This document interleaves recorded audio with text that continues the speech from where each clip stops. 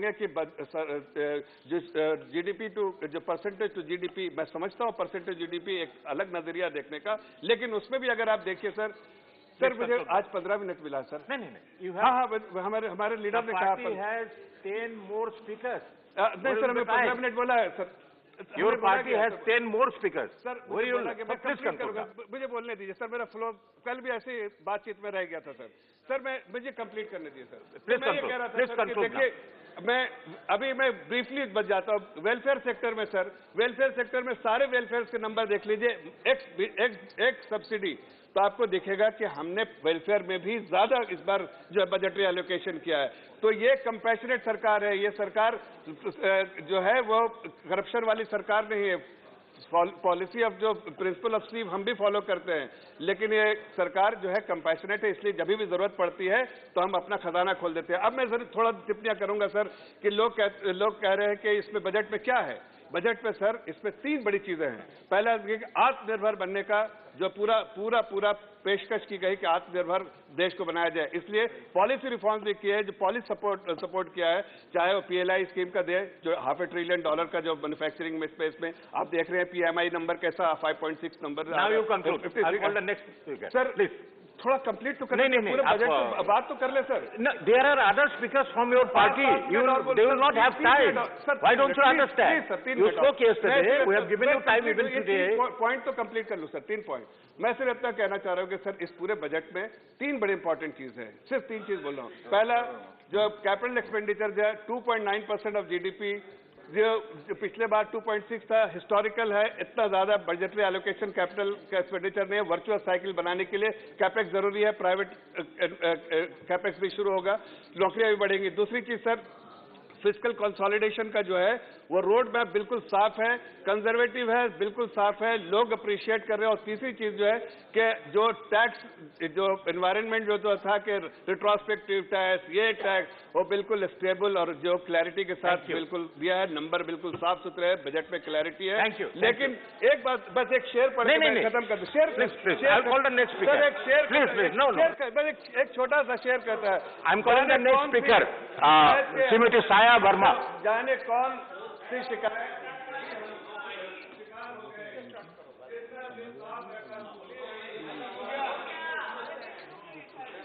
साया वर्मा।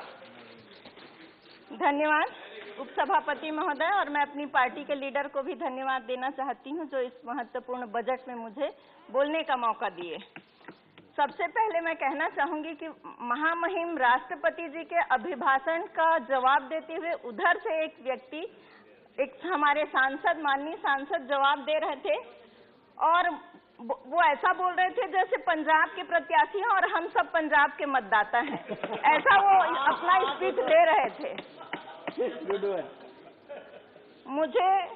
और वो बोलते बोलते ये भी बोल गए कि 2014 में सही मायने में देश आजाद हुआ।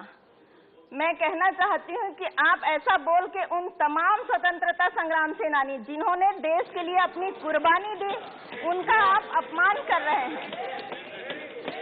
गुलामी की दास्तां आप क्या जाने रमेश बाबू, गुलामी, देश को आजादी दिलाने में कितनी यातना झेलनी पड़ी, कितना अन्याय सहना पड़ा, कितना अत्याचार स्वतंत्रता संग्राम सेनानियों को सहना पड़ा, वो आप उनके परिवार को जाके पूछिए कि कैसे उन्होंने यातना झेली है।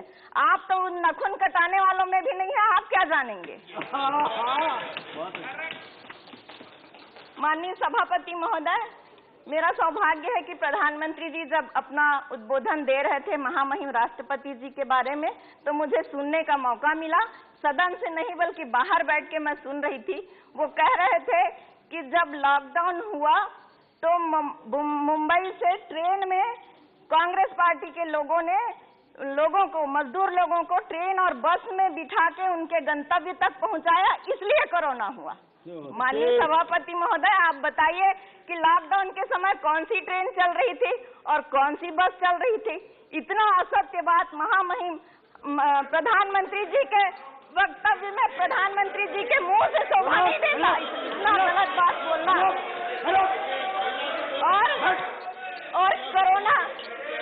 और कोरोना कैसे बढ़ा आप सब जानते हैं। आप मध्य प्रदेश की सरकार को गिराने में लगे थे, आप नमस्ते ट्रंप कर रहे थे। कोरोना कांग्रेस पार्टी के कारण नहीं आया है। आप हमारे प्रधानमंत्री जी पूरे अपने स्पीच में बोल रहे थे कि कांग्रेस नहीं होती तो ये नहीं होता, कांग्रेस नहीं होती तो वो नहीं होता। आप भूल गए 2002 में क्या हुआ था? उस समय हाँ मैं बजट पे आऊंगी,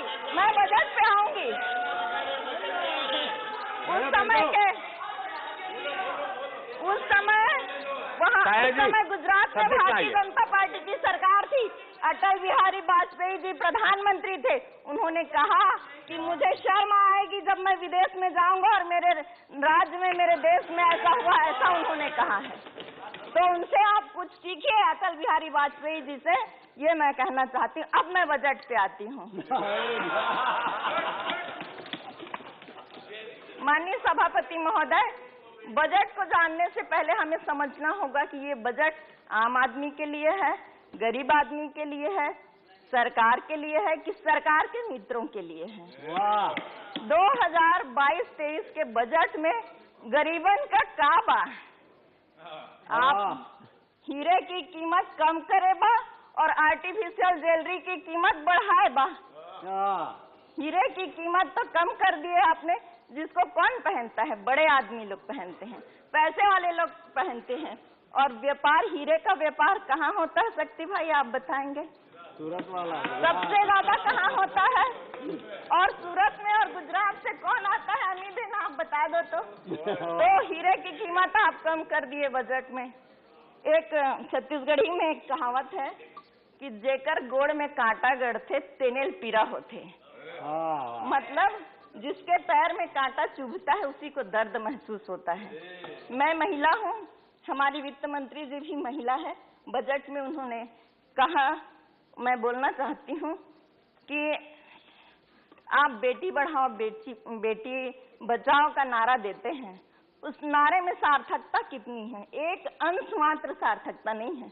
हम पेपर उठा के देखें, हर दिन पेपर देख लीजिए, टेलीविजन देख लीजिए, एक ही चीज पढ़ने में मिलता है, अनेकों समाचार।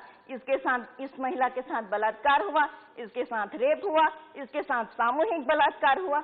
हर पेपर के पन्ने में यही सब हमें देखने को और सुनने को मिलता है। सही मायने में अगर आप अपने नारा को सार्थक करना चाहते हैं तो मैं कहती हूं कि आपका बहुमत है सरकार में। आप जैसे रात को 8 बजे नोटबंदी कर दिए, जीएसटी ला दिए, आपकी बहुमत है, आप सदन में कुछ भी बिल पास कर लेते हैं। तो मैं ये भी सुनना चाहती हूँ कि आपकी बहुमत है तो आप विधानसभा और लोकसभा में महिला आरक्षण बिल लाइए। हमारी सोनिया गांधी कहती है कि हम समर्थन करेंगे, आप उस बिल को लाइए, हमारी पार्टी समर्थन करेगी और तब सही मायने में बेटी बचाओ और बेटी पढ़ाओ सार्थक होगा, वरना केवल ये नारा ही रह जाएगा। अभी उत्तर प्रदेश में चुनाव हो रहा है, हमारी नेता प्रियंका गांधी न केवल कही है 40% महिलाओं को टिकट देंगे, न केवल बोली है बल्कि टिकट भी दी है, और वो सब लड़की हूँ लड़ सकती हूँ कि तर्ज पे चुनाव लड़ रहे हैं। उनके पिताजी देश के प्रधानमंत्री भारत रत्न राजीव जी ने पंचायत और नगरीय निकाय में महिलाओं को आरक्षण देके महिला आरक्षण को लागू किया, और उसी के बलबूते कहीं न कहीं मैं उसी के आशीर्वाद से यहाँ पर खड़ी होकर बोल रही हूँ। और मेरे जैसे अनेकों महिलाएं पंचायती राज और नगरीय निकाय से होते हुए यहाँ तक पहुंचे हैं। आपके पास बहुमत है, आप नारे तो बहुत देते हैं, लेकिन उस नारे को सार्थक भी करिए, तभी सही मायने में वो नारा रहेगा, वरना केवल एक कागज के पन्ने में लिखे हुए शब्द हो जाएंगे। माननीय सभापति महोदय, इस बजट में ड्रोन खेती के बारे में आया है। अब ड्रोन खेती कौन करेगा? बड़े किसान करेंगे, छोटे किसान तो कर नहीं सकते। और खेती सबसे ज्यादा रोजगार देने वाला उपक्रम है। आप जितना अधिक आधुनिक चीज को खेती में लाएंगे, उतना अधिक लोग बेरोजगार होते जाएंगे। तो मेरा ये निवेदन है कि आप आधुनिक खेती करें, लेकिन बेरोजगारी दर उसमें घटती है। अगर कृषि के आप स्वामीनाथन कमेटी को लागू तो किए नहीं, आप कृषि में आमदनी दुगना होगा करके पिछले समय बजट में भ्रमित किए लोगों को। आमदनी कृषि में दुगनी तो हुई नहीं, लेकिन लागत जरूर दुगनी हो गई। आपके पेट्रोल डीजल के मूल्य बढ़ गए, आपके कृषि उपकरण के मूल्य बढ़ गए, आपके ट्रैक्टर में जीएसटी को डबल कर दिए। जितनी लागत है वो डबल हो गई और आमदनी तो कुछ भी नहीं बढ़ा कृषि में। आज लोग कृषि से पलायन कर रहे हैं, लोग आज खेती नहीं करना चाह रहे हैं। आपने यूरिया का दाम बढ़ा दिए, लोग खेती से मुंह में ओढ़ रहे हैं। और सही मायने में आपको खेती के बारे में जानना है और सही मायने में आपको खेती की आमदनी दुगुनी हो कैसे हो रही है ये जानना है, तो आप छत्तीसगढ़ आइए। छत्तीसगढ़ के सरकार से कुछ सीखिए कि हमारे यहाँ छत्तीसगढ़ में 3 साल के कार्यकाल में छत्तीसगढ़ के पूरे किसान कर्ज मुक्त हो गए हैं। 2500 रुपए धान का समर्थन मूल्य, 1 क्विंटल धान का समर्थन मूल्य 2500 रुपए मिलता है। किसानों को 1 एकड़ में 9000 हर किसान को साल में एक बार हमारी सरकार देती है, जो भारत के किसी भी राज्य में नहीं है। 7,000 रुपए साल में जिसके पास 1 भी एकड़ खेती नहीं है, थोड़ा भी जिसके पास जमीन नहीं है, उसको हमारी सरकार 7,000 सालाना देती है, जो भारत के किसी भी राज्य में नहीं है। नरवा, घुरवा, गरवा बारी 4 प्रोजेक्ट लाके खेती की आमदनी को दुगुनी कर रही है। मैं उस छत्तीसगढ़ के बारे में विस्तार से नहीं जाना चाहूंगी, आप आके देखिए कि किस ढंग से खेती को दुगुना आमदनी किया जाता है। वहाँ के लोग अब, वहाँ के नौजवान अब खेती की ओर बढ़ रहे हैं, खेती करने को सोच रहे हैं और अनेकों ऐसी योजनाएं छत्तीसगढ़ में हो रहा है, जिसके कारण हमारे वहाँ के यशस्वी मुख्यमंत्री भूपेश बघेल जी को कई बार केंद्र सरकार पुरस्कार देके यहाँ बुला के पुरस्कार दी है।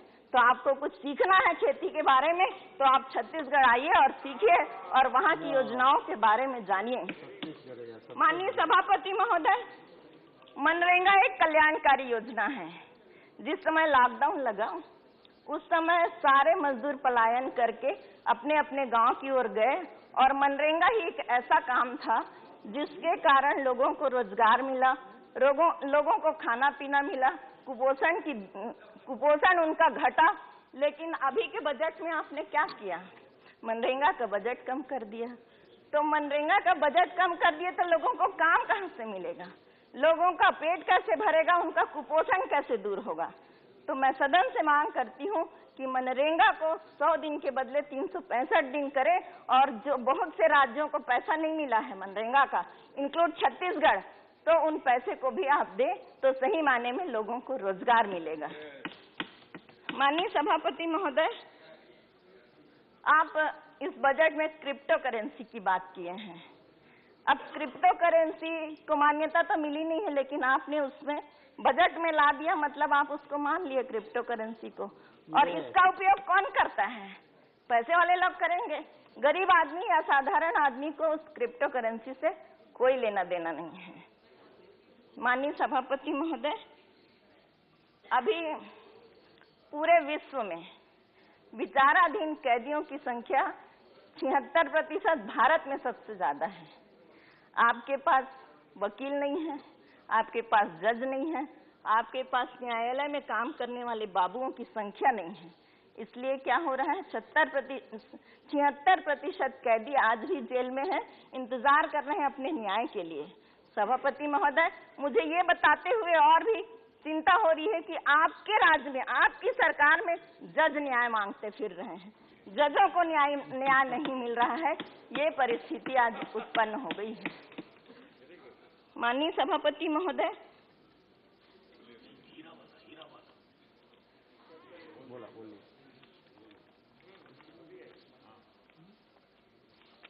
अगर मैं छत्तीसगढ़ की बात कहूं, आप कहते हैं कि हम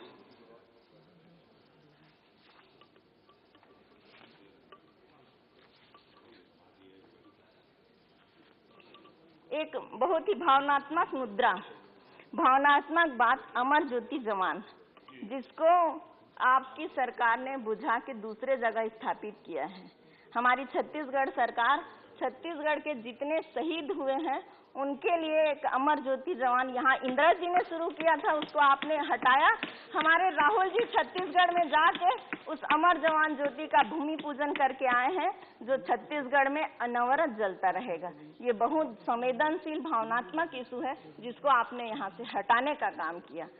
नागपुर में वर्धा ग्राम बना हुआ है, उसी तर्ज में छत्तीसगढ़ में भी 35 एकड़ जमीन नया राजधानी रायपुर में वर्धा ग्राम बनने जा रहा है, जिसका शिलान्यास हमारे राहुल जी ने किया है। माननीय सभापति महोदय, ये लोग गांधी को नहीं गोडसे को मानने वाले लोग हैं। पिछले दिनों छत्तीसगढ़ में एक कालीचरण नाम का एक व्यक्ति गया हुआ था, जो धर्म संसद किया वहां जाके, और उस धर्म संसद के आड़ में वो वहां पर गांधी जी को गाली देने लग गए और गोडसे जिंदाबाद, गोडसे को नमस्कार है, ऐसा कहने लगे। और उसका इनकी पार्टी के लोगों ने उनका समर्थन किया, उनका बचाव किया। हमारी सरकार उस कालीचरण नाम के व्यक्ति को अभी जेल में डाली है, अभी जेल में है वो। तो यहाँ स्पष्ट समझ में आ जाता है कि कौन गांधी के साथ है और कौन गोडसे के साथ है, ये बात आपको समझना चाहिए। माननीय सभापति महोदय, ये बजट पीपी मॉडल बजट है। अपने दोस्तों के सुझाव में किस पर कितना बजट है ये तय करते हैं। अभी 5 राज्यों में चुनाव है, इसलिए कुछ महीने से पेट्रोल और डीजल के दाम नहीं बढ़ रहे हैं ना। और जैसे ही वो 5 राज्यों का चुनाव हो जाएगा, मतदान हो जाएगा, उसके बाद जनता तैयार रहे पेट्रोल और डीजल को महंगे दाम में खरीदने के लिए, रसोई गैस के दाम को महंगे दाम में खरीदने के लिए। माननीय सभापति महोदय, 56,000 करोड़ का आप यहाँ पर सेंट्रल विस्टा बना रहे हैं। अभी कोरोना काल में उसकी क्या आवश्यकता थी? पिछले 2 साल से हम सभी सांसदों का पैसा आप ले लिए हैं, बिना पूछे एमपी लैंड को ले लिए हैं, किसी से न पूछे, न किसी से सलाह नहीं लिए, न कुछ भी नहीं। और जबकि आपके ही सांसद ज्यादा हैं, लेकिन आपके सांसद बोल नहीं सकते, वो चुप रहते हैं। मन की बात हम सब सुनते हैं, मन की बात रेडियो में हम सब सुनते हैं, लेकिन जन की बात कौन सुनेगा? जन की बात आप सुनते ही नहीं, लोगों की समस्या आप सुनते नहीं। घंटी बजा दिए, मैं समझ रही हूँ, 2 मिनट और लूंगी, बस ज्यादा समय नहीं लूंगी। माननीय सभापति महोदय, देश में तरक्की केवल 2 लोग की ही हुई है, केवल 2 लोग की ही तरक्की हुई है। एक सबसे अमीर पार्टी भारतीय जनता पार्टी, और दूसरा भारतीय जनता पार्टी के मित्र जो विश्व में सर्वाधिक पैसे वाले व्यक्ति हैं, और तीसरा किसी का नहीं हुआ है। आप जितना ढोल पीटना है पीट लीजिए, जितना नारा देना है दे लीजिए, जितना बोलना है बोल लीजिए, लेकिन अभी 4 राज्यों में चुनाव है, ये रिजल्ट बताएगा। सत्ता का अहंकार जब सिर चढ़ के बोलता है तो परिणाम आपको 5 राज्यों के चुनाव में दिखेगा, और वहीं से आपका पतन शुरू हो जाएगा। सभापति महोदय, इमारत जितनी ऊंची रहती है, खतरा उतना ही अधिक रहता है। धन्यवाद। बहुत अच्छे। The next speaker is Sri Ajit Kumar. Thank you, sir. Sir, at the outset, I would like to convey the message of my honorable... Mr. Ajit Kumar, your party has 8 minutes, and there are 2 speakers. So you be brief. No, sir, the third speaker will extra time. We have requested the Sir, that is separate. Minister, sir. That's separate, sir. No. You have your party. Sir, that we have 8 minutes are left for your party. Okay. So you are one. Another speaker is there. So please sir, keep. That is taken care of. Sir, that is taken care of. That is You taken keep care that of. in mind. I'm just telling you. Keep that in mind. Sir, at the outset, I would like to convey the message of my honorable Chief Minister, who has appreciated the growth focus of the budget, and I quote him: "The focus of the budget on technology and infra-led growth will have a positive impact. Proposed tech-led development in health and education will have the country to a large extent in this pandemic situation. The PLIs in 14 sectors and extension of emergency credit-linked guarantee scheme would be helpful in mitigating supply-side constraints," unquote.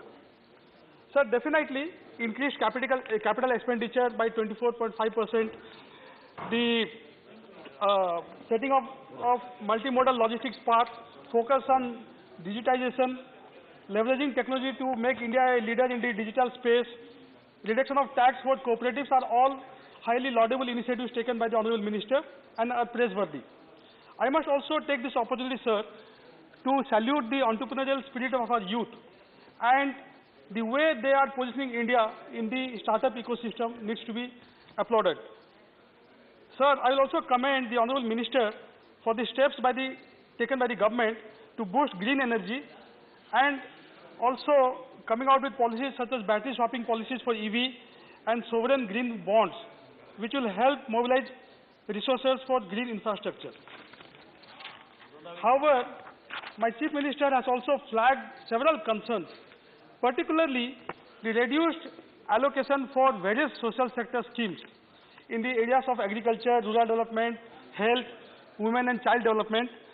And I would like to share some of those concerns with the House and hope that the government will take serious note of it, sir. But before that, I would like to also highlight 2-3 other points very quickly. One is my personal concern regarding the abysmal spend on R&D in this country. Sir, you would be shocked to know that we as a nation spend only 0.7% of our GDP on R&D. Compare this with other nations, sir. China 2.2, Israel 4.9, South Korea 4.6, US 3.6 of their GDP on R&D. Sir, we all know during this pandemic how our scientists and doctors have made us proud by coming up with vaccines in such a short duration amongst such constraints as reduced resources. But still, sir, we have hiked the health R&D by only 3.92% in the budget. What is 3.92%? Sir, defense R&D has been hiked by 9.5%, and 25% of this has been earmarked for startups. Definitely, sir, praiseworthy. And this will hopefully incentivize the private sector to enter the defense R&D. But, sir, R&D budget has been reduced for atomic energy, for biotechnology, for science and technology. So, for this government, I perceive that R&D is not a priority. Not only that. Sir, now I'll come to defense very quickly. Sir, way back in 2017-18, the Parliamentary Standing Committee on Defense had recommended spending 3% of our GDP on defense. We have not reached this number yet. Currently, we are spending only roughly 2% of our GDP on defense. And we have 2 hostile neighbors on both our borders, sir. So, I hope the government is cognizant of this. Defense accounted for 16.8% of India's budget estimate pre-pandemic, which has come down to 13.31% now. Sir, another disappointing miss in this budget is the dedicated non-lapsable fund for modernization of the defense forces as recommended by the 15th FC. There is no indication in this budget of this critical reform. Sir, I am very much aware that enhanced allocation to defense will leave less pie for social sectors. There is always, sir, a tricky balance between the guns and the butter, the missiles and the midday. But, sir, I hope that the government makes this tricky balance properly. And as a party, Biju Janata Dal and our Honorable President, Party President Shri Naveen Patnaik have always stood with successive governments when it comes to matters of national security. Sir, fiscal federalism. With regard to fiscal federalism, I would like to draw the attention of the government, particularly this government, on 2 issues, sir. One is the reduced divisible pool of taxes for the states and the continuing expansion of centrally sponsored schemes. Sir, you will be shocked, the House will be shocked to know that the indivisible pool of taxes has increased from 7.5% to roughly 20% in 21-22 BE. Sir, these taxes, cess and surcharges are not shared with the state government. Is this cooperative federalism, sir? Sir, the FC had recommended 41% of the tax pool to be shared with the state. But because of these enhanced cess and surcharges by the central government, only 30% is now left with the state. Sir, the continuing expansion of centrally sponsored schemes, even while shifting the fiscal burden on the state, is having a huge negative impact on states like Odisha and other poor states, sir, and also impinging on the fiscal liberty of the states. You are supporting the government then, please. Sir, I'll come to the inadequate social sector spending now. Sir, there is no mention of price rise or inflation in the budget. There is no mention of unemployment in the budget. The Narega budget has been reduced by 25%. Sir, only yesterday I came from my district of Kaland in Odisha, and I can tell you how the poor laborers and people who were dependent on Narega, because it's a demand-driven scheme, are affected because of this. And also, it's pertinent to note, sir, 700 crore, which is pending for the material component, has not been paid to the state of Odisha by Government of India. Very bad, very bad. Sir, I'm reminded of the French laureate, Nobel laureate, André Gide, who said, everything that needs to be said has already been said. Everything that needs to be said has already been said, but since no one was listening, everything must be said again. Sir, the Kothari Commission way back in 1964 had recommended 6% You have another member. No, sir. Sir, you are exhausting all the time of sir, the party. Please allow me to speak, sir. We'll Please take conclude now. Please sir, conclude. We'll take out that. Please allow me to speak, sir. Sir, 6% of... I can allow, sir, 6% of India's but GDP your should be other spent on member will not education. have time. Sir, we have a new education policy. We are talking lofty things about education, but we are spending only 3% of India's GDP on education, despite all these lofty goals. Sir, another worrying aspect is the union health expenditure is down 0.4% of GDP in 21-22. In this COVID pandemic year, we are reducing the allocation to health. Sir, I could go on and on, but because of paucity of time, I'll come back to my home state of Odisha, and my Chief Minister has raised time and again issues of negligence in the areas of tele-density, railway network, banking, coal royalty, industrial corridor, drinking water, and the cutting of funds for scheduled areas like the KBK region. Thank you. Sir, you conclude now. Sir, Odisha has received global acclaim for its disaster management. Yet, sir,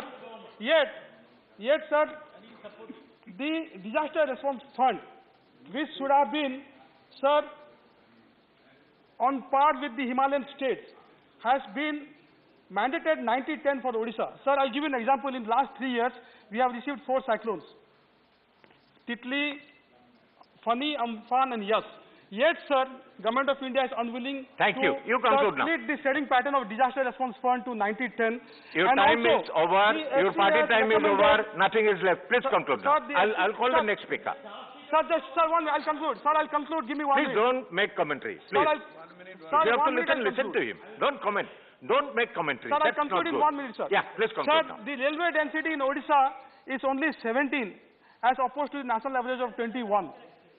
Sir, we are thankful to the Honorable Minister Railways for sanctioning 9,700 crore this year, but I hope that the Minister will not lower this in the revised estimate. Thank you. And I will the next also speaker urge is him... Manoj Kumar Jha. Sir, last, sir, 30 seconds. Sir, 30 seconds. I have called the next speaker already. Sir, connectivity is the lifeline of any nation. So I strongly urge the government to take care of the need of Odisha in terms of railway, highways, banking. Sir, 1/3 of the GPs in Odisha do not have brick and mortar branches. 70% of the districts in the KBK region. Manoj Kumar Jha. It will not go on record now. Manoj Kumar Jha. Thank you honourable vice chairman sir. आज शुरुआत आप ही से करता हूँ। वक्त थोड़ा कम है मेरे हिस्से में, तो मालिक तेरी रजा रहे या तू ही तू रहे, बाकी ना मैं रहूँ ना मेरी आरज़ू रहे। तो वो एक सेंस ऑफ प्रोटेक्शन भी आपसे चाहता हूँ। वाइस चेयरमैन सर, मैं आपके माध्यम से ये कहूँ, इस देश में जितने विभाग हैं कैबिनेट में, सबसे महत्वपूर्ण विभाग फाइनेंस मिनिस्ट्री है। और मुझे चिंता होती है उस मिनिस्ट्री में जो भी लोग हैं उनकी, क्योंकि मुझे पता है कि पेंडेमिक के साए में नीति और नियत तय करना आसान नहीं होता, आपके लिए तो और भी आसान नहीं होता। और मैंने कैबिनेट रिशफल जब देखा कि जब क्रेडिट की बात होती है तो क्रेडिट तो तय है कहाँ जाएगा, हाँ बदनामी अगर आनी है तो किसके सर पे ठीकरा फोड़ा जाएगा ये भी पता है। तो माननीय उपसभापति महोदय, इसे कहा गया अमृत काल का ये बजट। अब मैं जब कार्यशैली देखता हूं बीते कुछ वर्षों की, तो मुझे स्पष्ट दिखता है कि अमृत किनके लिए है और विष किनके लिए है। अमृत मित्रों के लिए है सर, पर्याप्त मात्रा में, इतना अमृत पी लेंगे कि पेट और फूल जाएगा उनका। लेकिन विष एक महती जनता को, एक विशाल जनता के हिस्से में विष के अलावा कुछ नहीं आ रहा है। माननीय सभापति महोदय, मैं शुरू करूंगा डिफेंस को लेकर के एलोकेशन पर। मेरे दोस्त सुजीत ने अभी बात की। मैं सिर्फ इतना कहूंगा, कहीं एलोकेशन में रिक्रूटमेंट का हिस्सा क्या होता है? क्या वो आपके जहन में है भी या नहीं? या आपने तय कर लिया है कि रोजगार विहीन ही सब कुछ होगा? 70 वर्षों से एक डिमांड चल रही है, अभी भी गुरुग्राम में लोग बैठे हुए हैं, अहीर रेजिमेंट की डिमांड की। एक गौरवशाली इतिहास रहा है, आपके जहन में नहीं पड़ता? ना पड़े, वोट की चोट बहुत सिखा देती है। मैं सिर्फ इतना कह करके अगले बिंदु पे आऊंगा। So I am deliberately avoiding macro issues. I could have dealt with that. Poor health of economy, बग ऑन इन फिस्कल डेफिसिट, रिग्रेसिव टैक्सेशन और के शेप्ड रिकवरी। अब ये मैं बीते कुछ वर्षों से भी शेप, के शेप, तो मैंने थोड़ा रिसर्च किया। सर, एक जेड शेप रिकवरी भी होती है। जेड शेप रिकवरी यानी के 15वें अल्फाबेट के 15वें अल्फाबेट के रूप में आता है। जिस जेड शेप रिकवरी में खतरा होता है कि आप पुनः रिसेशन में जा सकते हैं। आप ज्यादा अर्थशास्त्र समझते हैं, यहां से चिदम्बरम साहब और कपिल सिब्बल जी बोले, फाइनेंस मिनिस्टर साहब हैं, आप लोग ज्यादा समझते हैं। हमारे लिए तो अर्थशास्त्र सर गरीब और निम्न आय वर्ग की थाली है। मैं तो उसकी साइज देखता हूं सर। मैं बजट में पोर्ट वाले को क्या मिला, एयरपोर्ट वाले को क्या मिला, उससे मैं चिंतित नहीं हूं। दे दीजिए ना सब कुछ, लेकिन गरीब की थाली महफूज रखिए। गरीब की थाली छोटी होती जा रही है, नौकरियां नहीं मिल रही हैं। अभी रेलवे वाले विजुअल्स आप सबने देखे होंगे माननीय उपसभापति महोदय। मैं खास तौर पे कहूं, एजुकेशन और हेल्थ में जो आपका एलोकेशन है, अलॉटमेंट है, उसमें फिर से एक बार वही रोजगार सृजन की कोई चर्चा नहीं। There is no vision at all. आपने एक आंकड़ा दिया 60 लाख 5 वर्षों में। अरे लेबर फोर्स में एंट्री के लिए तैयार लोगों की आपको फेहरिस्त की जानकारी है? करोड़ों करोड़ दस्तक दे रहे हैं, आपने दरवाजे बंद करके रख दिए। और चूंकि आपने दरवाजे बंद करके रख दिए तो वो आपको वो विजुअल्स देखने पड़ रहे हैं। माननीय मंत्री महोदय हैं, आपके माध्यम से कहूं सर, फौरी तौर पर एक रोजगार कैलेंडर पर काम करिए। सालाना हर विभाग, हर क्षेत्र, हर निकाय वहां से निकाल के रखिए कितनी वैकेंसी है और कब भरेंगे, क्योंकि जब आप उन वैकेंसीज को नहीं भरेंगे, सब्र का प्याला बढ़ता जा रहा है। माननीय उपसभापति महोदय, एक माननीय उपसभापति महोदय, सदन में पहले भी मैंने कहा, हमारे प्रधानमंत्री, कई राज्यों के मुख्यमंत्री, वित्त मंत्री बार बार इस्तेमाल करते हैं मुफ्त राशन, मुफ्त वैक्सीन। हाथ जोड़ के विनती करता हूं, हम वेलफेयर स्टेट हैं, मुफ्त कह करके गरीब की गरिमा पर चोट मत करिए। हर नागरिक का स्टेक है, अधिकार है, और उस अधिकार को आप जब कहते हैं मुफ्त में दिया, मुफ्त में दिया, अरे आप अपनी तस्वीर लगा लीजिए बोरी पे, आप तस्वीर लगा लीजिए बोरी पे, सोच ईमानदार, काम दमदार वगैरह वगैरह लिख दीजिए, लेकिन मुफ्त कह करके गरीब का अपमान मत करिए, क्योंकि गरीब की लानत अगर पड़ेगी तो बहुत मुश्किल होगी। माननीय उपसभापति महोदय, गरीबी का विलोम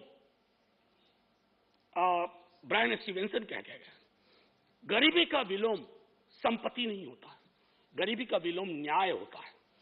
आपको अपने बजट के नजरिए में देखना होगा। मैं तीसरी बार बजट पे बोल रहा हूं सर, तीसरी बार इस सदन में, आर्टिकल 39 क्लॉज सी एक बार पढ़िए और मूल्यांकन करिए that the operation of the economic system does not result in the concentration of wealth and means of production to the common detriment. Read the Oxfam report. Sir थोड़ा English, थोड़ा सा sir, मैं बस थोड़ा ज्यादा वक्त नहीं लूंगा, बस वाइंड अप ही कर रहा हूं सर। दूसरी चीज, बस मैं ये कह रहा हूं, तीसरी बार ये दिखा रहा हूं, आर्टिकल 39। खैर सर, ग्रोथ बड़ी चर्चा होती है, आप कुछ नंबर बताते हैं, ये डिस्प्यूट करते हैं इधर से, सर हमको उससे भी मतलब नहीं है। आपका ग्रोथ फेसलेस क्यों है? फेसलेस ग्रोथ, जॉबलेस ग्रोथ, और तब तुर्रा इस बात का कि $5 ट्रिलियन इकोनॉमी बनेंगे। सर आत्मनिर्भरता पर तो बहुत चर्चा होती है, मैं बोलना भी नहीं चाहता। मनरेगा को लेकर के एक बात जरूर कहूंगा, कल सुशील मोदी जी सदन में बोल रहे थे कि आंकड़े में गलती की, इन्होंने रिवाइज एस्टीमेट को, बजट एस्टीमेट को, रिवाइज एस्टीमेट को, मैं अग्री करता हूं सर आपसे, मैं उसमें नहीं जाना चाहता हूं। लेकिन जब रिवाइज एस्टीमेट के आंकड़ा आपके पास था और पैंडेमिक ने डिसरप्शन कर दिया था, आपने उस आंकड़े को क्यों नहीं देखा? आपने उस आंकड़े को क्यों खारिज कर दिया? और मैं आपको बताऊं सर, उस आंकड़े से संबंधित मनरेगा में मांगने पर भी काम न मिलने में बिहार, गुजरात और मध्य प्रदेश सबसे ऊपर है सर। ये शर्म का विषय होना चाहिए, सदन के लिए सामूहिक शर्म का विषय होना चाहिए, पीठ ठोकने की बात नहीं है। सर मैं 1 मिनट लूंगा, उससे ज्यादा नहीं। और सर हर साल काम न मिलने का औसत ये बढ़ता जा रहा है, और प्री पैंडेमिक 18-19 से लेकर के अब तक। सर एक अभी हाल में एक किताब पढ़ी सर, बड़ी अच्छी किताब है, आपको दूंगा, मृणाल पांडे जी ने लिखी है, माया न घुमायो। सर उसमें एक व्यक्ति कोरोना के काल में बहुत परेशान होकर के उनको गांव से निकाल दिया, तो वो पहुंचा एक कुएं के पास, तो कुएं में पड़ियां थी। उन्होंने कहा मैं 2 शंख दे रही हूं, एक है करामाती शंख जो मालिक को मनचाही चीजें देता है, एक है डपोर शंख जो लच्छेदार बोली बोलता है, बहुत देने का शोर मचाता है पर वादे कभी पूरे नहीं करता। धन्यवाद, धन्यवाद। सर एक हो गया बस। सर एक मिनट सर, सेंटेंस खत्म करने दीजिए। सर पूंजी निवेश का मामला में आता हूं। सर पूंजी निवेश, मेरे मित्र पूंजीपति कोई नहीं है, पूंजी से बहुत ताल्लुक नहीं है, लेकिन मैं जानता हूं कि निवेश के लिए माहौल क्या होना चाहिए।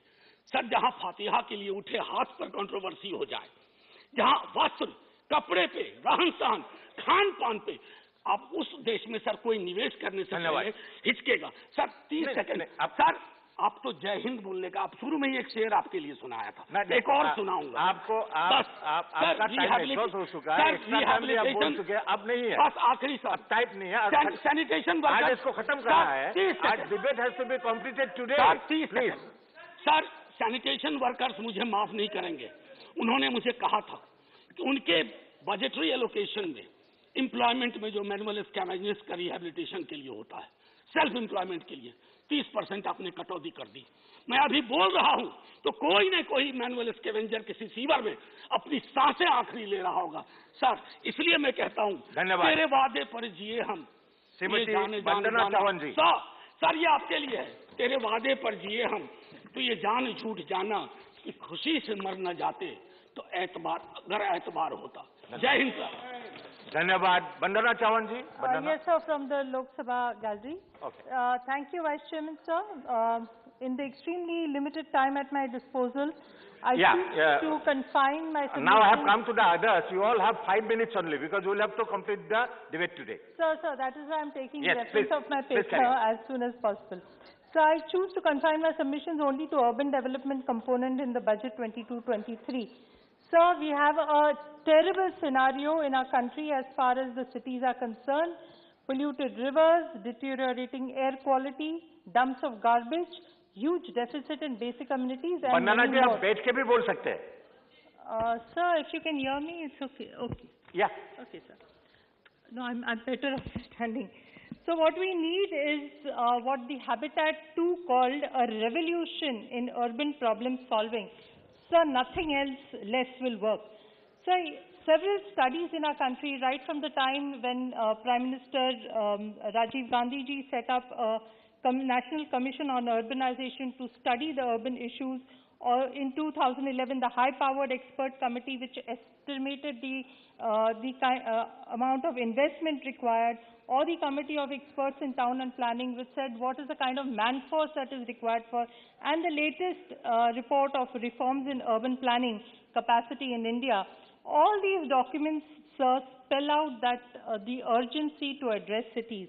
And on that count, sir, I congratulate the Finance Minister who seeks to steer a paradigm change to reimagine our cities, only with a hope and prayer that this does not remain a false and half-hearted promise like many others of the government in the past. Sir, she has spelled out several issues which I don't wish to say because they are already in her speech, but I would like to make 6 suggestions for the government's kind consideration. So one, I would like to suggest a national commission on urbanization and the constitution of state commissions on urbanization. So we cannot forget that urbanization is a dynamic process and is continuously throwing at us new challenges. It would be good if a statutory body in the form of a National Commission of Urbanization is constituted by a legislation which will continually study, monitor trends of urbanization, and similarly, since local governments is a state subject, equivalent state commission for urbanization. My second point, sir, is that there should be constitution of a special cadre for municipal services, just like we have the Indian Administrative Services, Indian Foreign Services, Indian Revenue Services. Similarly, a separate cadre for municipal services is absolutely required, considering the fact that municipal corporations now require urban planners, economists, management personnel, ecologists, geologists, experts on water and environment, and all these are missing at the moment. My third point, sir, is encourage public participation. In order to make our cities livable, efficient, productive, sustainable, resilient, inclusive, people-centric, and techno-savvy, we need experts from different fields to understand the know-how. Point number 4, sir, urban land issues, social and natural features need to be taken into consideration. Land is one of the most important resources in every city, and there is need to address urban land issues beyond real estate, so as to address equity, disparity, and inclusion, and further for the protection of natural features, water bodies, and the biodiversity. Point number 5, sir, setting up an urban employment guarantee scheme on the lines of Manrega. So we have seen the plight of migrant workers and urban poor during the lockdowns.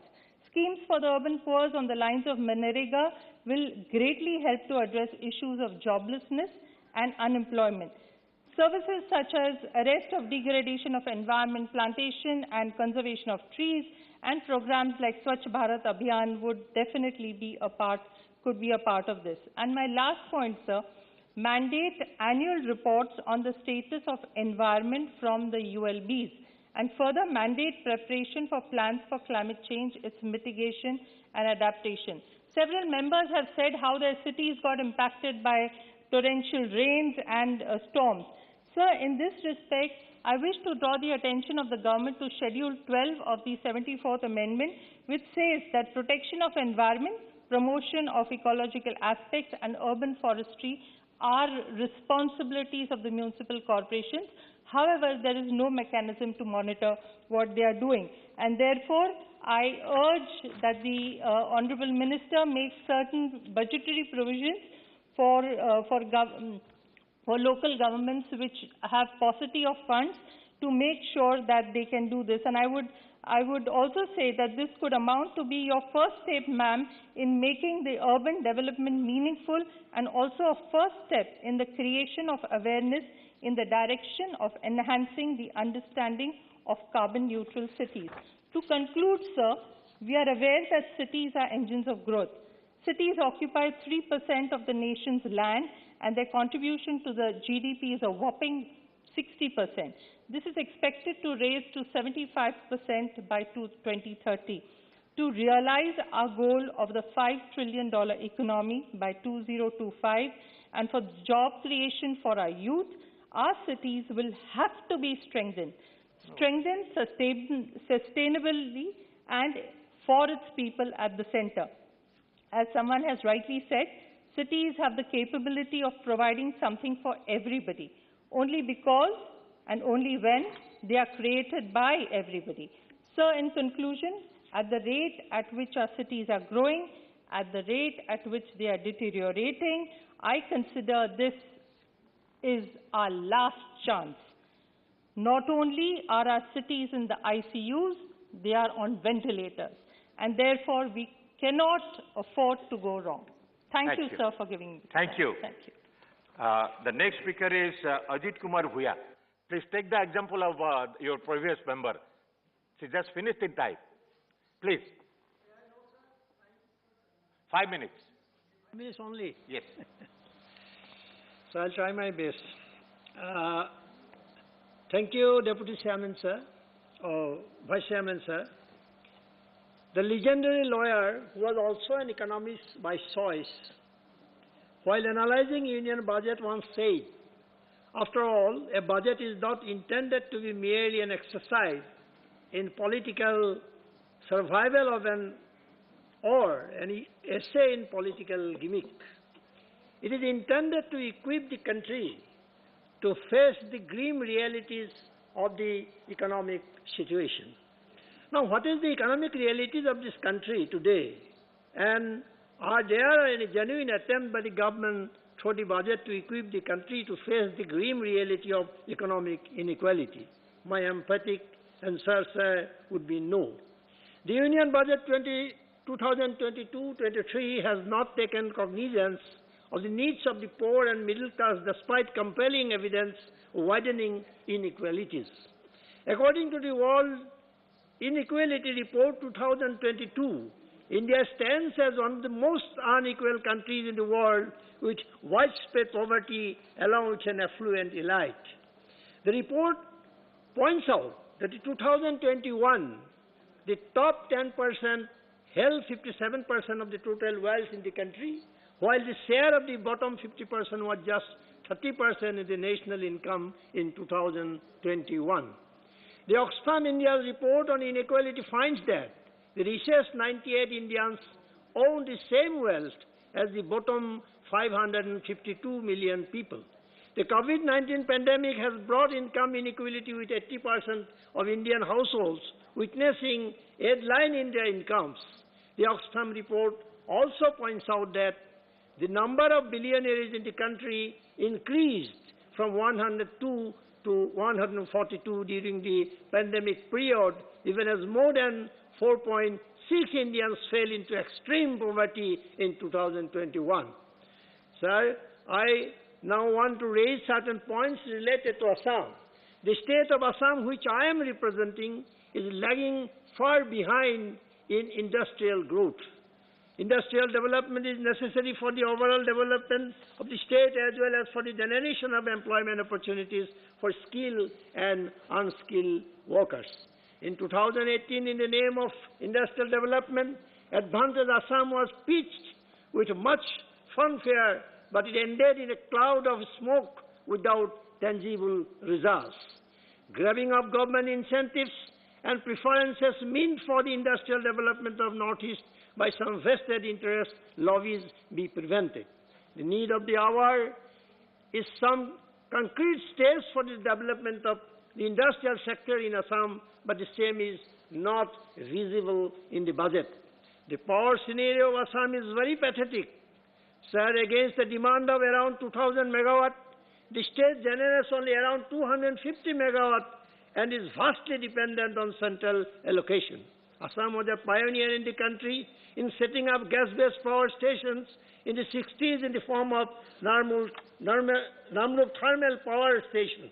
Now, in the fitness of things, set up a gas-based upper thermal power station in between Kukrajhar to Kamrup by utilizing gas from the national gas grid, which is now under construction. Which major projects have been conceived and initiated by the Modi government in the last 7.5 years in northeast states and Assam in particular. So has the Doniya Ministry taken the initiative to explore major projects with the Finance Ministry in the sector like solar energy? Tea and oil have been important assets of Assam, and in the above-mentioned sector, what Modi government has done to generate employment for local people. Northeastern states had been enjoying special status, but Modi-led government discontinued. Has Government of India taken corrective measures to bring Northeastern states to a sustainable level as well as Northeast states have been facing about financial crisis?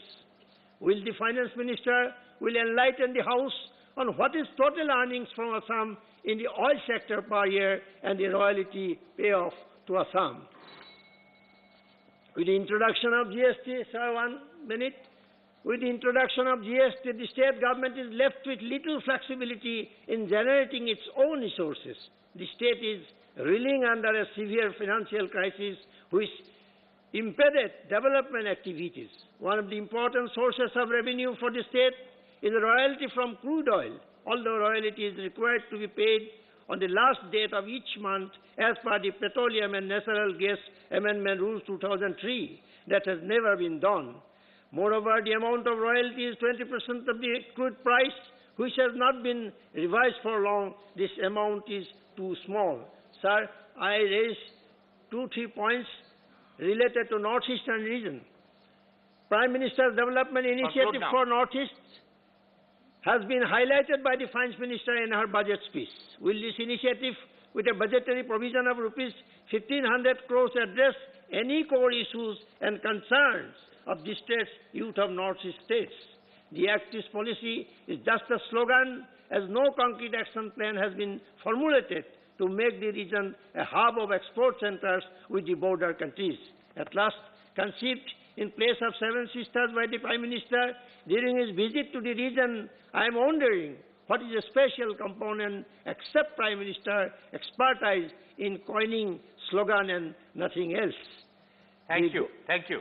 Just 2 lines. I like to conclude by requesting the government, please do not play with jumla and slogan with the Northeast people, especially the youth, as the region has been in political conflict because of geographical location. The union budget is a good weapon to create confidence in the future in the mind of people, but sorry to say, no such attempt has been made in that direction. Thank you. Sri Anil Desai. Thank you, Vice Chairman, sir. So while presenting this year's budget, the Honorable Finance Minister, Srimati Nirmala Sitharamanji, said that since India is celebrating Azadi Ka Amrit Mahotsav and has entered into Amrit Kal, the government has aimed to attain the vision of our Honorable Prime Minister, and this budget will pave the way to achieve its desired goals in the near future and will thus make India a $5 trillion economy. But the fact is, the expectations and hopes of the common people are belied completely in this budget. Amid rising unemployment, inflation and falling incomes, which caused uneasiness among common people, though this situation got aggravated due to COVID pandemic, we do believe, nonetheless, this budget has left poor people high and dry. Rosy pictures are drawn in earlier budgets are far from realization, and yet another new dream is shown to the people who are expecting Achhe Din, hoping against the hope. The stark reality is rich has become richer and poor has become poorer. Sir, ours is an agrarian economy, though agriculture sector has been allocated quite a bit in this budget. The budgetary provisions about rural development and especially Manrega have been reduced. This will not only create difficulties in the development of the rural areas, but will also affect various schemes implemented for farmers through Manrega. The provision made in this budget for Manrega would provide around hardly 30 days of employment instead of 100 days of employment, which is stipulated in this scheme. So we cannot forget the contribution of the farming community who produced record grains during COVID pandemic and immensely supported our economy in tough times. And therefore, agriculture sector should have been allocated much more funds than whatever is being provided in this budget. Similarly, agro-processing industry too needed more thrust than the provisions made.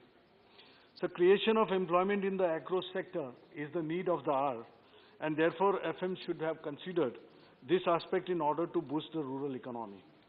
Unless these issues are addressed on priority basis, doubling of the farmer's income will also remain a distant dream. The allocation made in the healthcare sector should have been much more than the last year, as strengthening of health infrastructure is of essence. However, schemes introduced in this budget like Ayushman Bharat Digital Mission and National Tele-Mental Health Programs scheme in the health sector were necessary, and it is laudable. One Class, One TV channel program of PM E-Vidya will be expanded from 12 to 200 channels. This initiative to impart quality education to our children, particularly in rural areas, and those from SC, ST and other weaker sections is a welcome step, I would say. But overall budgetary provision in the education sector should have been in the range of around 3% of the GDP, which is unfortunately 1% in the present budget. So under the heading Housing for All, objective of building 80 lakh houses for identified eligible beneficiaries of PM Awas Yojana has been set and rupees 48,000 crores have been allocated for this purpose. The Honorable FM has desired that private developers would participate in building affordable housing, which also has a huge potential for employment. But the purchasing power of the people, that is a million-dollar question, sir, because people have lost their jobs, people have suffered a lot on their small businesses, having heavily during pandemic, and at the same time the real estate industry has been performing at its low at this since onslaught of COVID-19. Although banks are recapitalized and substantially, there is still lukewarm response to the credit offtake. The government should devise special schemes to give boost to the real sector, else housing for all by 2022 will also turn out to be a hollow promise. Sir, the impact of COVID pandemic on MSME sector was so bad that in the last 2 years, several small and medium units faced closure due to heavy losses during lockout and consequently retrenchment of workers, which brought several families on the road. Emergency credit line guarantee scheme definitely gave much needed support to this sector to make comeback and regenerate employment. But all is not well yet. MSME sector does need more support from the government by way of unrestrained lending through the banks and NBFCs, as this sector is one of the largest contributors to the GDP of our country and also a job creator. So the focus of the government in this budget on creating modern infrastructure is another big promise. However, the success of the infra build-out, especially where PPPs are being visualized, will depend on the schemes being properly framed. National Infrastructure Pipeline and Gati Shakti program sound good, but need effective implementation. Government should make the terms and conditions of the projects attractive enough to entice the private sector to implement them. Honorable FM has said in her budget speech that public investments would need to be complemented by private capital on a significant scale. Therefore, this will materialize only if projects are remunerative for the concessioner. Else, these mega projects will not gather the required momentum and the targets will not be achieved. Sir, the outlay for the scheme for financial assistance to the states for capital investment has been enhanced to rupees 15,000 crore, and also provision of 1 lakh crore to assist the states in catalyzing overall investment in the economy would be meaningful only if these loan facilities are free of onerous conditions. Else the states will not get any benefits out of this enhanced limits. Sir, my state of Maharashtra, under the leadership of Honorable CM Uddhav Thackeray and with the help of Mahavikas Aghadi government, irrespective of the support whether we get from the center or not, but the Maharashtra government has taken so many measures that Maharashtra is on the progressive path and has still kept #1 in the country. So the middle class had hoped that FM would give small taxpayers some relief and provide extra support to small businesses. It was also expected that the tax rates would be raised for large corporates who are doing extremely well. But the government chose to favor the corporates, and the middle class, which is battling the soaring inflation and high medical expenses, is left disappointed. Thank you. Announcement made. Only one last point, sir. Only two points are there. Announcement made by the government in the earlier years about creation of 2 crore jobs every year has come down to creating 60 lakhs jobs in this year's budget. Dismantling of profit-making public sector will certainly impact the employment scenario very badly. Disinvestment in LIC, privatization of nationalized banks, sale of BPCL, Pawan Hans will have a bad impact on the economy. It is surprising that on one side, the government is doing away with its ownership in the public sector and at the same time investing sizable capital to support the Vodafone Idea venture in private sector. Sir, it is unfortunate that government-owned general insurance companies' employees, numbering around 1 lakh, have not yet got their upward wage revision, which is pending for last 5 years. Every meeting with the management and the government, the poor employees are only promised of early settlement, but no action on their rightful dues. I would urge the Honorable FM to Finance Minister to award these employees, last point, sir, I'm making, to award these employees their wage revision at the earliest. Thank you. Sir, Gst Collection in January this year was more than 1.40 lakh crore, but Honorable Finance Minister did not announce any benefit out of this to the states. Also, the states had demanded to extend the 5-year period of GST compensation, which is ending by this year, by another 3 years, but the budget is balanced on Now it will not go on record because I have called the next speaker. Please.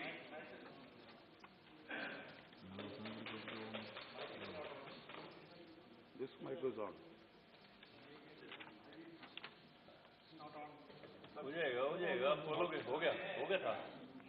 So how many minutes, sir? 5 minutes. Yeah. Thank you, sir. Due to paucity of time, I confine to only 2 points.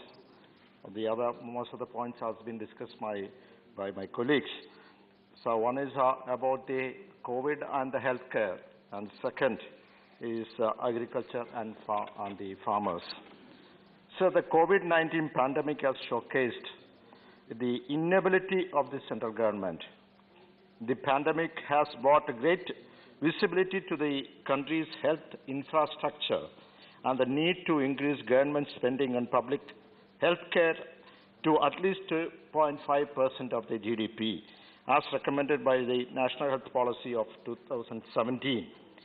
India's public health spending as share of GDP is the lowest among the BRICS nations. While the government is praising the schemes and policies it has introduced to improve the condition of farmers in the country and the positive growth witnessed by agriculture sector last year, the government is silent about the issue of the farmers and the agriculture labor suicides that is still prevalent in the country. According to the data released by NCRB, the suicide in farming sector in the country increased in the year 2020 when compared to 2019. So the budget not touched the millions of Indians who are adversely affected by COVID. As many of my colleagues said, the haves and have-nots, the gap has widened. The haves have become richer, the have-nots have become more poorer. So there is no real freedom without economic freedom.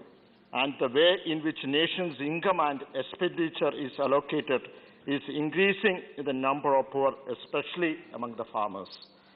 So the COVID pandemic has affected the nation in all strata of people.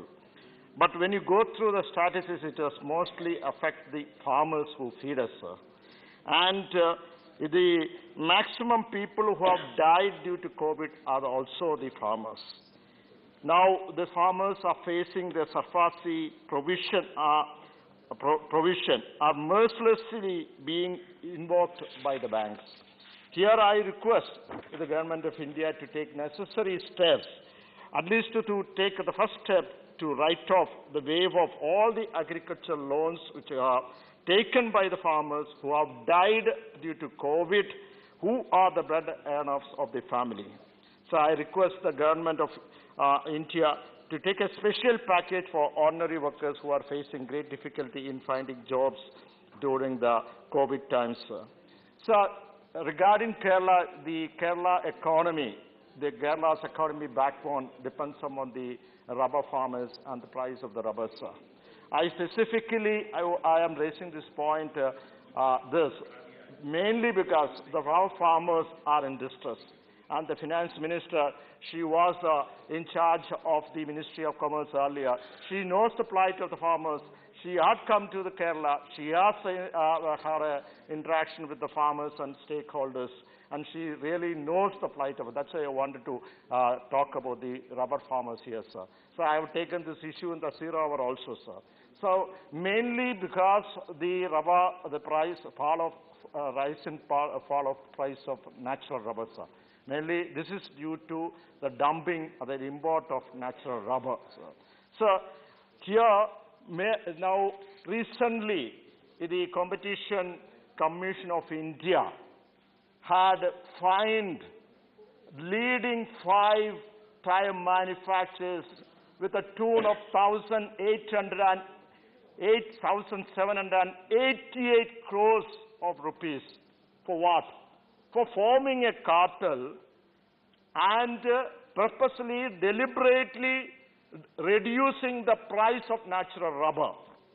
At the same time, when the natural rubber the price goes down, actually the tire price also goes down. They have decided to increase the price of the tire. Who are the victims, sir? The victims are the poor farmers, sir. And they've been fined only this for 1 year, sir. God knows it would have happened throughout from the 2005 onwards for the last 1 decade, sir. But the Competition Commission of India got the evidence only for 1 year, sir. And the farmers are facing this, because of this fall in price of the rubber, sir. Not only that, sir, here the people of India who have a vehicle, they are also the victims, because artificially the price of the tire also has been increased. Now, my request to the government of India, one, if we need to increase the bound duty, the tire should be, the rubber should be, sir, two minutes, sir. The rubber should be declared as agricultural produce. I request the government of India to, one, to increase, to declare the rubber as agricultural produce, and also to have a mechanism to calculate the cost of production in every year, and a minimum support price of 250 rupees per kilo of natural rubber from present onwards. And lastly, I request the government of India, the fine collected 1,788 crores of rupees, which belongs to the farmer, should be immediately given to the farmer, take into consideration that a minimum support price of 250 rupees should be given to the farmers, sir. Thank you very much, sir. Shri Ramnath Thakur ji. धन्यवाद उपसभापति महोदय, आपने मुझे आप बैठ के भी बोल सकते हैं ठाकुर साहब। वित्तीय वर्ष 22 और 23 पर बोलने के लिए समय दिया, इसके लिए मैं आपको धन्यवाद देता हूं और शुरू करता हूं। मैं बजट के पक्ष में बोलने के लिए खड़ा हुआ। भारत सरकार ने पंजाब से बंगाल भाया गया बिहार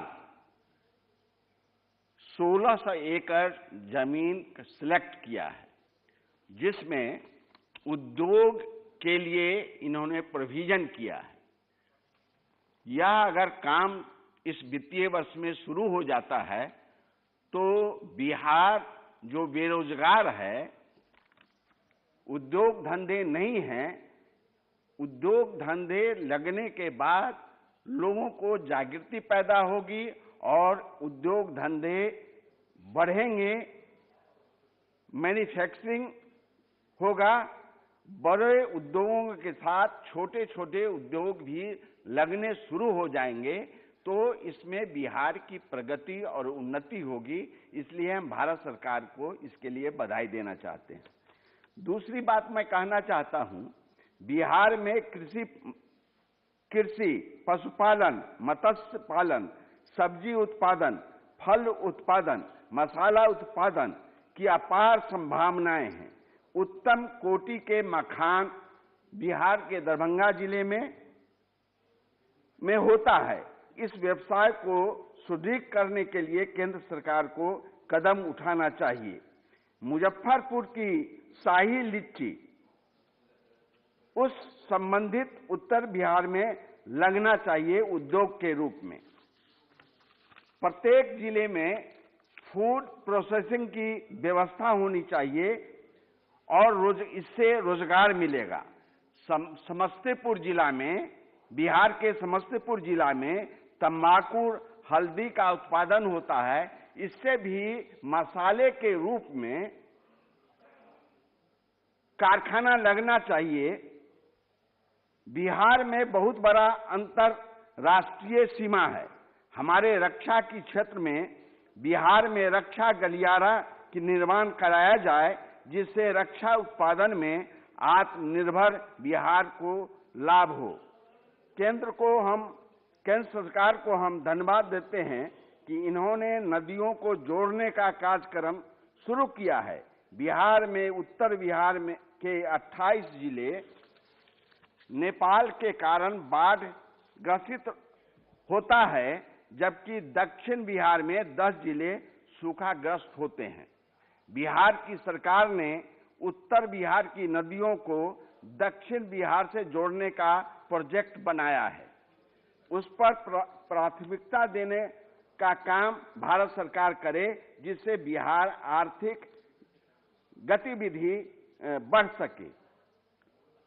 पांचवी बात मैं कहना चाहता हूं कि जातीय गणना भारत सरकार को कराना चाहिए।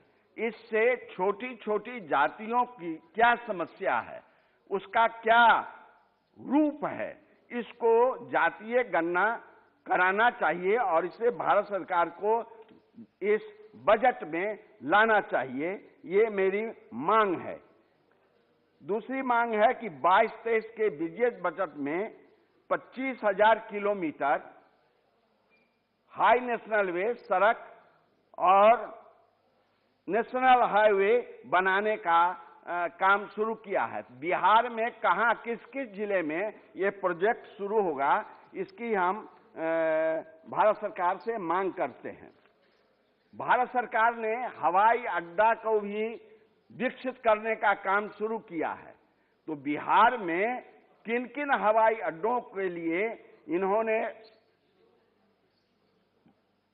मांग रखा है, किन किन जिलों को सिलेक्ट किया है, इसकी भी हम मांग करते हैं कि हम बिहार में हवाई अड्डा को बनना चाहिए और जिस जिले में हवाई अड्डा नहीं है उस जिले को भी इसको शामिल करना चाहिए। ये हमारी मांग है। मैं आपसे निवेदन करना चाहता हूं उपसभापति महोदय कि अदालत में 76% विचाराधीन कैदी पड़े हुए हैं, वर्षों से पड़े हुए हैं। तो इस वित्तीय वर्ष में, इस वित्तीय बजट में कहीं भी उसे छोड़ने का या धारा को कम करके जिनकी उम्र 60 वर्ष, 65 वर्ष, 70 वर्ष, 80 वर्ष हो गए हैं, उसको छोड़ने के लिए इस वित्तीय बजट में प्रावधान होना चाहिए। रेलवे का जो बजट में आया है, इसमें 400 नई वंदे भारत ट्रेन चलाने की बात कही गई है।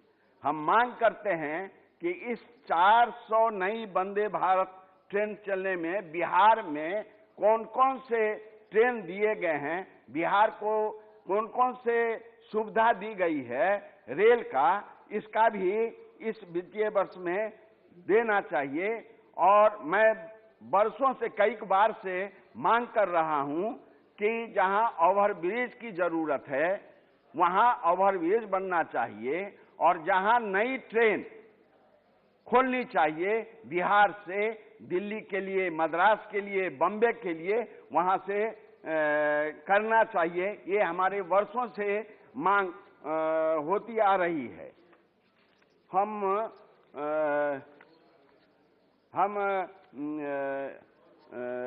नई चीज, नई बात एक कहना चाहते हैं कि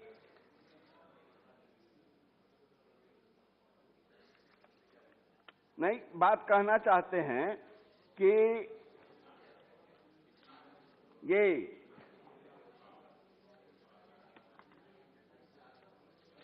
जी, आप समाप्त कीजिए।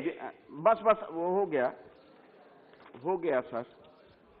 ये हम कहना चाहते हैं कि किसानों की स्थिति बहुत दयनीय है। किसानों की स्थिति बहुत दयनीय है और प्रकृति की भी मार पड़ रही है। आपने इस वित्तीय वर्ष में मनरेगा का कम कर दिया है, पैसा कम कर दिया है। तो मनरेगा जहां लोगों को, किसानों को, मजदूरों को फायदा होना चाहिए, इसमें मनरेगा का पैसा बनना चाहिए और गरीबों के लिए इसमें रोजगार मिलना चाहिए।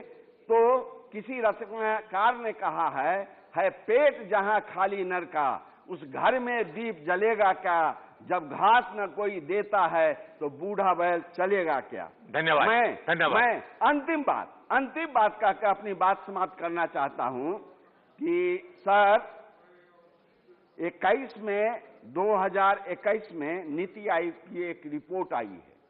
उस रिपोर्ट में 4 प्रदेश सबसे पिछड़े हैं। मध्य प्रदेश है, झारखंड है, बिहार है, उत्तर प्रदेश है। तो नीति आयोग के रिपोर्ट के अनुसार इसको विशेष दर्जे की मांग होनी चाहिए और विशेष दर्जा भारत सरकार को देना चाहिए।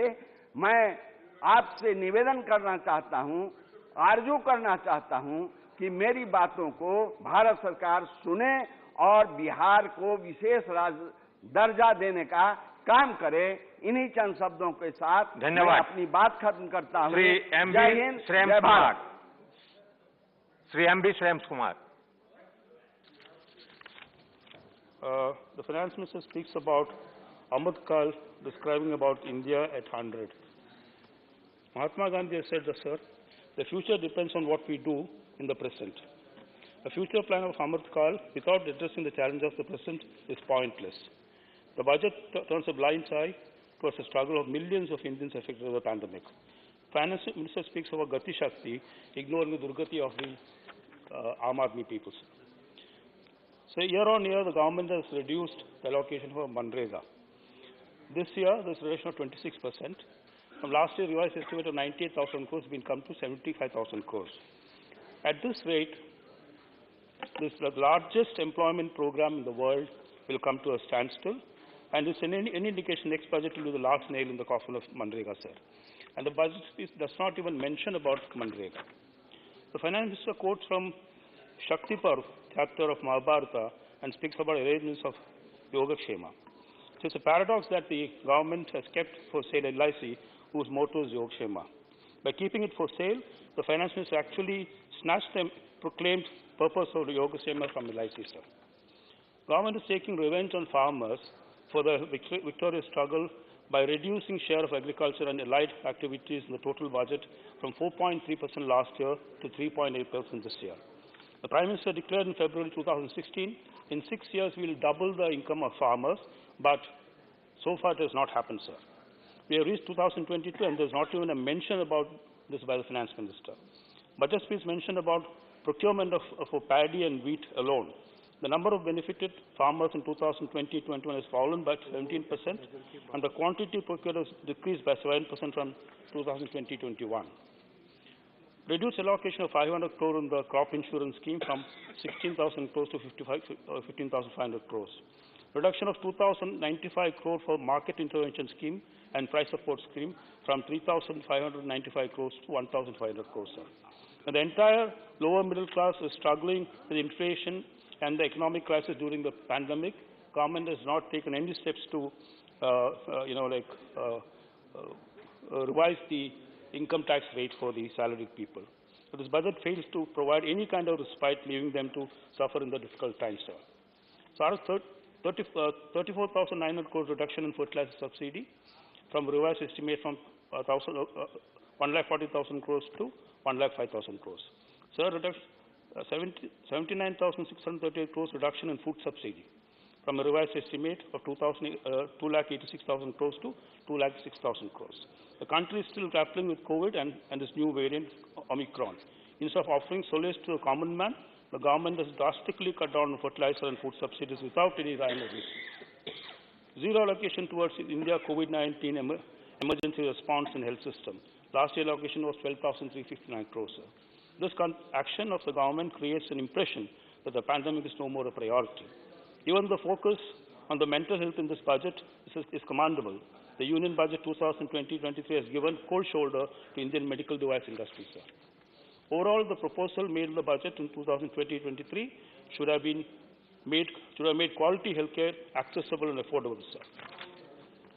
Long-time demand of Kerala, such as Trivandrum, Kasaragod semi-high-speed rail project, setting up of All India Institute of Medical Sciences, and Shabri rail projects were once again ignored in this year's budget too. The long-pending demand for special railway zone for Kerala is again overlooked by the government. Natural rubber growers and coconut farmers are totally ignored. My colleague, Mr. Gst Mani, has raised that issue here, sir. So reduction of 90 crore allocation of Ministry of INB from 4,071 crores to 3,980 crores. And also reduction of 30 crores to information publicity from 971 crores to 942 crores will affect the media industry adversely, sir. I also request the Minister, the newspaper industry in the country is going through a major crisis. I request the Minister to withdraw the 5% duty levied on the newsprint, sir.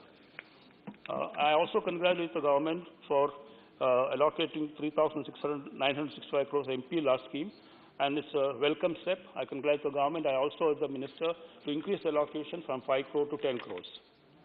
Last year, India performed poorly in various global indices that reflect the quality of life, human capital, or human development in the country, such as Human Development Index, ranked 131 out of 189 countries, and the Global Hunger Index, 101 out of 116 countries. This budget fails to acknowledge and address these critical issues with genuine prudence. With this, I stand to oppose the proposal of the Union Budget 2023. Thank you. Thank you. You still had 1 minute. Anyway, thank you. Akhilesh Prasad Singh.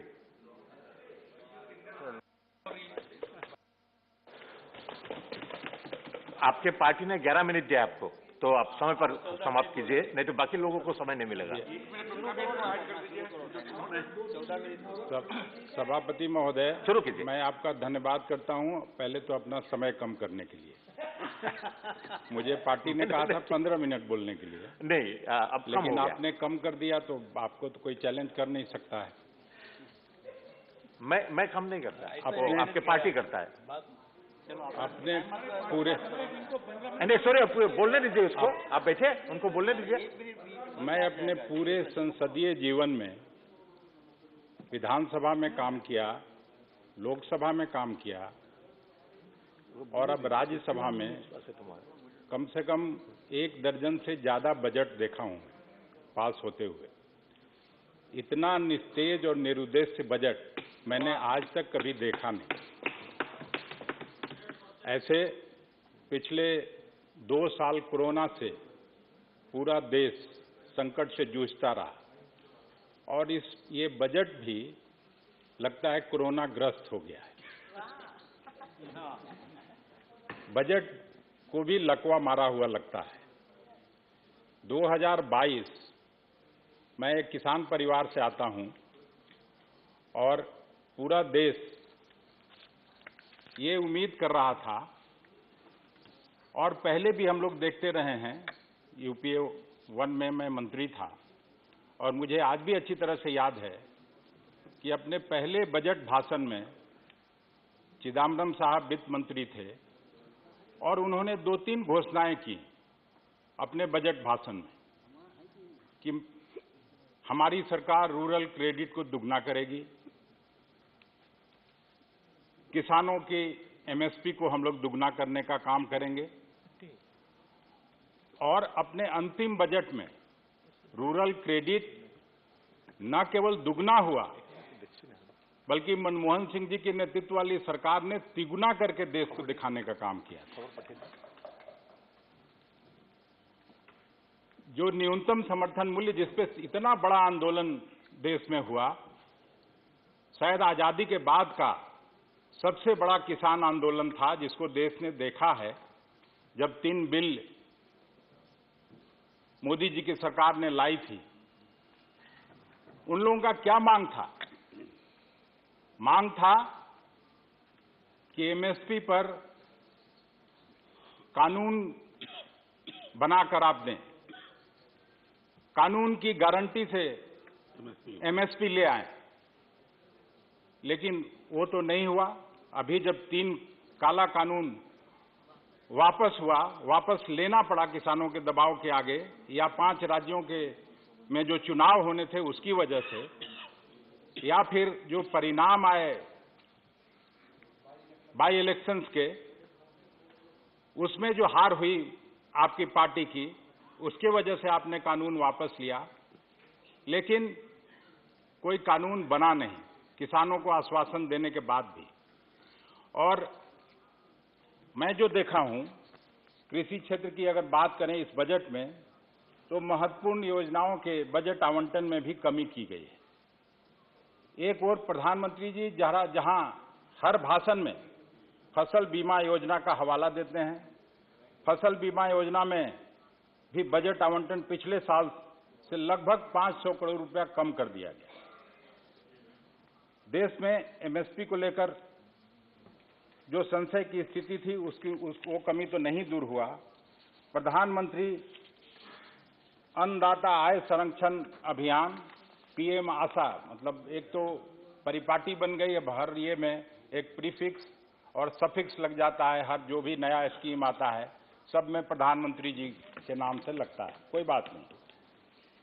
ये जो scheme था वो भी MSP आधारित व्यवस्था का ही हिस्सा है और पिछले साल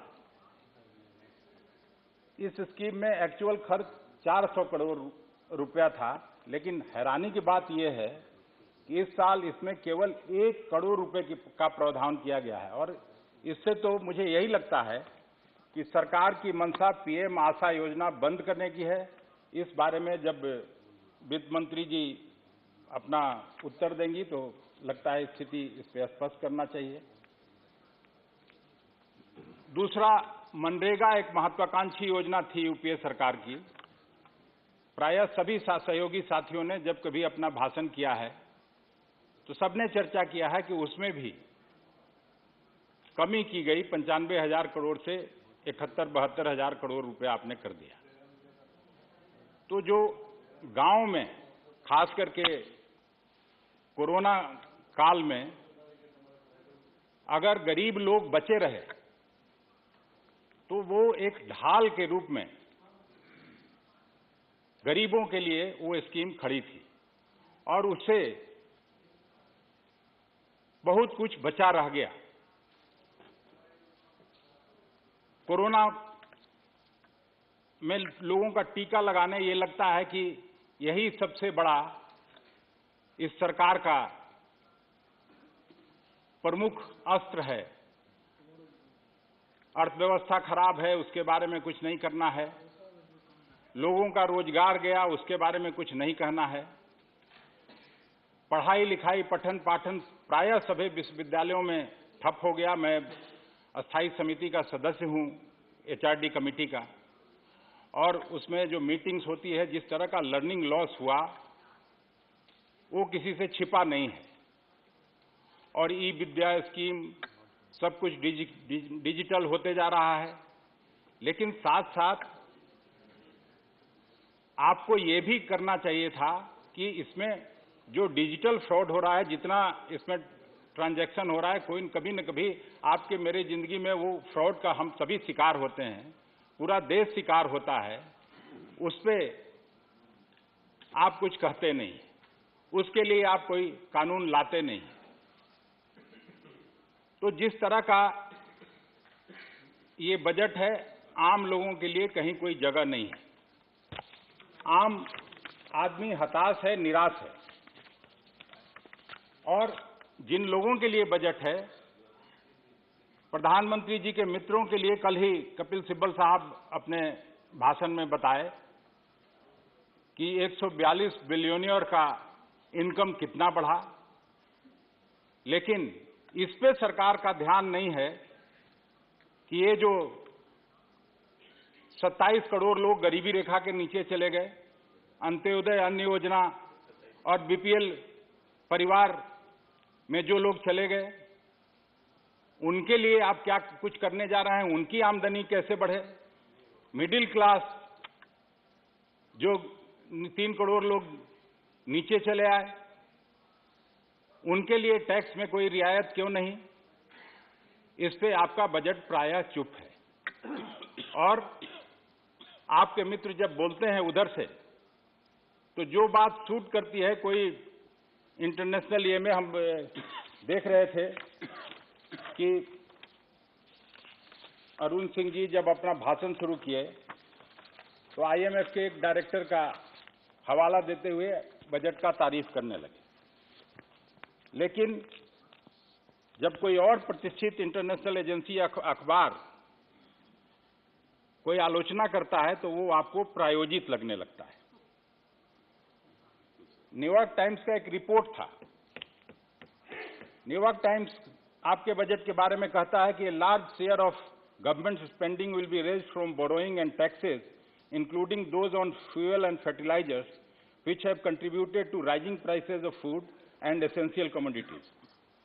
Another major concern for economists is the government's attempts to keep its deficit in control by reducing the spending on social schemes and welfare.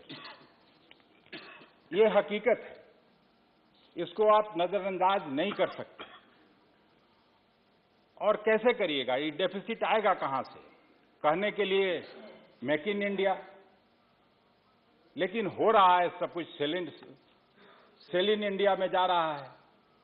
जो हमारे पुरखों ने संपत्ति अर्जित की थी आजादी के बाद, भिन्न भिन्न पब्लिक सेक्टर का जो इन्वेस्टमेंट था, वो सारे हम लोगों के पुरखों की संपत्ति बेची जा रही है, और यही सबसे बड़ा आपका इनकम का स्रोत है। ईंड़ी उठा उठा के देखा मैं, प्रधानमंत्री जी उस दिन भाषण कर रहे थे और कांग्रेस पार्टी को कोस रहे थे। हाँ, ईंड़ी उठा उठा के देख नहीं रही थी हम सब। प्रधानमंत्री जी आप ही कभी बात करते हैं कि यहां डिबेट का स्तर ऊंचा उठना चाहिए। अगर खड़गे साहब चंद सवाल खड़े करते हैं, आनंद शर्मा जी चंद सवाल खड़े करते हैं जो आम लोगों की समस्या है, आम लोगों से जुड़ा हुआ है, उस पर जवाब देने के बजाय आप कांग्रेस पार्टी को गाली देने लगते हैं।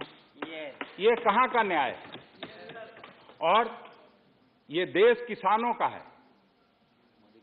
ये बात आप सबको समझने की जरूरत है। आज ग्रीन रिवॉल्यूशन नहीं होता, देश संकट से जूझ रहा था, देश में अनाज की कमी थी।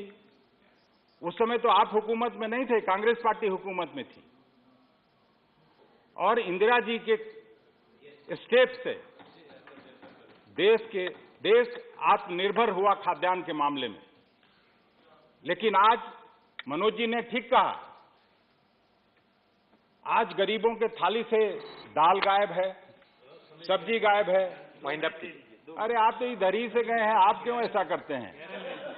वाइंड अप कीजिए। नहीं, अच्छी बात है, उसको सुनिए और उधर बताइए। कीजिए, आपका समय हो रहा है, नहीं तो बाकी लोगों को नहीं मिलेगा।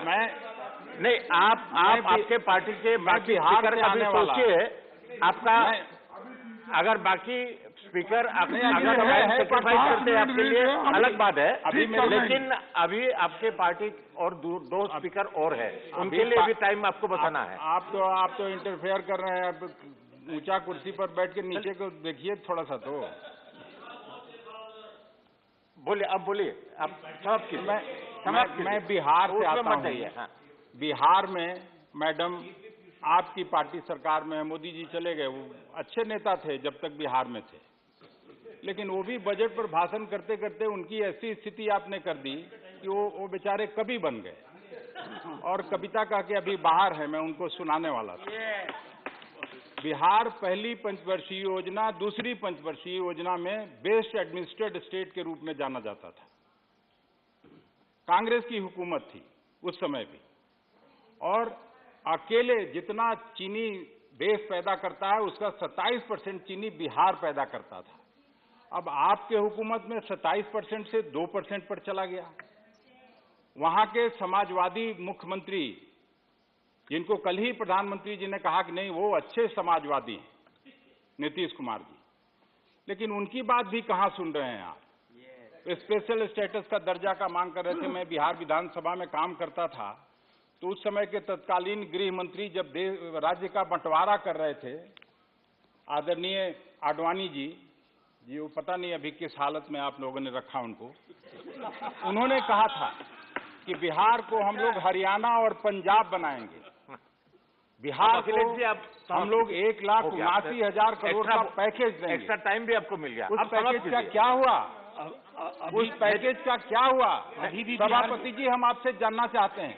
और पिछला विधानसभा के चुनाव के समय में जब आदरणीय प्रधानमंत्री जी वहां गए, तो उन्होंने कहा कि 1,25,000 करोड़ का हम पैकेज बिहार को देंगे। वो उस पैकेज का क्या हुआ? एक छोटा सा घोषणा बेचारे नीतीश जी मांगते रह गए कि पटना विश्वविद्यालय को आप सेंट्रल यूनिवर्सिटी बना दीजिए। उस घोषणा का क्या हुआ? जिस यूनिवर्सिटी से निकला हुआ कैबिनेट सेक्रेटरी गावा साहब आपके वहीं के हैं, 5-5, 6-6 सेक्रेटरी गवर्नमेंट ऑफ इंडिया में उस विश्वविद्यालय के हैं, और न जाने कितने इंजीनियर्स, डॉक्टर्स हैं, उस पर भी ध्यान आपका नहीं जाता है। हमको लगता है कि आप जवाब देंगी तो प्रधानमंत्री जी से पूछ के कम से कम वो घोषणा करवा दीजिए।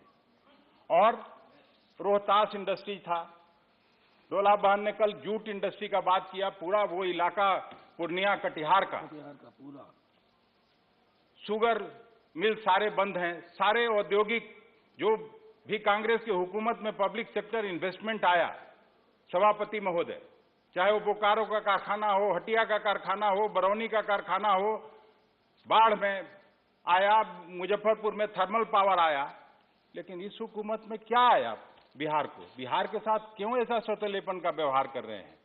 40 सीट है लोकसभा का, आपकी जब सरकार बनी थी तो 40 में से 39 लोगों ने को जिता के भेज दिया आपको। अब हो गया आपका समय, आप समाप्त कीजिए। मैं दूसरा स्पीकर बुला रहा हूं। कांग्रेस पार्टी जीती, मैं दूसरा स्पीकर बुला रहा हूं, अब समाप्त कीजिए। हो गया, ठीक है। अपनी आशाओं को व्यक्त करने का मौका पाकर और आधी बात कहने का आगे भी मौका मिलेगा आपको। धन्यवाद करता हूं, बहुत बहुत धन्यवाद। डॉक्टर सुधांशु त्रिवेदी।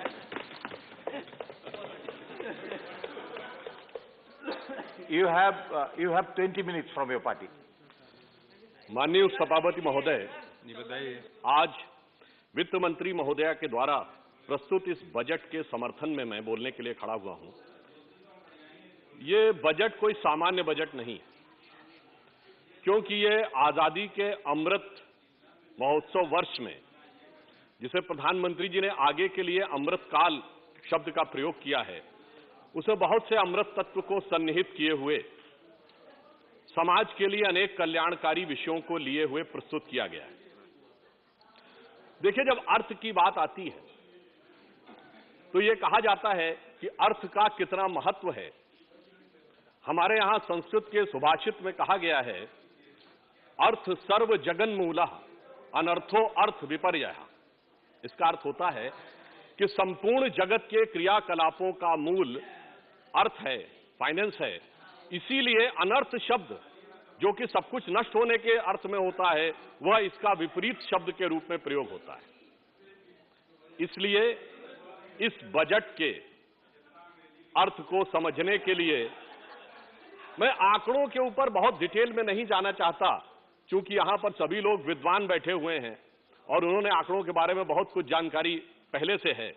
परंतु इसके अर्थ के इस अभिलेख का निहितार्थ क्या है, इसका भावार्थ क्या है, यह समझने की आवश्यकता है। देखिए माननीय सभापति महोदया, जो विषय यहां पर रखा है वित्त मंत्री महोदया ने और प्रधानमंत्री जी के मार्गदर्शन में, वो 3 मूल भावनाओं से प्रेरित है। पहला, कल्याणकारी योजना और सर्वस्पर्शी विकास। दूसरा विषय, दूसरा अपने आप इससे रिलेटेड पॉइंट आता है, यदि हमें सर्वस्पर्शी विकास और कल्याणकारी योजनाएं आगे ले जानी है तो वो किससे प्रेरित होनी चाहिए?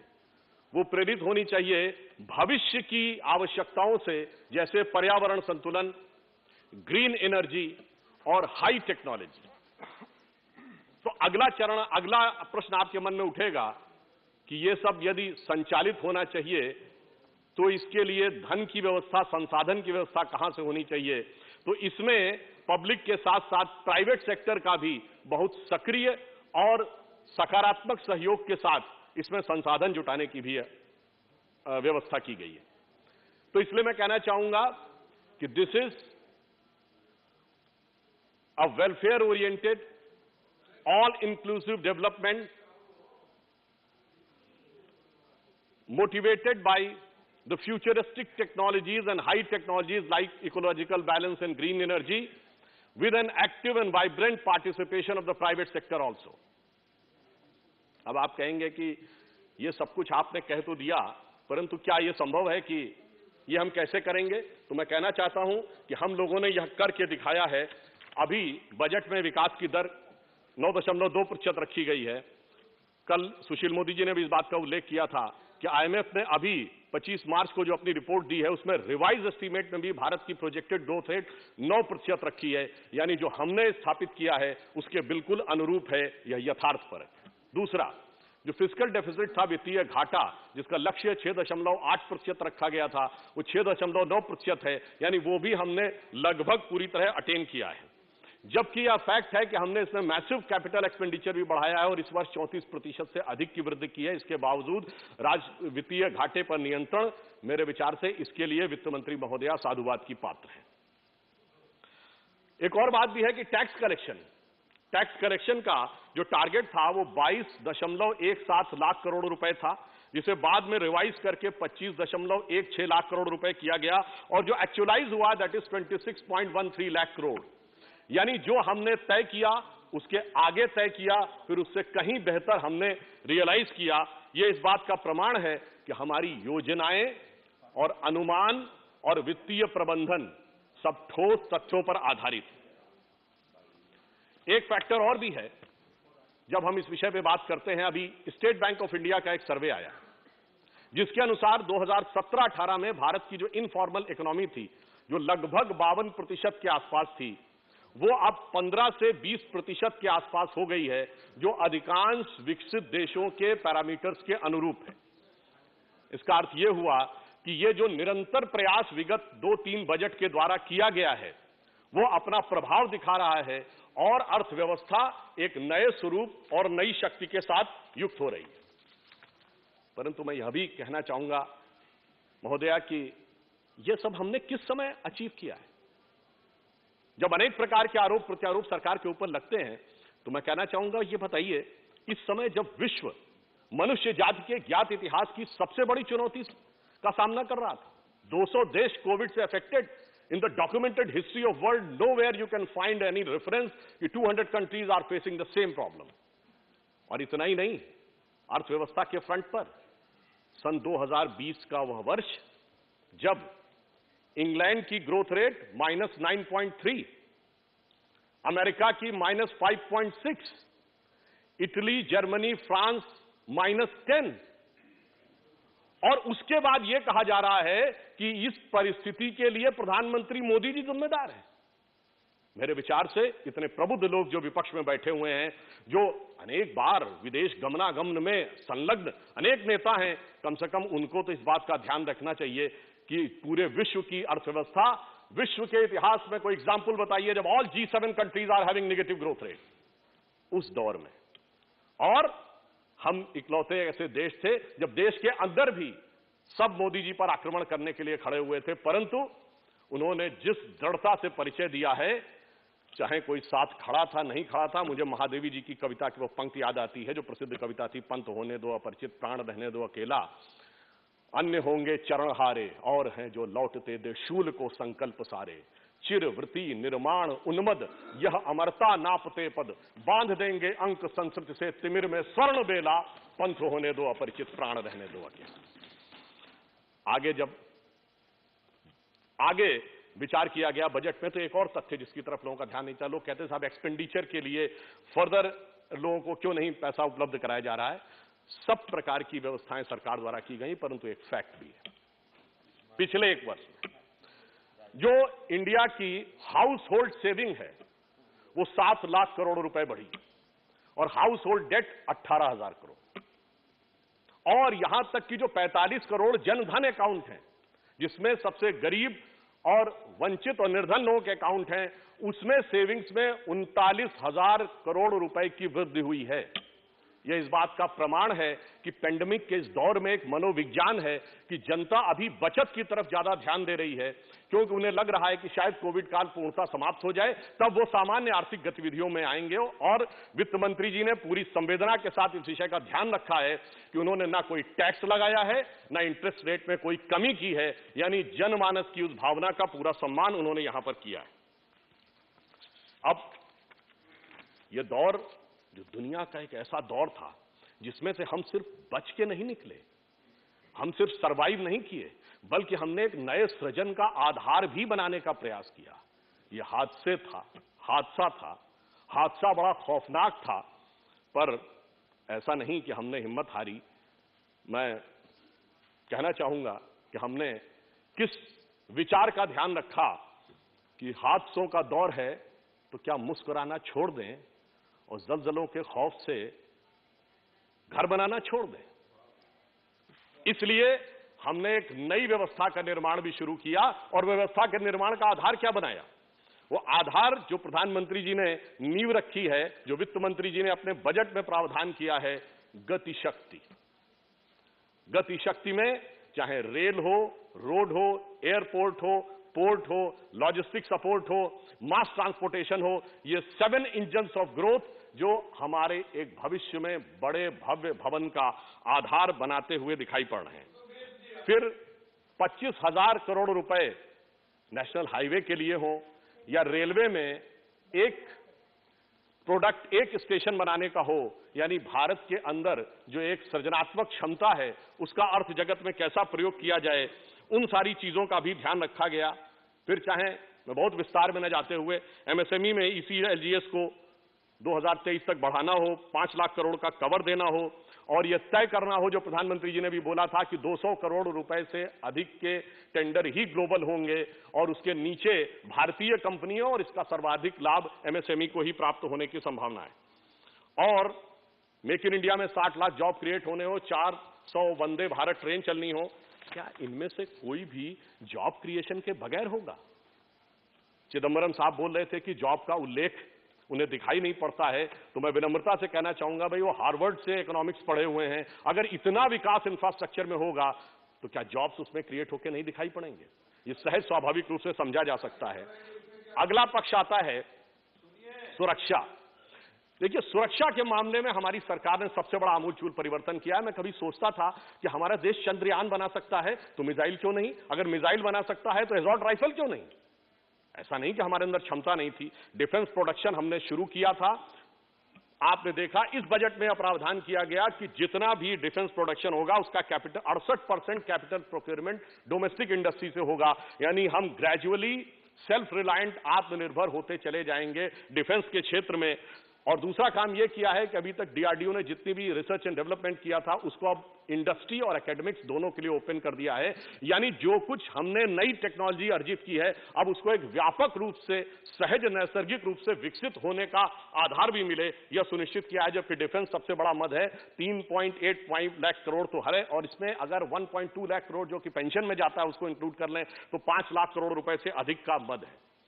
फिर किसान को देखें तो चाहे एमएसपी में 2.37 लाख करोड़ रुपए देना हो, 5 बड़े रिवर लिंकिंग प्रोजेक्ट जिसमें केन बेतवा प्रोजेक्ट के लिए 1400 करोड़ रुपए का स्थापना, इसके साथ साथ स्टार्टअप, कृषि स्टार्टअप के लिए नाबार्ड अब फंडिंग करेगा, फल सब्जी उगाने वाले किसानों को पैकेज मिलेगा और नई टेक्नोलॉजी के द्वारा किसानों को किस प्रकार से आगे किया जा सकता है। पहले आपने देखा प्रधानमंत्री जी ने जनधन अकाउंट खुलवा के फिर डायरेक्ट बेनिफिट ट्रांसफर और जैम के द्वारा किसानों को सशक्त किया।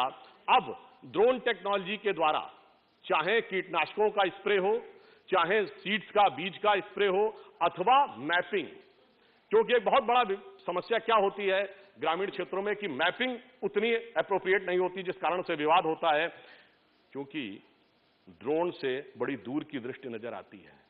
तो मुझे ये भी याद आ जाता है, कभी कभी नाम की समानता से याद आता है, आचार्य द्रोण भी थे जिनको बड़ी दूर की दृष्टि नजर आती थी, मगर क्या करें युवराज के हट के आगे विवश थे। ऐसे ही कुछ एक अनुभवी दूरदृष्टि वाले व्यक्ति हैं उधर भी, मगर इतिहास ऐसा है कि आज भी वो युवराज के हट के आगे विवश है। अब चाहे 80 लाख मकान देना हो, 3.6 करोड़ लोगों को नल से जल देना हो, ये सारी बातें जो लोग कहते हैं बड़ी मजे की बात कहते हैं महोदया की गरीबी की बात, मगर एक बड़ा विचित्र अर्थशास्त्र है भारत की राजनीति में। जो कहते हैं गरीब और वंचित की बात, उन्हीं के नेता देखते देखते सबसे पहले सैकड़ों करोड़ की संपत्ति के मालिक हो जाते हैं। कोई गरीब गुरबा का परिवार, गरीब गुरबा की राजनीति करने वाला आज सबसे अमीर परिवार, एक वंचितों शोषितों की नेता सैकड़ों करोड़ की नेता, एक मजदूर किसान के लोग सैकड़ों करोड़ का। तो उनका अर्थशास्त्र अलग है, अर्थशास्त्र को देखने का नजरिया भी अलग है। इसलिए उस पर मैं कोई टिप्पणी न करते हुए आगे कहता हूं कि यदि हम फ्यूचर में और आगे बढ़ें तो मैं एक बात कहना चाहता हूं। आज 10 फरवरी का दिन है, शायद बहुत से लोगों को नहीं ध्यान होगा, 26 साल पहले 10 फरवरी 1996 को उस समय के शतरंज के वर्ल्ड चैंपियन गैरी कास्परोव ने आईबीएम के कंप्यूटर डीप ब्लू के साथ शतरंज की पहली बाजी खेली थी। यह शुरुआत थी कि डिजिटल टेक्नोलॉजी का पहला चरण था। आज 26 साल में वो कहां पहुंचा, शायद उस समय लोगों ने कल्पना नहीं की होगी। इसीलिए मैं कहता हूं, अमृतकाल में जो वित्त मंत्री महोदया ने और प्रधानमंत्री जी ने दृष्टि दिखाई है कि अगले 25 साल में हम कहां पहुंचेंगे, इसके लिए डिजिटल को स्ट्रांग करना जरूरी था। इसीलिए डिजिटल को इंफ्रास्ट्रक्चर को, डाटा को इंफ्रास्ट्रक्चर का दर्जा दिया गया है और एक जो डिजिटल डिवाइड है अर्बन और रूरल में, उसको भी समाप्त करने का प्रयास किया गया है। आरबीआई ने डिजिटल करेंसी शुरू की है, यानी हमने आगे की दृष्टि देख ली है कि आने वाले समय में कितना बड़ा परिवर्तन होगा, भविष्य में नई टेक्नोलॉजी का किस प्रकार से यूज होगा, चाहे सोवरिन ग्रीन बॉन्ड हो। पिछली बार आपने ध्यान दिया हो कि हाइड्रोजन एनर्जी का पिछले बजट में उल्लेख था ताकि वो आगे बढ़ सके। इस बार 2030 तक 280 गीगावाट सोलर एनर्जी के उत्पादन का लक्ष्य भी सुनिश्चित किया गया है। इसलिए मैं कहना चाहता हूं कि इस बजट में जवान के लिए भी है, किसान की भी भविष्य की व्यवस्था है और विज्ञान के भी भविष्य की व्यवस्था वित्त मंत्री महोदया ने सुनिश्चित की है। अब एक और विषय है, निगेटिव ग्रोथ रेट कही जाती है कि हो गई कोरोना काल, मगर मैं याद दिलाना चाहता हूं आपके माध्यम से सदन के लोगों को, ये 2022 का जो वर्ष है, ये निगेटिव ग्रोथ रेट का भी स्वर्ण जयंती वर्ष है। 1972 में भी भारत की ग्रोथ रेट -0.55% थी। तो जब यह कहा जाता है पहली बार निगेटिव ग्रोथ रेट हो गई, तो मैं सुलभ संज्ञान के लिए बताना चाहता हूं 4 बार इस देश की निगेटिव ग्रोथ रेट रह चुकी है और हम तो उस दौर में जब पूरी दुनिया के इतिहास का यह सबसे बड़ा दौर था, उसमें निगेटिव ग्रोथ रेट थी। परंतु अगली बात आती है कि इन्फ्लेशन, महंगाई, आज 5.59% का इन्फ्लेशन है। भारत सरकार के असेसमेंट को लेकर अगर इनके मन में कोई संदेह रहता है तो इवन राइटर्स ने भी जो अपना असेसमेंट किया उसमें 5.8% कहा है। पर मैं याद दिलाना चाहता हूं, जब यह कहा जाता है भारत के इतिहास की सबसे बड़ी महंगाई, तो हम भूल जाते हैं कि डबल डिजिट इन्फ्लेशन इस देश में कितनी बार रहा है। 2010, 2009, 1997, 1995, 1994, 1992, 91, 83, 81, 80 और 74 में 28%, 73 में 17%, 28% और 17% का रेट ऑफ इन्फ्लेशन इस देश में रहा है। और देश में 2019 का और 2004 का ही चुनाव ऐसा था जब महंगाई मुद्दा नहीं बनी, वरना हमेशा महंगाई मुद्दा बनती थी। और इतना रहा है उस दौर में महंगाई कि जनमानस के लोकगीत और रंगमंच में महंगाई उल्लिखित हो जाती थी। हम सबको याद होगा, सखी सैया तो खूब ही कमात है, महंगाई डायन खाए जाते, किसके जमाने में बना था? अरे बचपन में हम लोगों ने, हमारे होश संभालने से पहले का, पर आप लोगों को याद होगा कि पाउडर वाले दूध की मलाई मार गई और राशन वाली लाइन की लंबाई मार गई और बाकी जो बचा था वो महंगाई मार गई। खूब बचपन में गाना सुना है। इसलिए जब आप कहते हैं कि साहब महंगाई अभूतपूर्व और पहली बार है, तो ये अपने आप में बहुत अनरियलिस्टिक लगता है। अब एक फैक्ट मैं आपके माध्यम से रखना चाहता हूं। आज कह जाते हैं पेट्रोल की कीमत बहुत बढ़ रही है। ये 23 नवंबर 2001 व्हाइट हाउस की रिलीज है। व्हाइट हाउस प्रेस रिलीज कहती है, President Biden announces release from strategic petroleum reserve as part of ongoing effort to lower prices and address to lack of supply around the world. क्या हमारे प्रबुद्ध विपक्षियों में से कोई बता सकता है कि अमेरिका ने अपना स्ट्रेटेजिक ऑयल रिजर्व कब खोला था? ये बताइए। ये व्हाइट हाउस कह रहा है कि दुनिया में महंगाई बढ़ रही है, ये भी मोदी जी जिम्मेदार हैं इसके लिए। इसलिए ये जिस प्रकार की वैश्विक परिस्थितियां और यथार्थ था, उसे समझने की जरूरत है। दर्जन भार, 12 बार दहाई अंक तक रह चुकी है महंगाई, तो दर्जन भार जिनकी महंगाई दहाई अंक को पार करे, जब वो महंगाई की दुहाई दें तो उसमें सच्चाई नजर नहीं आती है। अब एक बिंदु और भी कहना चाहूंगा, जिसे आपने देखा कल हमारे कम्युनिस्ट पार्टी के नेता बड़े ही शिद्दत के साथ मार्क्स को कोट कर रहे थे। देखिए, मार्क्स यानी कम्युनिज्म और कैपिटलिज्म, ये माना जाता दोनों एक दूसरे के विरोधी हैं। हमारे विपक्षी दल लंबे समय सत्ता में रहे, एक समय एक विचारधारा को माना, दूसरे समय दूसरी विचारधारा को माना, परंतु दोनों में कोई झगड़ा नहीं है। सब कहते हैं कि धन संसाधन है, प्रकृति का भयंकर दुरुपयोग करो, जितना हो उतना अधिक से अधिक पैसा होगा, फिर वही सुख का कारण बनेगा। और धन एक संसाधन है, मानव भी एक संसाधन है, प्रकृति भी एक संसाधन है, केवल ओनरशिप का झगड़ा है। एक कहता है सरकार के पास रहना चाहिए, एक कहता है प्राइवेट रहना चाहिए, बाकी दोनों पूर्णतः भौतिकवादी हैं।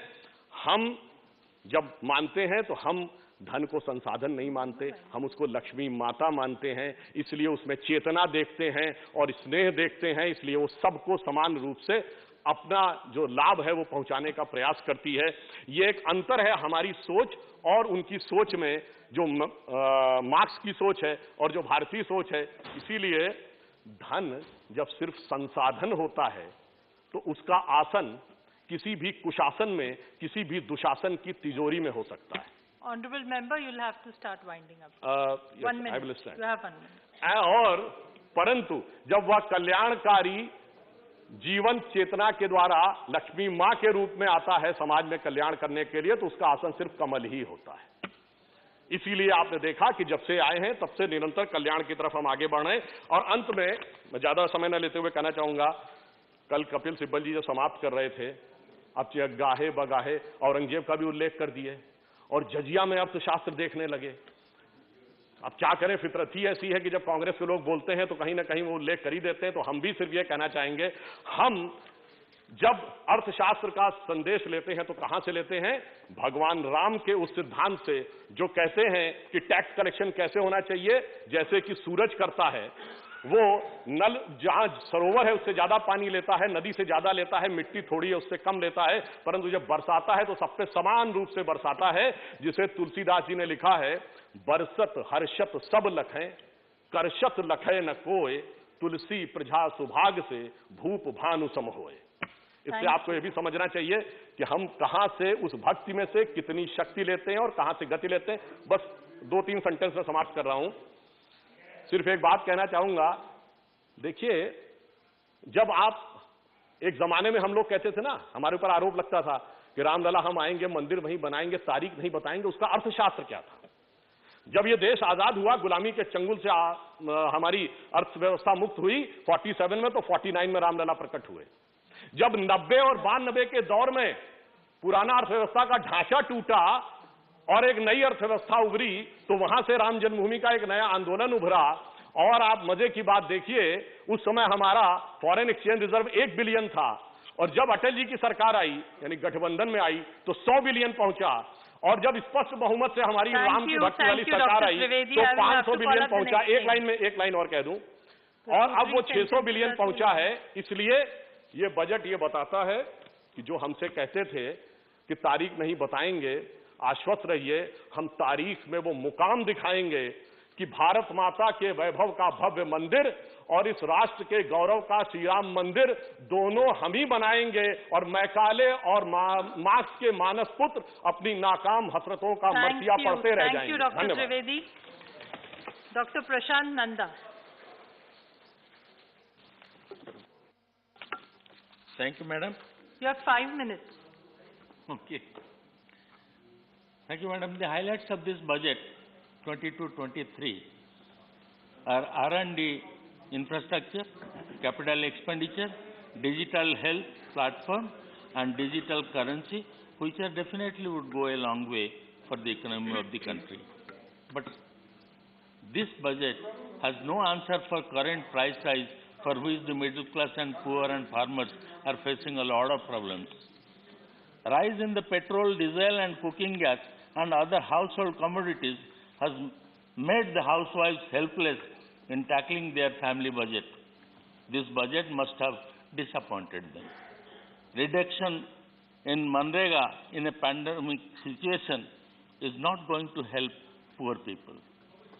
Serious issues like off-taking by FCI leading to dislocation in paddy procurement, further reduction in food subsidy under NFSA will put farmers in serious trouble. These may be considered. The increasing level of cess and surcharge is sinking the mandated transfers of share tax due to the state. More than 20% of union taxes are proposed to be collected through levy of cess and surcharge, which is against the spirit of corporative federalism. Madam, I would like to draw the kind attention of the Honourable Minister to the steep increase in state share of centrally sponsored schemes. delinking of 8 central-sponsored schemes from central support, abolition of normal central assistance, and a steep increase in state share of centrally sponsored schemes has imposed severe financial burden on the state. For example, Pradhan Mantri Gram Sadak Yojana was earlier fully funded by the Government of India, but now the share of Government of India has come down to 60%, requiring 40% funding by the state government as matching share. Similarly, the sharing pattern of National Health Mission and Pradhan Mantri Awas Yojana has been revised. States like Odisha having to contribute 40% share instead of 25% share provided earlier. Such change in sharing pattern of shares has cast a huge financial burden on the states, leading to much less resource for the state schemes appropriate to our needs. Sir, Madam, due to COVID-19 pandemic, Government of India had projected shortfall of state GST and IGST share for the states. As per discussion in the GST Council meeting, it was decided that the Ministry of Finance, Government of India will arrange back-to-back loan to the states in lieu of GST compensation shortfall on account of implementation of GST. The balance compensation due to COVID-19 will be paid from the compensation fund after transition period, that is 36/2022. The principal of back-to-back loan and interest accrued thereon will be paid from the compensation fund collected after the transition period. The state governments are not required to pay towards back-to-back loan and interest accrued thereon. The government of Odisha prefers the above mentioned. Madam, the economic divide emanating from asymmetric growth and backwardness of regions dominated by tribals and vulnerable groups gives rise to the regional imbalance, which calls for focused attention of the government for achieving inclusive growth. The left-wing extremism is one of the biggest internal security threats and poses a national challenge. Discontinuance of central assistance for area development programs like Special Plan for KBK, Backward Region Grant Fund, and Integrated Action Plan for LWE affected districts have affected the developmental programs for some of the vulnerable and backward regions of Odisha. The Government of India is requested to provide a special package to the state for continuation of this program from the budget provision available from Niti Aayog. Kindly wind up, Honorable Lastly, it's all? No, you can have another. Last point. Lastly, I would appreciate if the Honorable Minister respond to the concerns of my state as I have narrated. Thank you very much, Madam. Thank you, Dr. Nanda. After this, Shri K.J. Alphonse.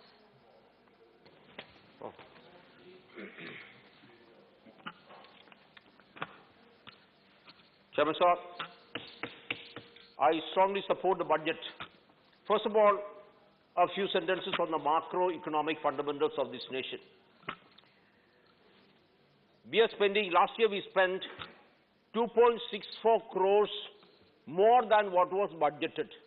Generally, the main allegation from the opposition generally is, you are budgeting, you are preparing a document, but the money is being spent. We have spent the money, 2.64 crores more than what was budgeted. Now the question is, look at our fundamentals. Growth rate of 9.2%, which makes India the fastest growing large economy in the world. Not only that, yes, madam, it's the fastest growing large economy in the world at 9.2%. You can dispute my figures if you would like to.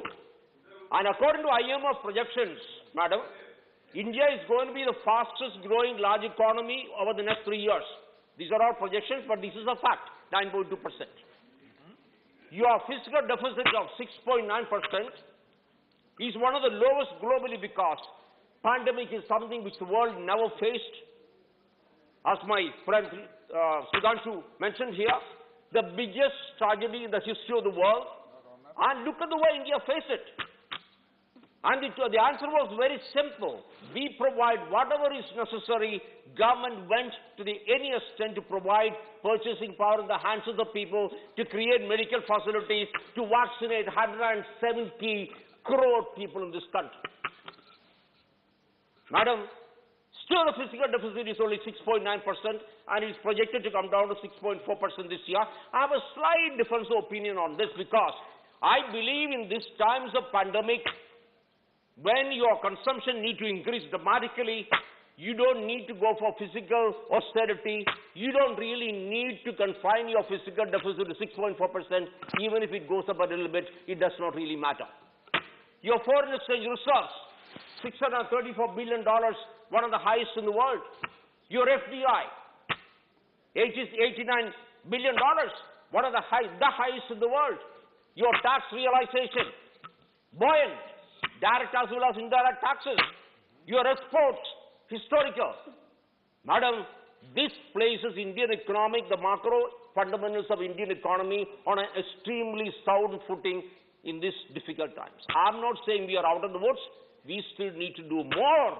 That is precisely why the Modi Sarkar needs to be here for many more years to come because, Madam, we don't claim to have done everything. Yes. We are in the process of doing it. There's a big debate going on names were mentioned, that the rich have grown richer, and therefore find a solution, madam. This has been the argument of India's socialism for the past 75 years. What's been the solution? Names were mentioned. That the wealth of X and Y, two people have gone up by X%. Madam, the wealth of one man, Elon Musk, you know how much it has gone up over the past 1 year? 1,016%. Elon Musk's wealth has gone up. Are you aware of this? The founder of Google, Larry Page, his wealth has gone up by 126%. The wealth of Bezos has gone up by 67%. The lowest among all these people, top 10 is Bill Gates, gone up by 30%. Madam, global inequality is excess. It's a fact, or you want to accept or not. 3.3 billion people in the world live below $5 a day. Global inequalities are a fact. What is the solution of the opposition? What's the solution of the opposition? They have not used the word kill the rich. They have not used it. But what did you try to do for 70 years? What was the income tax in India in the 80s? 97.5% tax the rich, kill them. You killed them.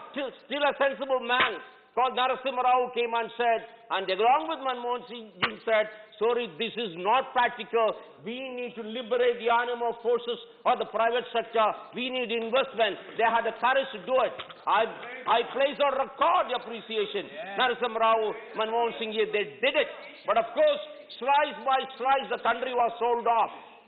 Slice by slice. In my book, I've written. I've written a very objective book. It's not an adulatory book. There are a million facts in this. Yeah, Suresh, there are a million facts on this. I vouch for it. Anybody can challenge me. In my introduction, epilogue, which is actually the introduction book, I've said, every prime minister who has been in power has done something good for India. Nehru loved the country passionately. He laid the foundations of science and management education in India. Indira Gandhi had the courage to stand up to global bullies. Rajiv Gandhi could charm the world with his youthfulness and spirit of enterprises.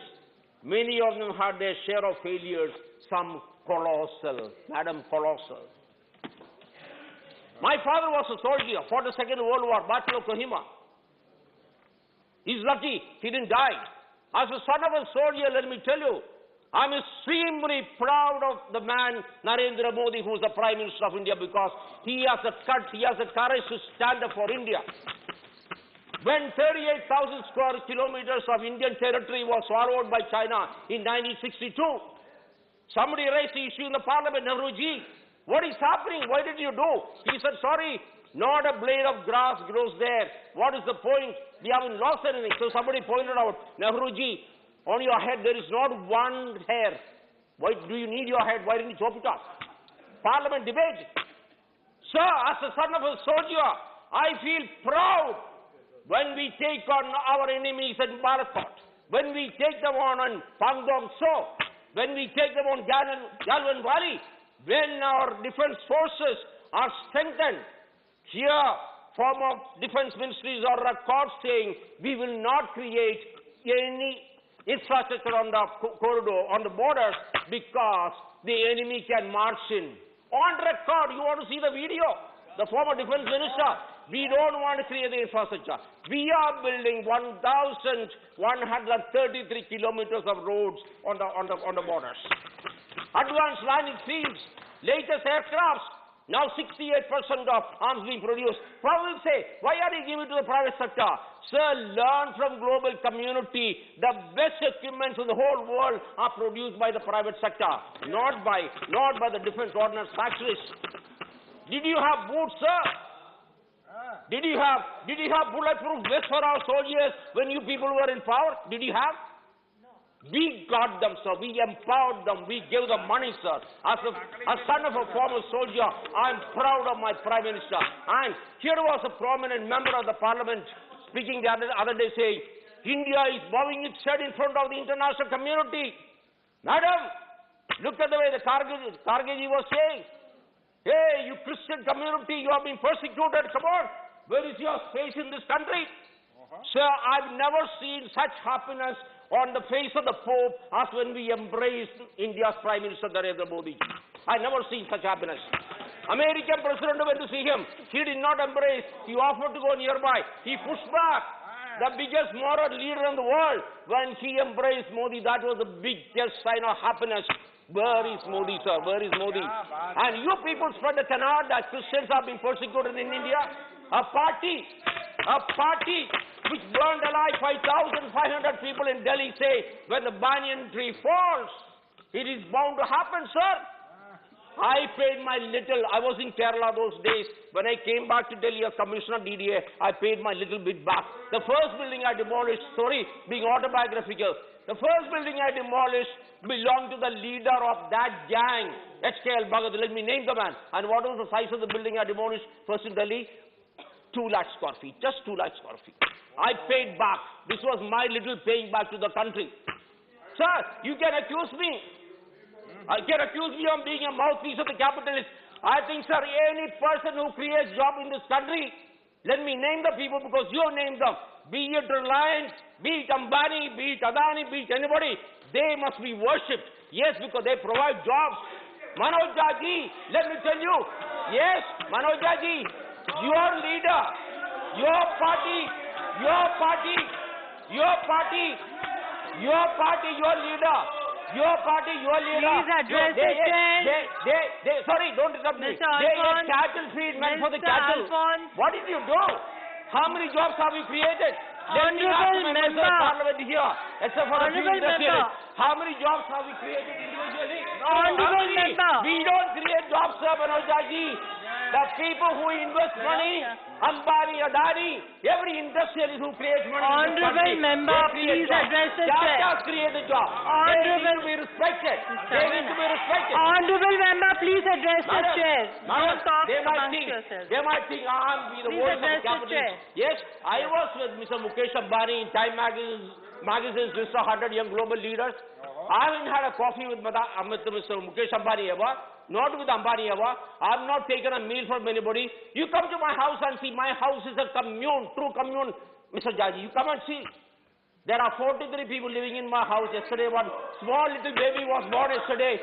We had a huge reception for 43 people living in my house as a commune. Come and see. Honorable member, please address the chair. Please address the chair. Every country, madam, honors people who create jobs. This country, this parliament, this house, people sitting out there, you shame them. You shame them, madam. They must be, yes, madam, they must be honored. They must be recognized. And if I'm using the word, an exaggerated word, pardon me. Honorable member, you'll have to wind up. You have only few Madam, seconds I hardly left. begun. Madam, put the way. Your time is over. Let me come to the next couple of points. All these Your things time we have, is over. You have 12 minutes. The Prime It's only Minister, 1 minute. over the past 4 years, past 7 years, spent most of the money on creating infrastructure for the poor. Madam, when we built 11 crore toilets, did the angels from heaven come and build these toilets? You will have to wind up, honorable member. You have just a minute. 11 crore toilets, you multiply 11 by at least 10. That is 110 crore mandates. When we built 2 crore houses, madam, You multiply that by 500 houses per house. That makes it 1,100 crore mandates, madam. Every one of these. When you build hospitals, when you build roads, 850 crore mandates were created by building roads.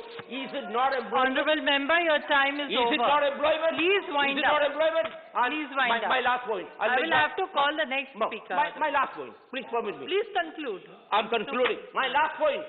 Should we sell our public sector? Madam, it is our money which is invested. Air India yet of 65,000 crores. When should we privatize?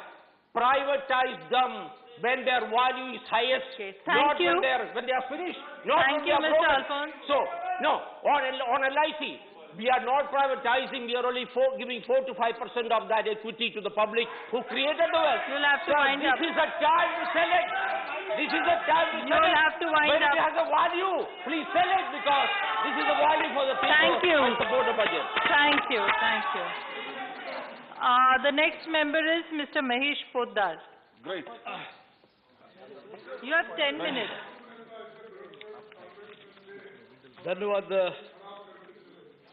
धन्यवाद सभापति You have ji. 10 minutes, Mahesh Poddar ji. हुजूर, हमरे सामने जो लोग बैठल हैं, वो लोग बार बार पूछते हैं कि बजटवा में का बा, बार बार पूछते हैं इस बजट में का है, का बा, और हम बोलेंगे ए भैया ये बजटवा में बहुत कुछ बा।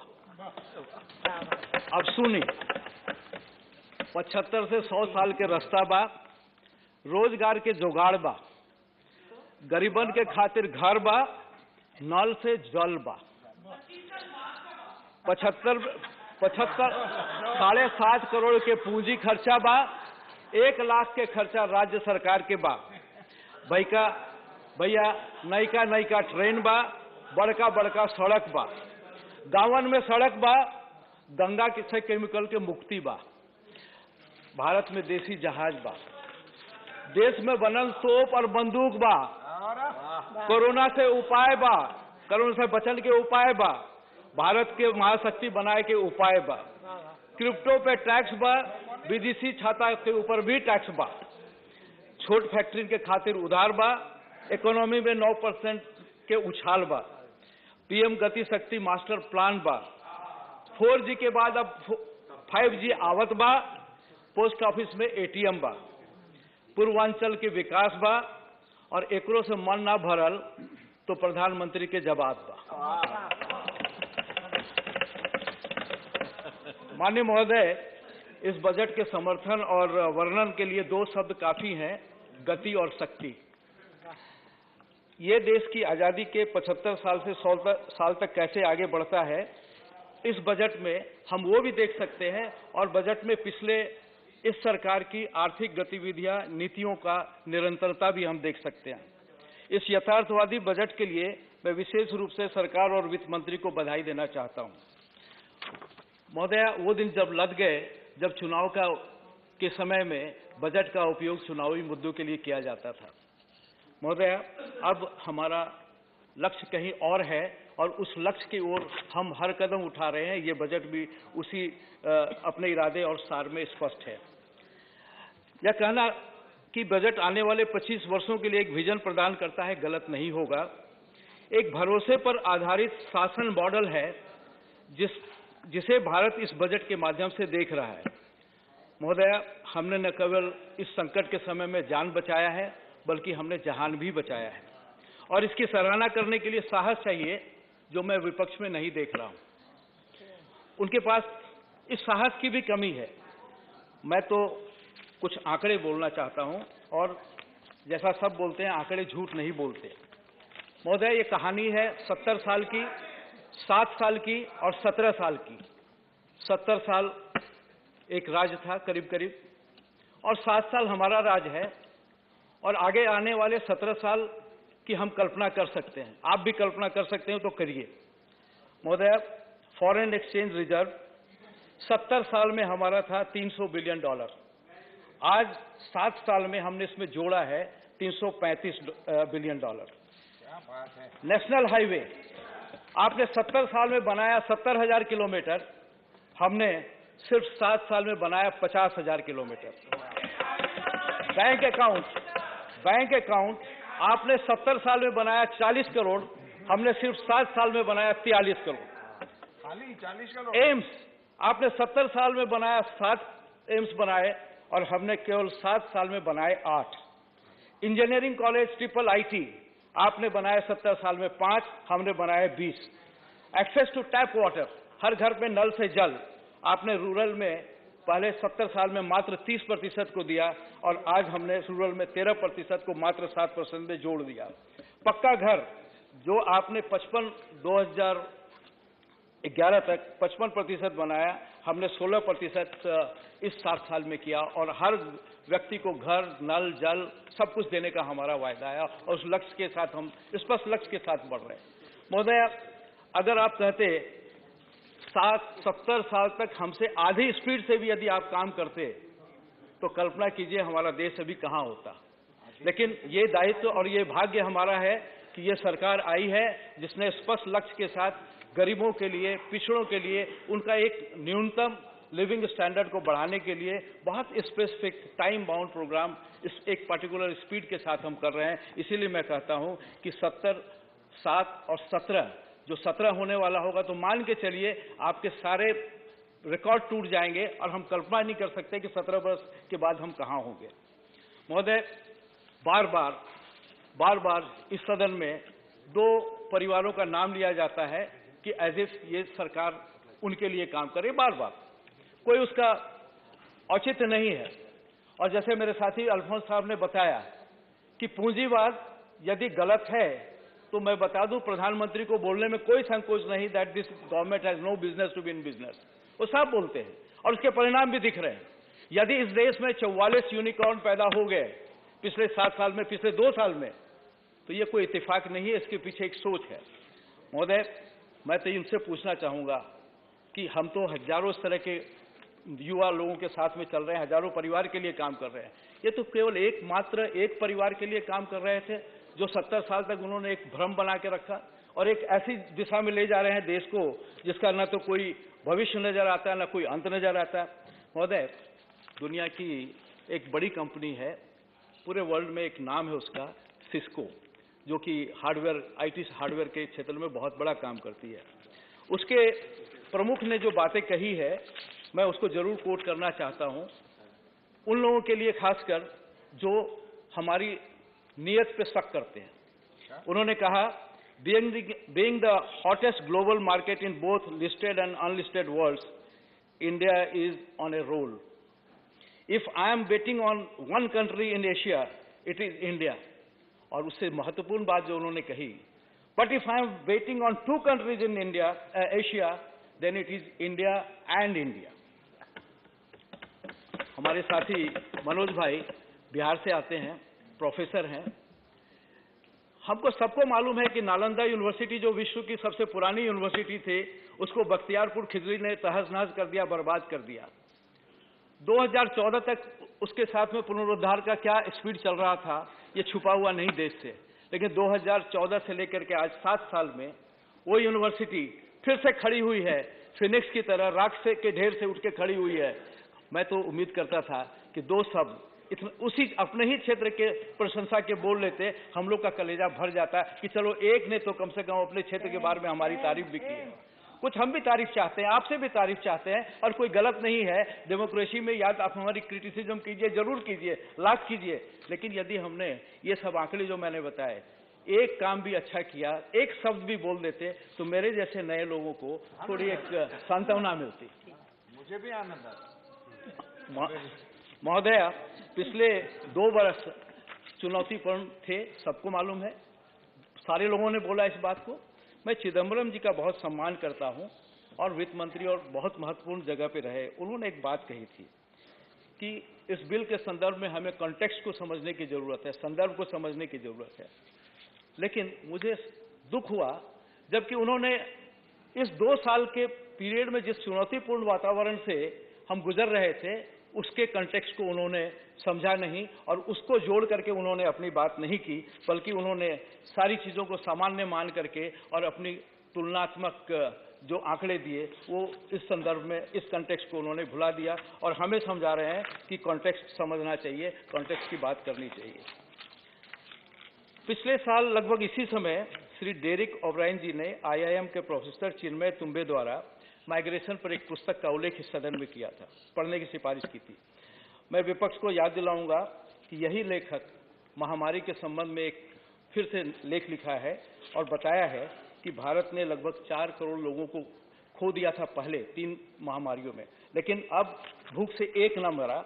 और जब ऐसी परिस्थिति में हम चुनौती से निकल रहे हैं तब विश्वास न करना का कोई औचित्य नहीं है। कल श्रीमान कपिल सिब्बल जी ने जो अभी के अमृत काल को, उन्होंने राहुल काल की बात की। मुझे संदेह है कि क्या उनका मतलब बुरे समय को दर्शाने के लिए राहुल काल था? जाकी रही भावना जैसी, प्रभु मुहूर्त तीन जैसी। उनके साथ क्या हो रहा है हम सबको जानते हैं, उनकी पार्टी के साथ देश क्या कर रहा है हम सबको मालूम है। तो यदि उसमें उनको राहुल काल नजर आ रहा है तो मुझे आश्चर्य नहीं। महोदया, विपक्ष बेरोजगारी के स्तर पर जमकर हंगामा कर रहा है, लेकिन मेरे सारे साथियों ने एक से एक बढ़कर के आंकड़े दिए। उसके बाद भी मैं समझता हूं कि बेरोजगारी के बारे में बात करना, विशेषकर 7.5 लाख करोड़ का पूंजीगत निवेश, 1 लाख राज्यों को निवेश, 2 मिनट हो गया बस। तो इसके संदर्भ में यदि सोचें तो मैं समझता हूं कि ये हमारी नियत पे शंका नहीं करनी चाहिए।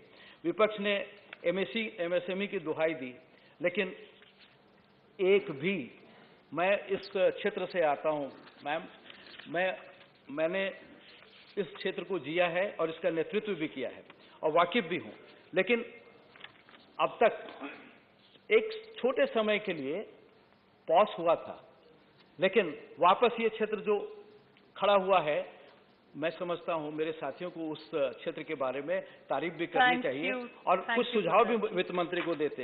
अंत में इस बजट को मैं अपना समर्थन देता हूं। यह विभिन्न आयामों में संभावनाओं के भविष्य को अपनाते हुए अतीत को स्वीकार करने में सफल रहा है। सरकार ऊंचा लक्ष्य रखने से नहीं कतराती है और यही वह नया साहस है, नया भारत है जिसकी इस समय हमें जरूरत है। धन्यवाद। Thank you Poddar ji. After this Shri Rajmani Patel. माननीय सभापति जी, सच्चाई के पक्ष में बोलने के लिए खड़ा हुआ हूं। आपको 12 मिनट है। मैं माननीय सभापति जी, कल से माननीय सत्ता पक्ष के सदस्यों का काफी गंभीरता से, ध्यान से उनकी बातों को सुन रहा था और माननीय मोदी जी ने फिर तक कह दिया कि इस देश में बेरोजगारी है ही नहीं, हमारे बजट के हर पन्ने में रोजगार है और आंकड़ों के माध्यम से ऐसा बता दिया गया कि बिल्कुल राम राज्य है, किसी तरह की कोई समस्या ही नहीं है।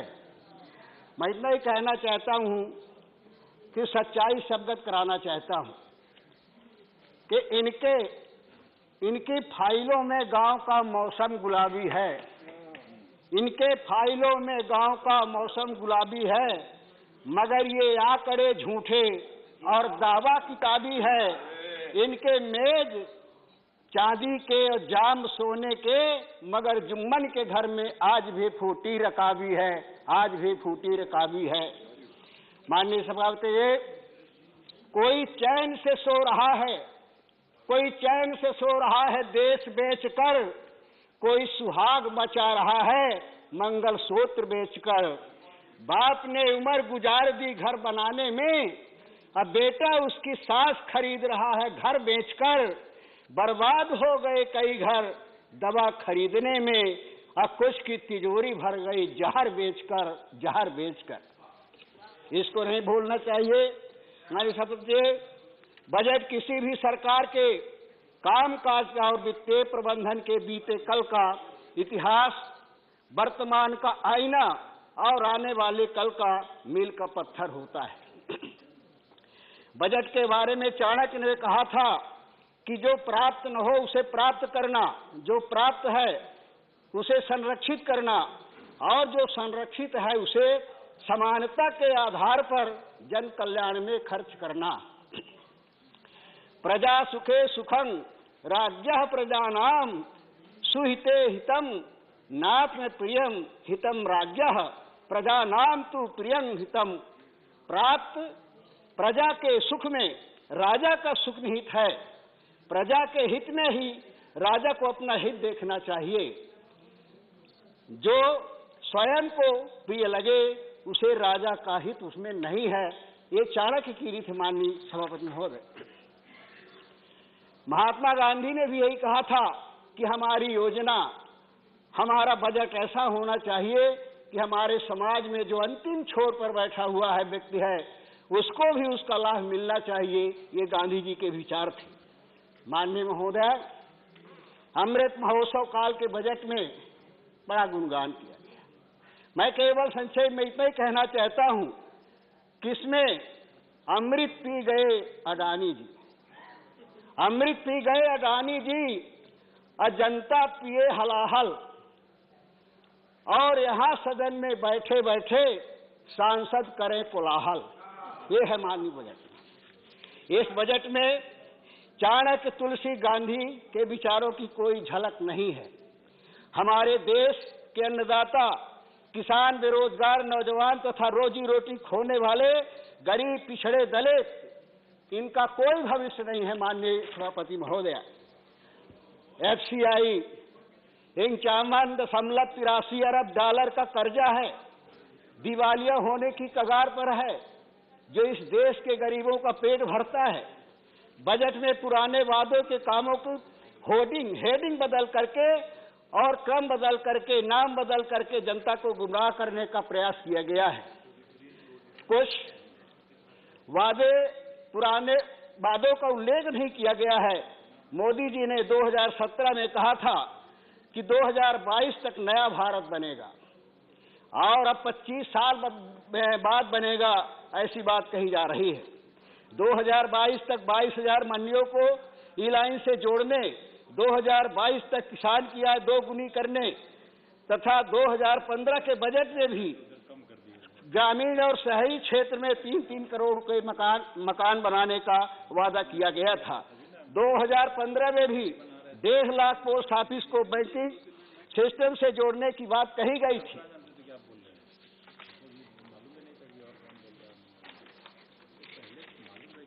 स्मार्ट सिटी, भ्रष्टाचार मुक्त भारत, बुलेट ट्रेन का वादा, अच्छे दिनों का सब जवाब, 100 सैनिक स्कूल खोलने, गंगा की सफाई जैसे पुराने मुद्दों का कोई हिसाब नहीं है। नई घोषणाओं का क्या होगा भगवान जाने। अमृत काल के बजट में मनरेगा जैसे महत्वपूर्ण बजट में कटौती, शिक्षा स्वास्थ्य के बजट में कटौती, गैस पेट्रोलियम के सब्सिडी में 4,000 करोड़ रुपए की कटौती की गई है। खाद में कोई छूट नहीं, इनकम टैक्स में छूट नहीं। सच्चाई को छिपा करके कितने भी गुमराह करते रहोगे। माननीय सभापति महोदय जी ने कहा है कि भूलिए नहीं, उमंगों की नदी बढ़ती किसी दिन सूख जाती है। कभी होता जो अपना है वही अनजान होता है। कहो इन जुमलेबाजों से कि ये छुपाए नहीं सच को, तिलक के अक्षतों में भी लिखा वनवास होता है। वास्तव में अमृत महोत्सव काल का भारत का ये बजट ही नहीं माननीय सभापति महोदय, ये इंडिया का बजट है जो नागपुर में लिखा गया है, दिल्ली में छापा गया है और माननीय मंत्री जी द्वारा सदन में पढ़ा गया है, जिसे कारपोरेट द्वारा सराहा गया है और जुमलेबाजों द्वारा मेज थपथपा करके स्वागत किया गया है। ये ऐसा बजट है माननीय महोदय। इसके भारत नहीं, इंडिया की झलक दिखाई देती है। आप इस मुल्क के बर्बादी के आसार नजर आते हैं और दिल्ली के हुकूमत पर बैठे हुए तानाशाह नजर आते हैं। अरे जब जरूरत पड़ी इस देश को लहू की तो हमने दिया, किसानों ने दिया। अब इन हुक्मरानों को वही किसान पाकिस्तानी खालिस्तानी नजर आता है। माननीय सभापति महोदय, शोहरत की फिजाओं में इतना न उड़े यारो, परवाज न खो जाए कहीं ऊंची उड़ानों में। इस देश का अन्नदाता किसान धरती का सीना चीर करके अन्न पैदा कर दुनिया का पेट भरता है। इसी का एक बेटा सरहद में सीने पर गोली खाकर देश की रक्षा करता है। यही अन्नदाता है जो हमारी जीडीपी को बढ़ाता है। इसी के मेहनत से मंदिरों में भोग लगते हैं माननीय सभापति महोदया। लेकिन यही अन्नदाता जब अपनी फसल का दाम मांगता है तब गोलियों से भून दिया जाता है और गाड़ियों से कुचल दिया जाता है। मंदसौर और लखीमपुर खीरी इसका उदाहरण है जो सब जानते हैं। यही किसान तानाशाही सरकार से निराश होकर के काले कृषि कानून को वापस लेने की मांग को लेकर के शांतिपूर्वक तरीके से आंदोलन करता है और एक वर्ष के आंदोलन के दौरान 700 किसान शहीद हो जाते हैं। किसानों को कितना प्रताड़ित और अपमानित किया गया है इसे दुनिया के लोगों ने देखा है। माननीय सभापति महोदया, किसानों को के भगवान कहने वाली सरकार के यहाँ शहीद किसानों के लिए संवेदना के एक शब्द भी नहीं होते हैं। ये कैसी सरकार है? विषय द्वारा किसानों का समर्थन अगर विपक्ष के द्वारा किया जाता है, कांग्रेस के द्वारा किया जाता है, तो उसी को के ऊपर गुमराह करने का आरोप लगाया जाता है, झूठे मुकदमे फंसाने का प्रयास किया जाता है। लेकिन एक वर्ष बाद वो तानाशाह को सच्चाई के सामने झुकना पड़ता है और काला कानून वापस लेना पड़ता है। किसानों ने साबित कर दिया कि किसानों के भी सीने पर छिपे अरमान होते हैं, मचल कर जब निकलते हैं तो वे तूफान होते हैं, वे तूफान होते हैं। माननीय सभापति जी, मोदी जी ने 20 करोड़ युवाओं को रोजगार का वादा किया था। रोजगार बनाने मांगने पर पकौड़ा तलने की सलाह दिया था। इस देश के युवाओं का, इनकी योग्यता का इससे बड़ा अपमान क्या हो सकता है? युवा शक्ति का सम्मान करो, अपमान करने से भारत नहीं बनेगा। माननीय सभापति महोदय, इस देश की युवा शक्ति का सम्मान तो आदरणीय राजीव गांधी जी ने किया था। उन्होंने युवाओं को सहन करने के लिए एक नई टेक्नोलॉजी इस देश को दिया। उन्होंने इस देश के नौजवानों पर विश्वास किया। 18 वर्ष के नौजवान को मताधिकार देकर के और कहा कि जवानों, तुम्हारी ताकत पर हमें भरोसा है, विश्वास है, जाओ किस तरह का भारत बनाना चाहते हो। ये अधिकार राजीव गांधी ने दिया था, जो इस देश के नौजवानों का सम्मान था। माननीय सभापति महोदय, इसलिए आज नौजवान कहना चाहता हूं कि सिसक रही है आज जवानी, सिसक रही है आज जवानी, धन कुबेर की बाहों में अश्रु बहाता बड़ा कृषक है फुटपाथों की गोदी में। नवी को धिक्कार है तुमको, खून नहीं क्या धमनी में, अरे चूर चूर कर दो घमंड को और शोषक की बाहों को शोषक की बाहों से। माननीय सभापति महोदय, आज देश में 1,36,000 मिलियन डॉलर का कर्जा है। देश में 10% बेरोजगारी बढ़ी है। 42 करोड़ लोग बेरोजगार हैं। 37% लोग गरीबी की रेखा के नीचे जीवन यापन करने के लिए विवश हैं। देश में 33,24,000 बच्चे अत्यंत कुपोषित हैं। आज की कई सुदूर पिछड़े इलाकों में बच्चे भूखमरी से मर रहे। माननीय सभापति महोदय, एसटी के 28%, एससी के 21%, ओबीसी के 20% अत्यधिक कुपोषित बच्चे हैं। ऑनरेबल मेंबर कंक्लूड करने की बात करो प्लीज। अब 6 लाख छोटे उद्योग बंद हो गए, जिसमें लाखों लोग बेरोजगार हो गए। माननीय सभापति महोदय, 60 लाख पद खाली है। शिक्षा जैसे महत्वपूर्ण विभाग में 8 लाख पद खाली हैं। शिक्षा विभाग, स्वास्थ्य में खाली हैं, भरे नहीं जा रहे हैं। हमारे बेरोजगार नौजवान ओवरएज हो रहे हैं। माननीय सभापति महोदय, सरकार द्वारा नए पद सृजन नहीं किए जा रहे हैं। 60 लाख लोगों को रोजगार देने का सपना दिखाया जा रहा है। दूसरी तरफ पद भरने का विज्ञापन निकलता है, करोड़ों को वसूल लिया जाता है, लेकिन परीक्षा नहीं होती। परीक्षा होती है तो रिजल्ट नहीं आता, रिजल्ट आता है तो नियुक्ति नहीं होती है। इस बजट में झूठे वादे और जुमलों के अलावा कुछ नहीं है। माननीय सभापति महोदय, 2 मिनट हमारा 15 मिनट का समय था। यूपीए सरकार में थोड़ी सी कीमत बढ़ते थे तो महंगाई डायन का गाना गाया जाता था। आज महंगाई चरम पर है। बोलती बंद है। otherwise I will call out the other name now. एक बात ये चल, पेट्रोल ने सेंचुरी मार दी। पटेल जी थैंक यू। 800 पार। श्री राम कुमार कहाँ सोया है चौकीदार, कहाँ सोया है चौकीदार। चाय बेचने वाला पूरा भारत बेच रहा है, काम में हासिल उसे महारत बेच रहा है।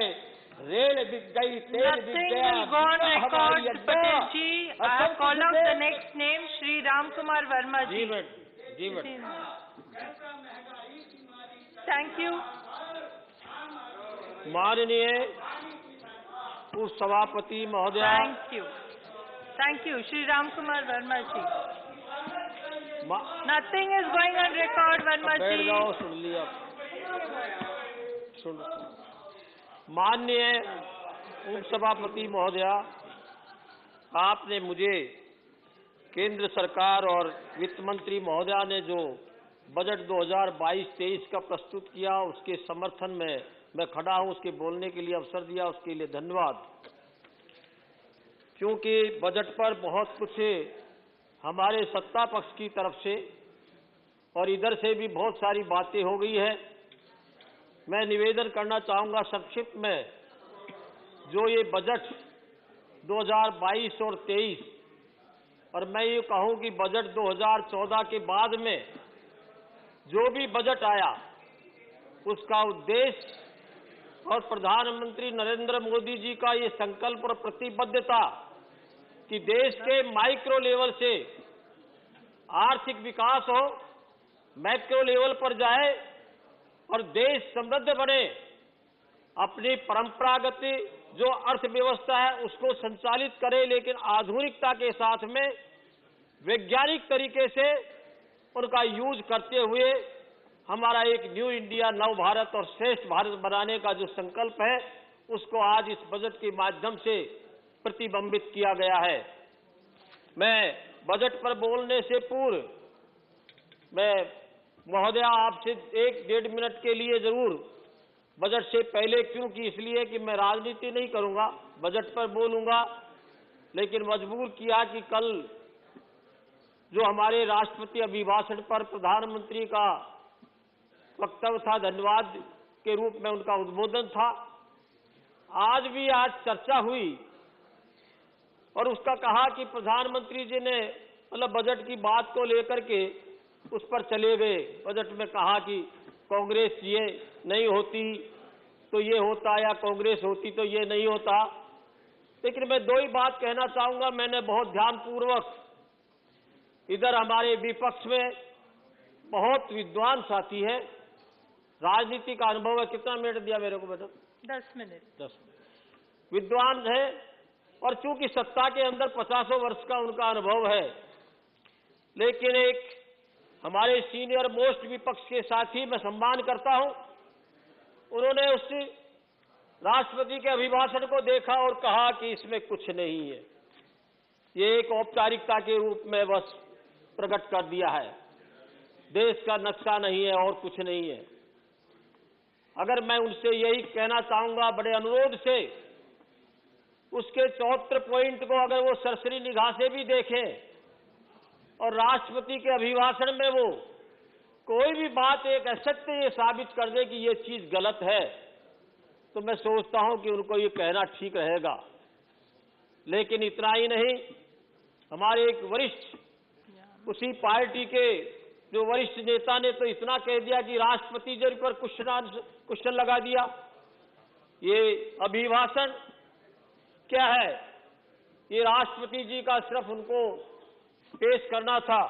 मैं इस संबंध में आधे मिनट में यही कहना चाहूंगा, माननीय महोदया, आपके माध्यम से इस सदन को, कि देश का राष्ट्रपति और देश का प्रधानमंत्री ये नहीं है कि उन्हें कोई तैयार करके दे उसके अनुसार से काम चले। ये परंपरा उनकी रही होगी और रही भी है, उसके रिजल्ट उनको भुगतने पड़ रहे हैं। लेकिन राष्ट्रपति जी उस गरीब परिवार से लेकर के दक्षता के साथ, प्रतिभा के साथ में और अपनी क्षमता के आधार पर इस देश के राष्ट्रपति बने हैं। प्रधानमंत्री भी गरीबी के वातावरण को देखते हुए, पूरे देश की स्थिति क्या है उसको देखते हुए आज वो प्रधानमंत्री के रूप में है।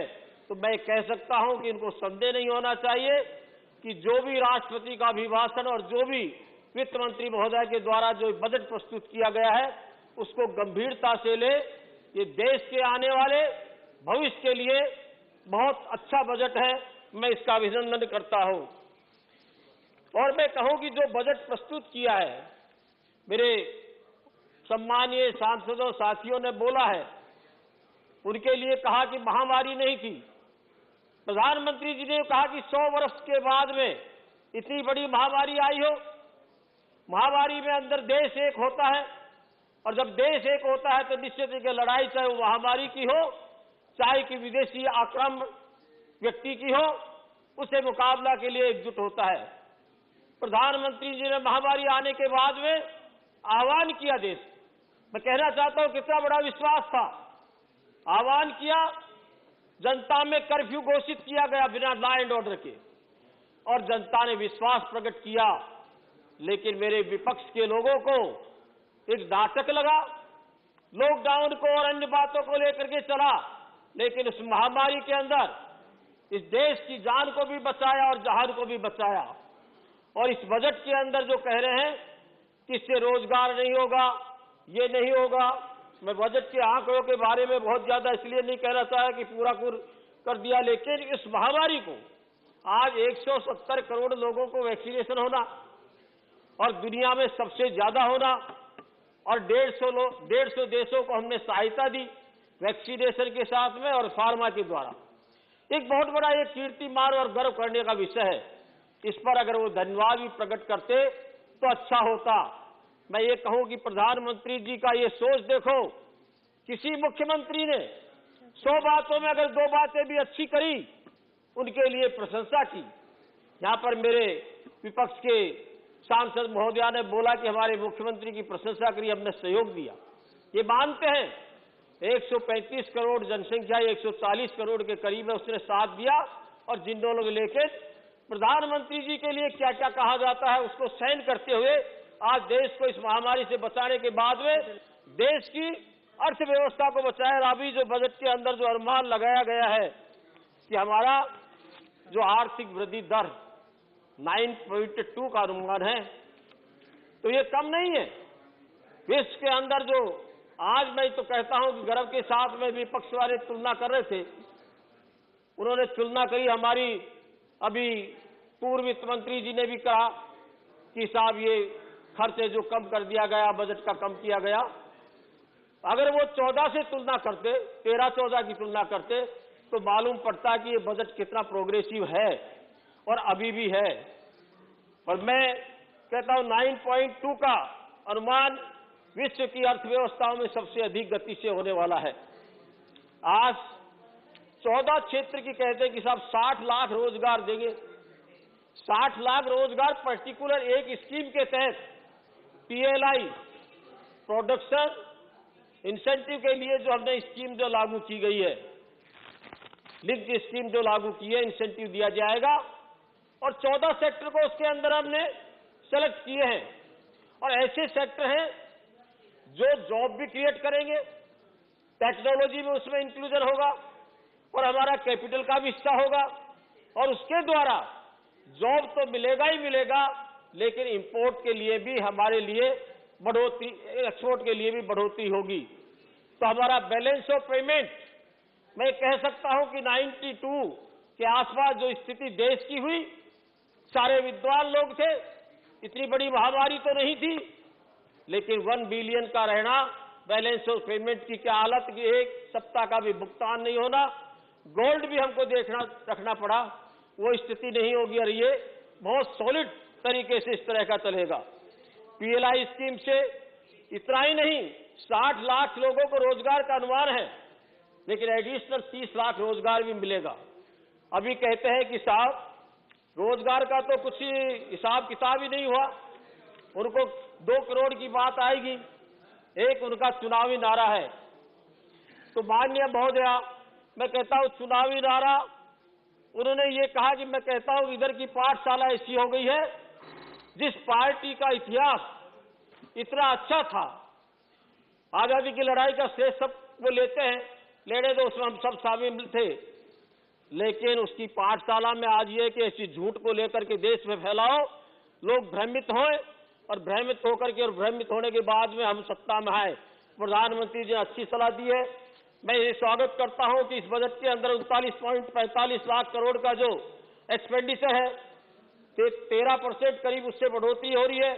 अगर हम 20-21 की बात करें तो करीब अभी तो 2-3 मिनट 1 मिनट है 2-3 मिनट दीजिए मैडम। 2-3 नहीं 1 मिनट है लास्ट। मैं यही कहना चाहता हूं कि इस तरह का जो हमारा फिस्कल और रेवेन्यू डेफिसिट को हमने कंट्रोल किया, महंगाई की बात करना है कि वो आपकी डबल डिजिट नहीं आएगी और गरीब कल्याण के लिए प्रधानमंत्री आवास योजना से लेकर डिजिटल के माध्यम से हमारी यूनिवर्सिटी और रिजर्व बैंक के द्वारा प्लीज मैडम 1 मिनट अभी खत्म करता हूं। मैंने आपको पहले ही जो डिजिटल बोर्ड के माध्यम से 43 करोड़ को जो लाभ मिला, लेकिन आप एजुकेशन में मिलेगा और गरीब और ग्रामीण के लिए मिलेगा और फाइबर नेटवर्क के द्वारा उनको ये एक चैनल एक क्लास कक्षा के आधार पर 200 जो चैनल होंगे उसका भी लाभ मिलेगा और गरीब को रोजगार मिलेगा और वो समृद्धिशाली हो रहा है और रहेगा। आप कम से कम झूठ बोलना बंद करें, धन्यवाद वर्मा जी। अपना सैयद नासिर हुसैन, धन्यवाद।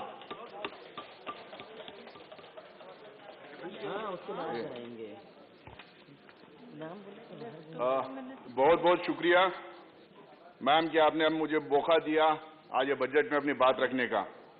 बजट से हमारे देशवासियों को काफी उम्मीदें थे, लेकिन मुझे लगता है कि बहुत ही निराशाजनक बजट आया है। सत्ता पक्ष के लोग जब बार बार बजट पे चर्चा कर रहे थे, बार बार खड़े हो रहे थे, तो हमारे कलीग और हमारे नेता रिपुन बोरा जी की बात मुझे याद आ रही थी और सच लग रही थी कि इनको बोलने के लिए कुछ था नहीं, तो इसीलिए बार बार ये कांग्रेस को कोसने का काम कर रहे थे।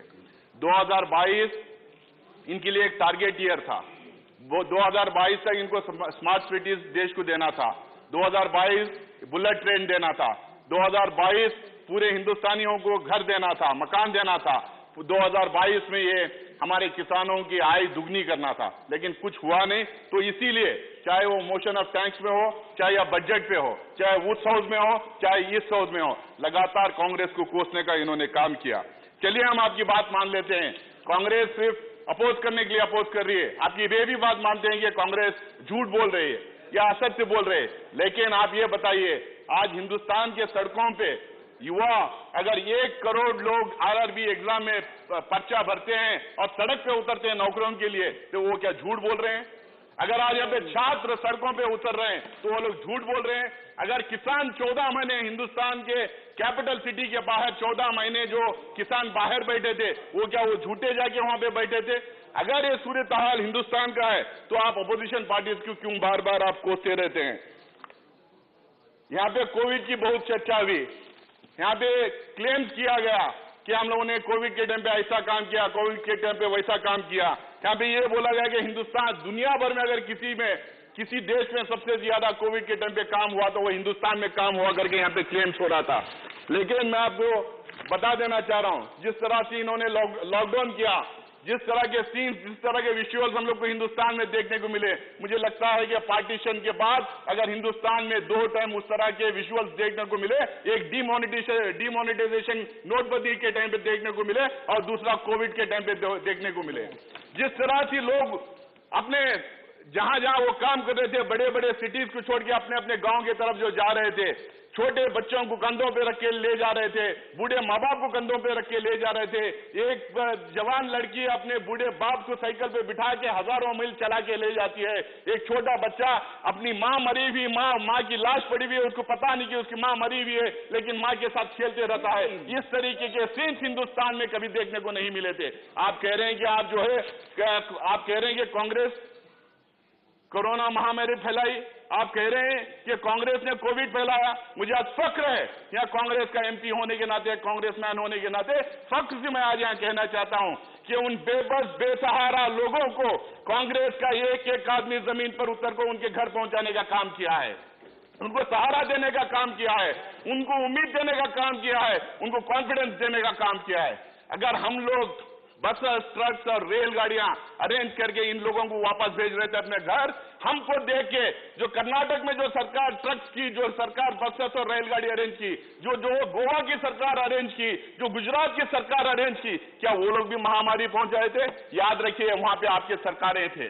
आप दूसरों को उंगली दिखा सकते हैं, लेकिन जो हकीकत है उसको देश मानता है।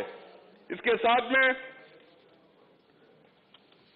आपको ये भी जानने की कोशिश करना चाहिए था, आप इस देश की सरकार है, कि आखिरकार इतनी तादाद में, करोड़ों की तादाद में ये लोग वापस क्यों जाना चाह रहे थे?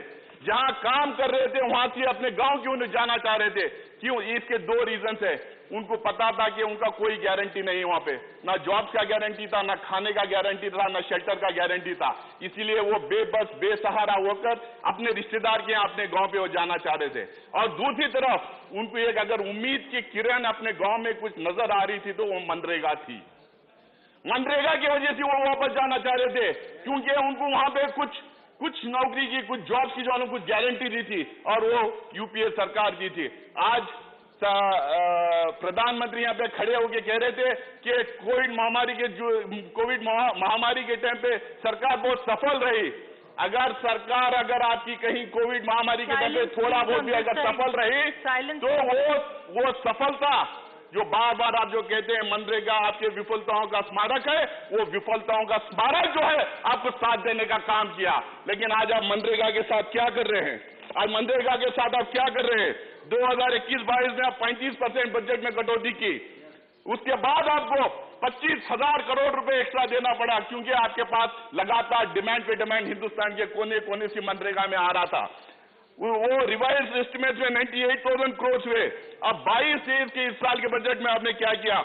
आप फिर उसमें कटौती करके 73,000 करोड़ आपने किया, 98,000 करोड़ किया, और उसमें 13,000 करोड़ पेंडिंग बिल है। इसका मतलब है अब मात्र 60,000 करोड़ रुपए मनरेगा को आपने रखा है, उसमें कटौती आपने किया है। हमने कोरोना के टाइम पे बोला कि गरीब लोग हैं, उनके पास पैसा नहीं है, उनके पास जॉब्स नहीं है, उनके पास खरीदारी करने के लिए उनके पॉकेट में कुछ पैसा डालिए करके। आपने यहां खड़े होकर कहते हैं कि दुनिया भर में सबसे सफल मैनेजमेंट अगर किसी का था तो हिंदुस्तान की सरकार का। अरे भाई, आप थोड़ा देख तो लीजिए ग्लोबली क्या हो रहा था। ग्लोबल सिचुएशन आप देख लीजिए। अमेरिका में डायरेक्ट मनी ट्रांसफर किया गया था, फ्रांस में किया गया था, कनाडा में किया गया था, यहां तक श्रीलंका और बांग्लादेश में भी डायरेक्ट मनी ट्रांसफर किया गया था। अब आपको गरीब लोगों को पैसे देने के लिए आपके पास पैसे नहीं है, लेकिन 7.5 लाख करोड़ रुपए आपने पूंजीपति दोस्तों के माफ करने के लिए आपके पास पैसे होते हैं। अब 3 ऐसी महामारी के टाइम पे जब गरीब इस महामारी से जूझ रहा था, अब 3 करोड़ गरीब लोगों के 3 करोड़ गरीब लोगों के जो कार्ड हैं, वो रेशन कार्ड को आप रद्द करने का आप काम करते हैं, ताकि उनको खाना भी ना मिले, उनको जो है पीडीएस से कुछ उनको सुविधाएं भी ना मिले। और बार बार आप कह रहे हैं कि बेरोजगारी नहीं है, अनएम्प्लॉयमेंट नहीं है। प्रधानमंत्री ये भी कह रहे थे सबसे ज्यादा बेरोजगारी यूपीए के जमाने में थी। आज का दिन, आज सुबह में मैं देख के आ रहा हूं 7.5% जो है बेरोजगारी हिंदुस्तान में है। 2018 में 6.8 थी। जब हम लोग 2014 में सरकार से बाहर है 5.60 थी। क्या 5.60 है या 7.1 है? ये प्रधानमंत्री को हम लोगों को बताना पड़ेगा। प्रधानमंत्री ने कहा, बहुत सारे लोग यहाँ पे खड़े हुए लगातार कह रहे हैं कि हम लोगों ने बहुत सारे नौकरियां क्रिएट किए, नौकरियां दिए। मैं बहुत कोशिश करके, रिसर्च करके ढूंढने की कोशिश किया मैम, कि कौन कौन सेक्टर में इन्होंने नौकरियां दिया, किस किस सेक्टर में इन्होंने नौकरियां क्रिएट किया, हमारे युवाओं को कहां नौकरियां इन्होंने दी। मुझे कुछ बहुत रिसर्च करने के बाद थोड़ा बहुत मिला के थोड़ा बहुत इन्होंने काम किया, कुछ नौकरियां इन्होंने दी। एक नया सेक्टर इन्होंने खोला है। वो सेक्टर का नाम क्या है? वो सेक्टर का नाम है विजिलेंटे सेक्टर। इसके अलग अलग डिपार्टमेंट्स हैं। और डिपार्टमेंट्स क्या है? काउ विजिलेंटे डिपार्टमेंट, लव जिहाद vigilante department, new year disruption vigilante department, Valentine's day disruption department, anti conversion vigilante department, अब लेटेस्ट हिजाब विजिलेंटे डिपार्टमेंट भी चल रहा है। यहां पे इन्होंने युवा लोगों को लगा रखा है। और मैं कहना चाहूंगा मैं कहना चाहूंगा हिजाब जो है उनका कॉन्स्टिट्यूशनल राइट है। इस देश में कौन लड़की क्या पहनेगी, क्या खाएगी, किसके साथ फिरेगी, कोई उसको टोका चीनी नहीं कर सकता। जिस तरह मुस्लिम लड़कियां हिजाब पहन के जाते हैं, उसी तरह की मेरे हिंदू माँ बहनें भी घूंघट पहन के जाते हैं। अगर उनके घूंघट पे आंचल आएगी तो हम लोग उसी तरह लड़ेंगे जिस तरह आप लड़ रहे हैं। और इस साथ में ये लोग डिजिटलाइजेशन की बहुत बात की है। इनके डिजिटलाइजेशन में इन्होंने ये विजिलेंट डिपार्टमेंट को भी काफी डिजिटलाइज किया है। ऐप्स तैयार करने के लिए इनके लड़कों को छोड़े हैं, उसमें सुल्ली भाई ऐप्स और बुल्ली भाई ऐप्स के जैसे ऐप जो क्रिएशन होते हैं। फेक न्यूज फैक्ट्री में कई लोग काम कर रहे हैं, ट्रोल आर्मी में कई लोग काम कर रहे हैं कि आजकल हिस्ट्री रीराइटिंग के प्रोजेक्ट्स भी दिए जा रहे हैं। यहाँ पे इन्होंने युवा लोगों को लगा रखा है ताकि देश के युवाओं का ध्यान ना भटके और यहाँ पे जो हलम वो नौकरियां की मांग ना करें। मैम मेरा टाइम अभी है क्योंकि मुझे दो तीन टाइम एक्स्ट्रा। अब मैं एमएसएमई पे आता हूँ। 60 लाख एमएसएमई शटडाउन हुए हैं और ये MSME the largest job provider, biggest make in India contributor आज एक क्राइसिस में है। क्राइसिस में क्यों है? क्योंकि डिमोनेटाइजेशन की वजह से, फॉल्टी जीएसटी की वजह से और latest mismanagement of Covid crisis की वजह से। राहुल गांधी जी ने लोकसभा में इनइक्वालिटीज की बहुत बात की है। मुझे 2-3 मिनट का टाइम दीजिए मैम, क्योंकि जो है हमारे मैंने मेरा 15 मिनट ओरिजिनली था ma'am. Other members have consumed. नहीं, I am the last from Congress party. Speak quickly. Sir inequalities की बहुत बात हुई है, मैं बहुत ज्यादा उस पर बोलूंगा नहीं, सिर्फ डेटा दूंगा। Top 1% is holding 33% of national wealth, bottom 50% holds 5.9% of India's wealth. Top 100 richest people of India own as much as 55.5 crores of people of India. Top 100 richest people have so much wealth that they can fund India's primary and university education for next 25 to 30 years. Whoa. Cumulative wealth of 142 people has increased from 23 lakh to 53 lakh crore. Our top two people's wealth has increased from $30.7 billion to $175.5 billion in the last 2 years. Shame. No, you don't have time. You can see you are already I was given 15 minutes. Time is still left there. Time is still left. Please do. Give him 2 minutes. That's true, sir, but the time has been already consumed by the earlier members. 2 minutes.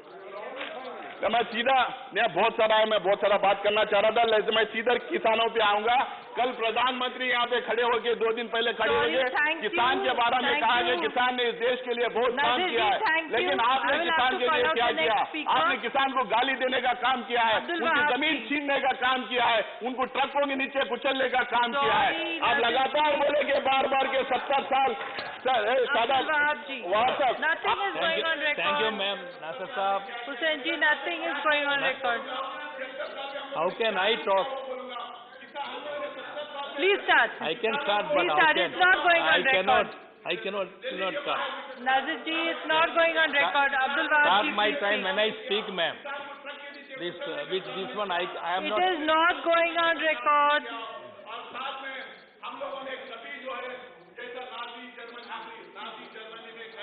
I cannot talk. That is the problem. How can I talk? Just ask him to Nazir talk. ji, thank you. Abdul Wahab ji. My start, Thank you. Don't start my Yes, discussion. it will start now. Honorable Vice Chairman, for any society or economic to thrive, we need peace and social harmony. That social harmony and peace first should be in the house. Then only we can conduct business here. Just like that, peace and social harmony will only, for the economy also, it has to bear to drive the economy. So that is why peace and harmony in the society also required. Honorable Chairman, I want to ask government, how disappointed will you be in our opposition disturb the house? You often remind us the country is watching us. You often demand the house should be in order for the successful conduct of business. Honorable Chairman, Vice Chairman, my first submission to the government is the country should be in order for the successful implementation of our budget plans and implementation. No company will invest in India when society is not in order. The government has good mantras, but the Beti Bachao, Beti Padhao, and Beti Bachao. But I suspect it's karma. Beti Dharao, Beti Dhamkao. I don't know the exact this one also. Keeping Muslim women outside the colleges for their nikah in Karnataka, I recollect the lyric written by Mumtaz Rashid and sung by Pankaj Udas. Nikalo na be-nikah zamana kharab hai. I think Mumtaz Rashid should change the lyrics or verse. Niklo na nikah pahan ke zamana kharab hai. So I am not talking about this Gungan and all is already taken. So I am not, otherwise I will take this one, I was supposed to be just like this. But I am not using this one because already is mentioned. Please, you speak on the subject. Okay. Speak on the subject. If somebody is trying to teach, I will be the first one to die for my Hindu behan. Please. Our constitution touches freedom of choice. Therefore, my second submission to the government and this house is we need to eradicate this hate economy from our country because it is a slow poison to our country.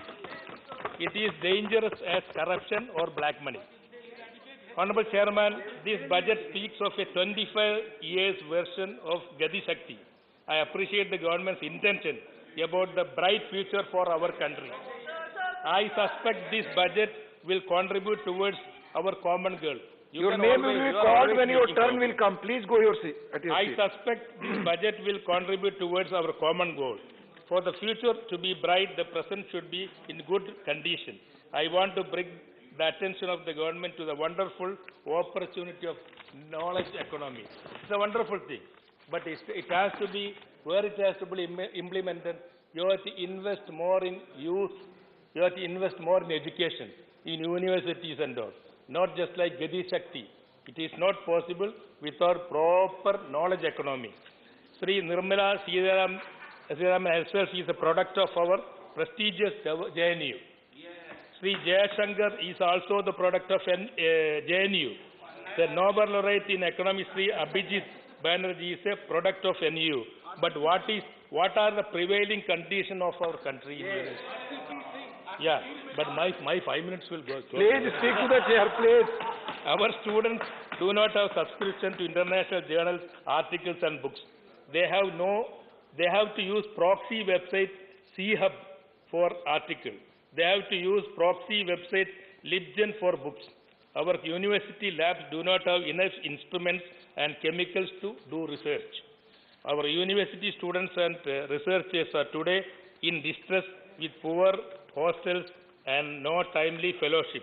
Honorable Chairman, our economy survey 2021 informs that number of primary and upper primary school decreased by 15,000, and in the year 2019 we only have sanctioned 50 universities in the same year. Honorable Chairman, we need to build more quality schools, colleges, universities and research centers. Therefore, my third submission to the Minister and this House, let us invest in our youth and knowledge economy for a bright future. Thereby, in the next economic survey, I suggest let us add a new section on knowledge economy. Please conclude. Yeah, no, one more minute for me. No. I appreciate the government for this digital turn in this budget. Please only one more.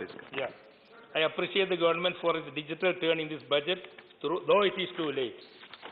Final. But I suspect and I am afraid about the increasing digital divide in the country. We should declare access to digital a right to every Indian citizen, like right to information and right to food.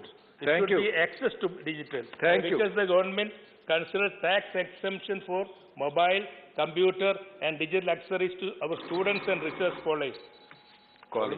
One more. Time is already over. Now Please. over. Concluding sentence. One sentence. Concluding sentence. This government in 2014 came with a mantra.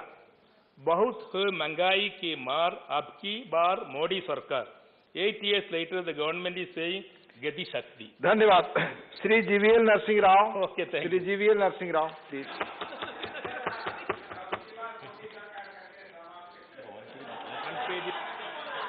Thank you, sir. Please. How much time do I have, sir? 15 minutes? 10 minutes. Huh? 10 minutes. 10 minutes. Thank you, Deputy Chairman, sir. This is a budget. This not only addresses the current challenges of the country, but also prepares it to establish India as a global economic superpower in the next 25 years. Sir, I would like to discuss a few issues that have been highlighted by our friends in the media, in the opposition. They say there is not much about unemployment that has been done in this budget. I think I would like to show the mirror to our friends in the media, in the opposition, sorry, how the unemployment rate has come down in the 11 months. This is the lowest. In the month of January, the unemployment rate is the lowest according to CMIE data. Very conveniently, they quote CMIE data when it suits them and junk it when it does not suit their agenda.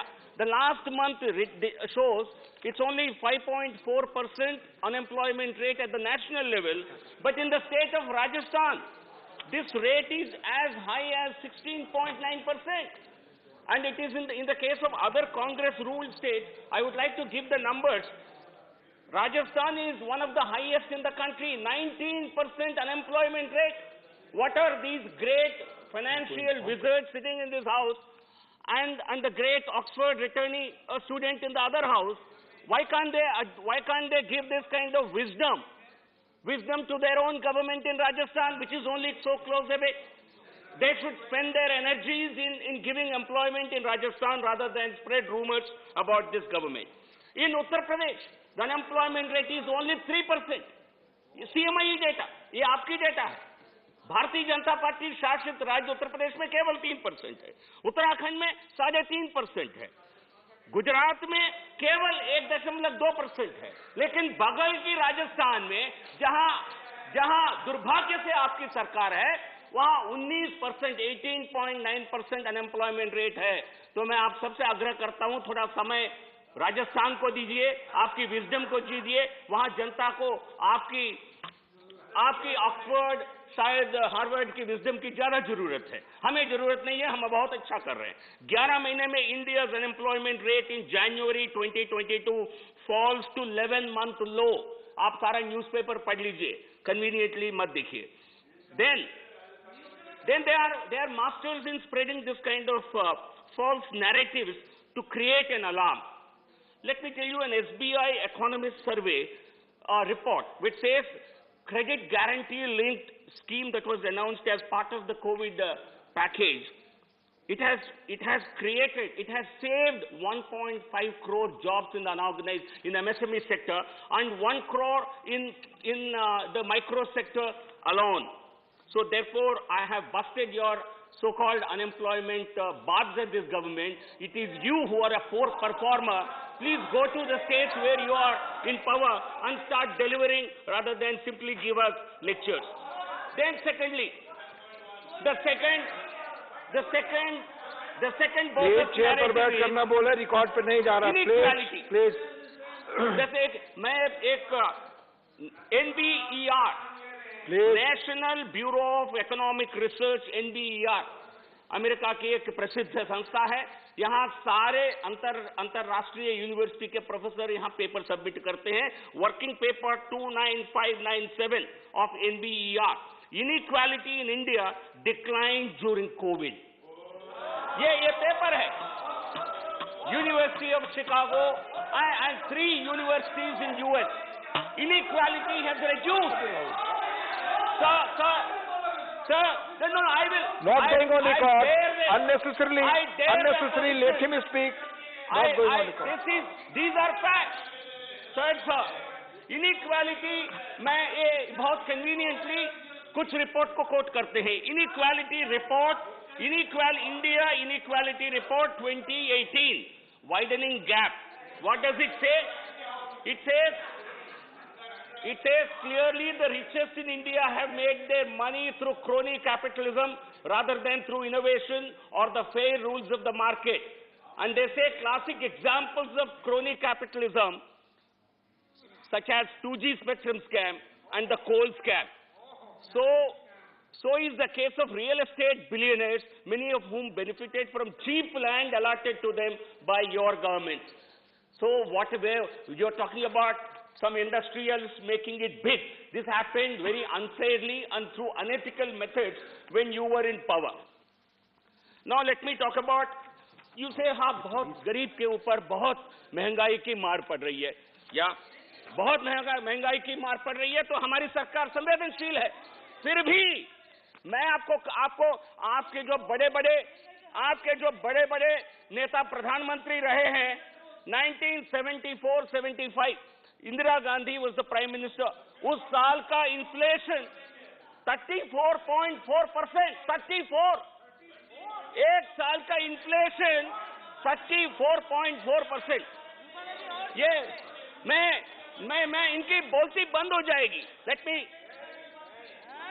1973-74 21.5%.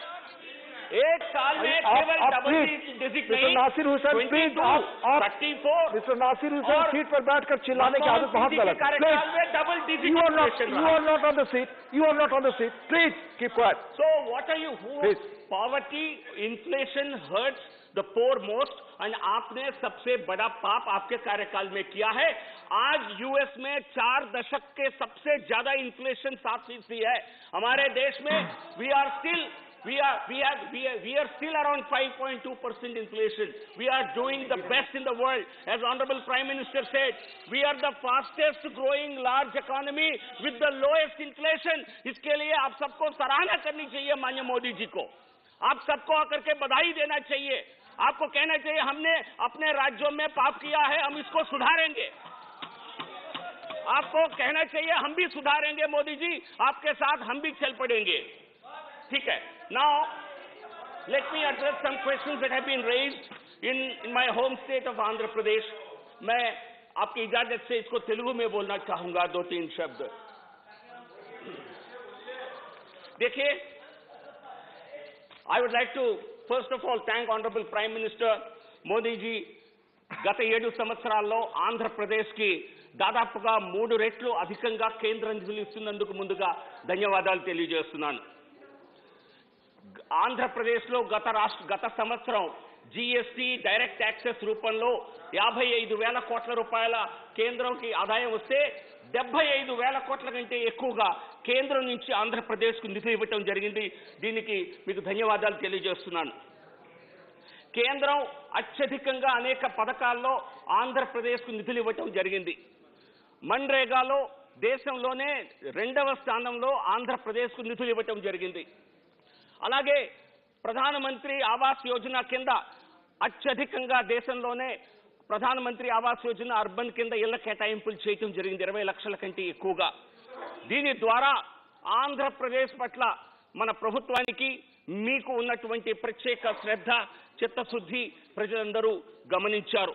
కానీ అనేక కేంద్ర ప్రభుత్వాలకు ఇక్కడ రాష్ట్ర ప్రభుత్వాలు, ప్రస్తుతం ఉన్నటువంటి YCP ప్రభుత్వం, గతంలో ఉన్న టీడీపీ ప్రభుత్వం తమ స్టిక్కర్లు వేసుకొని అదంతా తామే చేశామని చెప్పి తప్పుడు ప్రచారం చేస్తున్నారు తప్పితే వాస్తవానికి అభివృద్ధి చేయటం లేదు. ఆంధ్రప్రదేశ్లో జరిగే అభివృద్ధి అంతా కూడా నేషనల్ హైవేస్ లో గత 7 సంవత్సరాల్లో 32,000 కోట్ల రూపాయలు.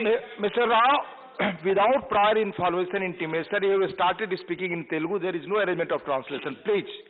And your time is going to be over just in 1 minute. Please conclude. So, Andhra Pradesh, we have given 35,000 crores for construction of roads, highways in the last 7 years. The length of highways has got doubled in just 1 year. And our friends from the YCP said, operation double, 4,100 to 8,100 kilometers. Now, our friends in the opposition said, this operation has been a success, but this is a failure. But I would like to tell my friends, this budget will actually revitalize India's economy. And Andhra Pradesh lo operation ni YCP operation 2019లో ఎన్నికల్లో చేశారు. మేము గెలిస్తే improve చేస్తామని చెప్పారు. కానీ ఆంధ్రప్రదేశ్లో మీరు చేసిన ఆపరేషన్ కారణంగా, వైసీపీ 2019లో చేసిన ఆపరేషన్ కారణంగా ఈ రోజున అంతా నాశనం జరిగింది.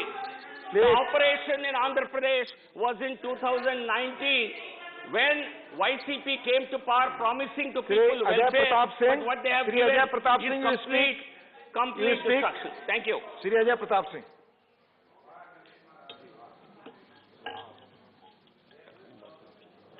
धन्यवाद उप सभापति महोदय।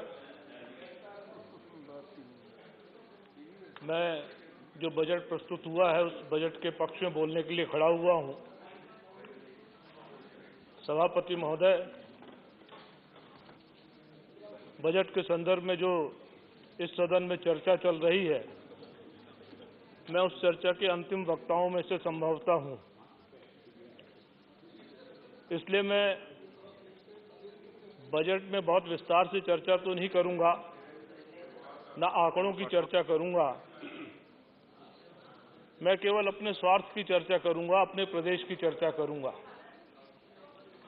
मैं इस बजट के साथ इसलिए विशेष रूप से खड़ा हुआ हूं 257 क्योंकि इस बजट में केन बेतवा लिंक परियोजना के लिए 44,600 करोड़ रुपए की स्वीकृति की गई है और यह परियोजना देश की पहली परियोजना है जिसका सपना हमारे स्वर्गीय प्रधानमंत्री श्री अटल बिहारी वाजपेयी जी ने देखा था कि नदियों को जोड़ने के माध्यम से भारत के वो भूभाग जो सूखे हैं, असिंचित हैं, वहां पर भी हरियाली आए, वहां का भी किसान मजबूत हो, वहां पर भी फसलों का उत्पादन हो।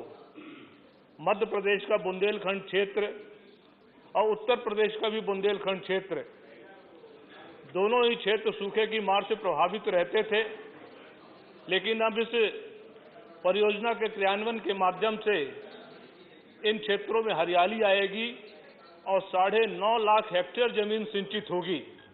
आप कल्पना कर सकते हैं कि जिस दिन इस क्षेत्र की 9.5 लाख हेक्टेयर जमीन सिंचित होगी तो इस क्षेत्र में क्रांति आ जाएगी, इस क्षेत्र में खुशहाली आ जाएगी, इस क्षेत्र में समृद्धि आ जाएगी। इस क्षेत्र में जिस बेरोजगारी की आप चर्चा कर रहे हैं, बेरोजगारी को आप इंगित करने का प्रयास कर रहे हैं, जिस दिन ये 9.5 लाख हेक्टेयर जमीन सिंचित हो जाएगी तो किसानों को, किसानों के बेटों को उनके अपने घर में, अपने खेत में, अपने गांव में ही रोजगार मिलेगा और काम मिलेगा। ये अभूतपूर्व योजना इस बजट में शामिल किया, इसलिए मैं वित्त मंत्री जी को, आदरणीय प्रधानमंत्री जी को धन्यवाद भी देता हूं और साधुवाद भी देता हूं। दूसरी परियोजना जो है ललितपुर सिंगरौली रेलवे लाइन, बहुत पुरानी परियोजना है।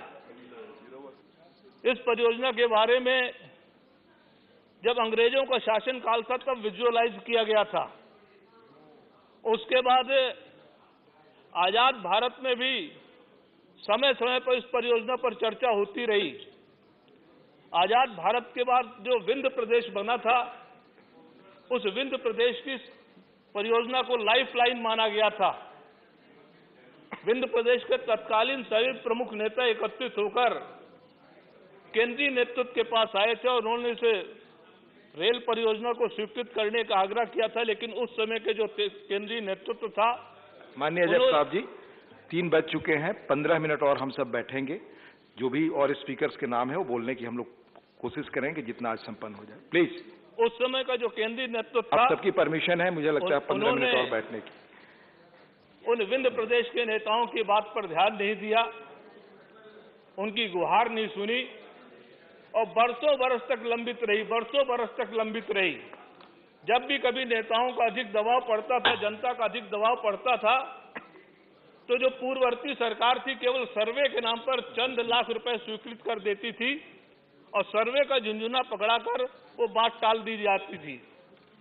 पहली बार ये परियोजना अगर बजटेड हुई थी तो स्वर्गीय प्रधानमंत्री अटल बिहारी वाजपेयी जी के कार्यकाल में बजटेड हुई थी और तब यह सुनिश्चित हो गया था कि यह परियोजना बनेगी और बनकर रहेगी। लेकिन उसके बीच का जो 10 साल है, मैं उसका उल्लेख नहीं करना चाहता, लेकिन ये बताना आवश्यक है उस 10 साल में ये परियोजना ठंडे बस्ते में रही।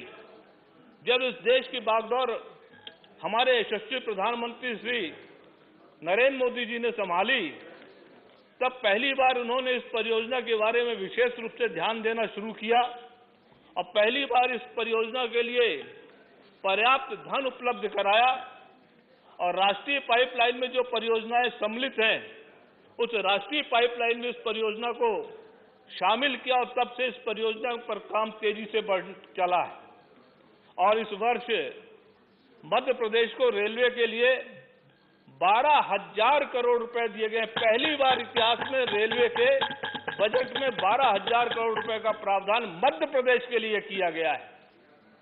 आप सभी लोग जानते हैं कि मध्य प्रदेश हिंदुस्तान का हृदय प्रदेश है, लेकिन रेलवे की दृष्टि से मध्य प्रदेश उतना समृद्ध प्रदेश नहीं है। मध्य प्रदेश में रेलवे लाइन की जो दूरी है, जो किलोमीटर है, वो बहुत कम है। मध्य प्रदेश के अनेक जिले जो हैं अभी भी रेल की सुविधा से वंचित हैं। अनेक मुख्यालय रेल से नहीं जुड़े हुए हैं। ये जो 12,000 करोड़ रुपए रेल के लिए दिए गए हैं, इस 12,000 करोड़ रुपए के माध्यम से न केवल ललितपुर सिंगरौली रेलवे लाइन का प्रोजेक्ट पूरा होगा, और हम सब ये विश्वास रखते हैं कि जब अगला लोकसभा का चुनाव आएगा मई 2024 में, उस समय तक हमारा जिला भी रेल लाइन से जुड़ जाएगा। हमारे जिले के लोग भी रेल लाइन होने का आनंद प्राप्त कर सकेंगे। सभापति महोदय, ये दो विशेष प्रोजेक्ट हैं जिसके संदर्भ में मध्य प्रदेश को सौगात दी गई है इस बजट में।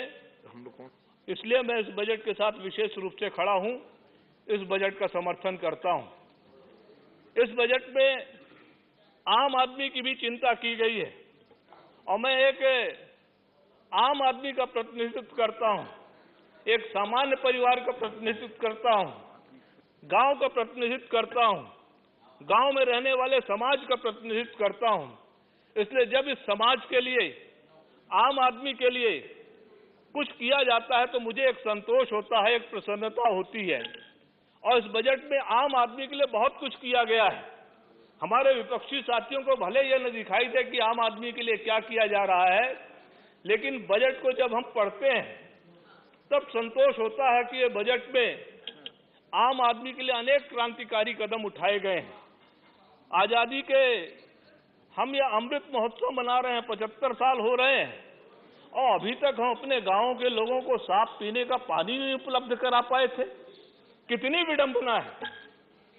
अभी तक जो शासन में रहे, जरा वो इस बात को सोचें कि हिंदुस्तान 130 करोड़ लोगों का देश, हिंदुस्तान की इतनी पुरातन संस्कृति, सभ्यता, और सब कुछ होने के पश्चात भी अगर हम आम आदमी के जीवन का विचार करें तो उसके साफ पानी पीने के लिए उपलब्ध नहीं था।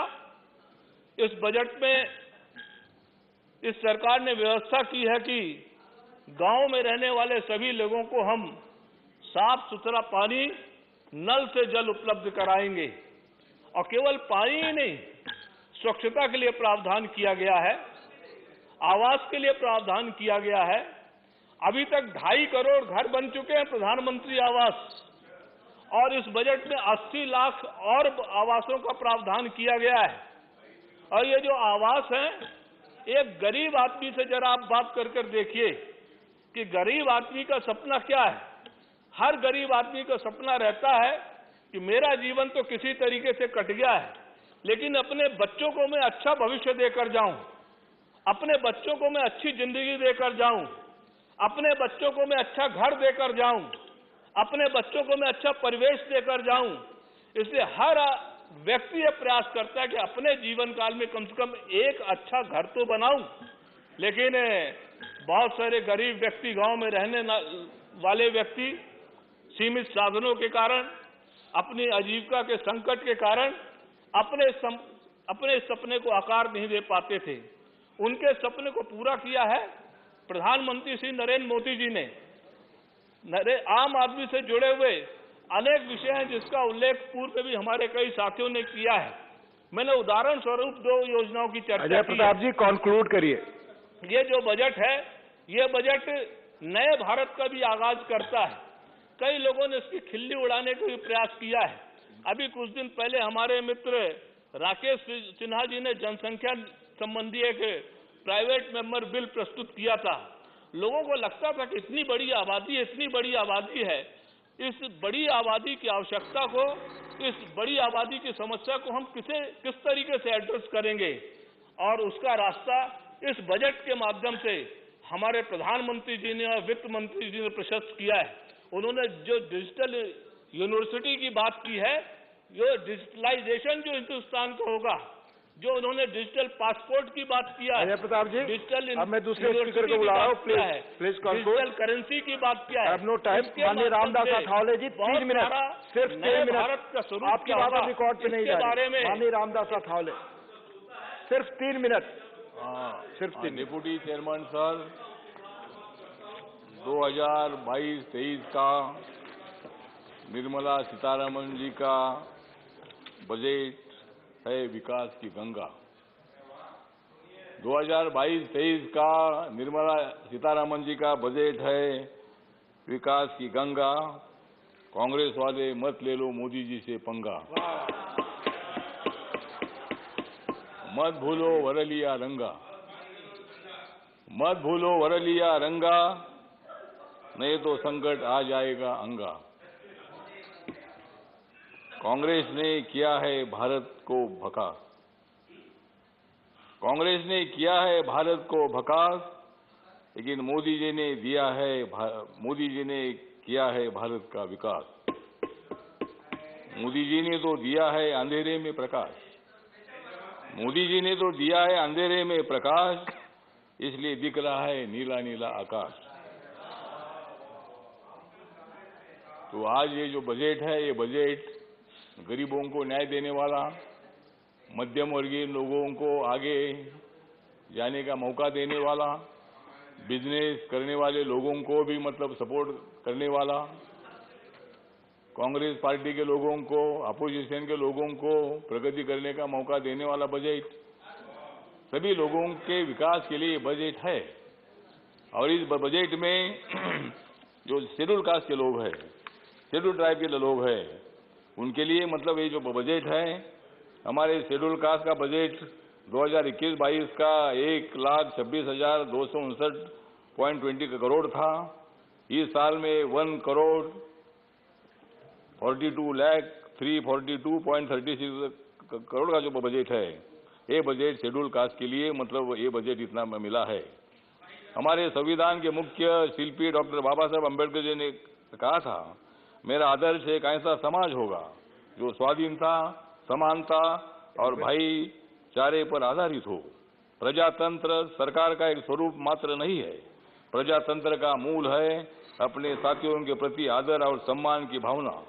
हमें इस पर कार्य करने की आवश्यकता है, तभी हम और आप हर समुदाय के हर वर्ग के लिए कल्याण और भारत को शिखर तक पहुंचाने में सफलता प्राप्त कर सकेंगे।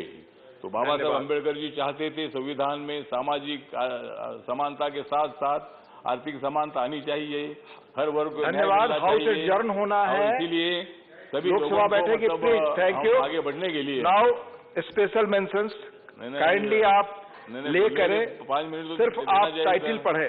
माननीय Shri GC Chandrashekhar, not going on record now, time is over sir, 5 minute time is over, please. अभी इतना बोलने से क्या फायदा है? Already 4 minutes you have taken sir, 3 minutes time was there हमारी पार्टी में। सर थैंक यू सर, मतलब ये please please, it's not going on record sir, not going on record, please आप बोले, because sir is not hitting. आप करिए, आपकी बात रिकॉर्ड पे जा रही है चंद्रशेखर। सर लाइक टू ले the paper yes regarding the country of the people wants to know and clarify from the government. Imports from the China reached $100 billion and 12.6% of world trade. You late, Mr. Chandrasekhar, you late. Sir, regarding Atmanirbhar, because the government talking about Atmanirbhar, but China is, we are importing please, more. Please late. Import from the, this thing before compared to earlier year. I am laying those papers, sir. Thank you, Srimati Priyanka Chaturvedi ji. Chairman, sir. With your kind permission, I would like to lay on the table a request for transfer of 45-acre railway land to Dharavi redevelopment project. Thank you. Thank you, Priyanka. Mani Shri P. Wilson. I lay on the table the action. I am asking an action plan for establishment of NIPR at Madurai wherein the government of Tamil Nadu allocated 100 acres of land free of cost in 2009 to union government when Dr. Kalanjar Karunanidhi was the Chief Minister of Tamil Nadu. The state also submitted Please 1,100 crore. Please lay it now. So therefore I am laying. Please lay, I am calling others. Therefore I am laying this on the table. Thank you. Manya Shri K. Som Prasad ji. Yes, sir, I am in the Lok Sabha. Yes, please read the title and lay it. In need of a comprehensive demolition code. Only one sentence, sir. My appeal to the government is to a comprehensive code may be introduced with the suitable... Please lay it now. Yeah, the suitable legislation for the demolition... Lay, I am calling other speaker. You are laying it? Pardon, sir? Okay. Shri Vivek Tankha ji.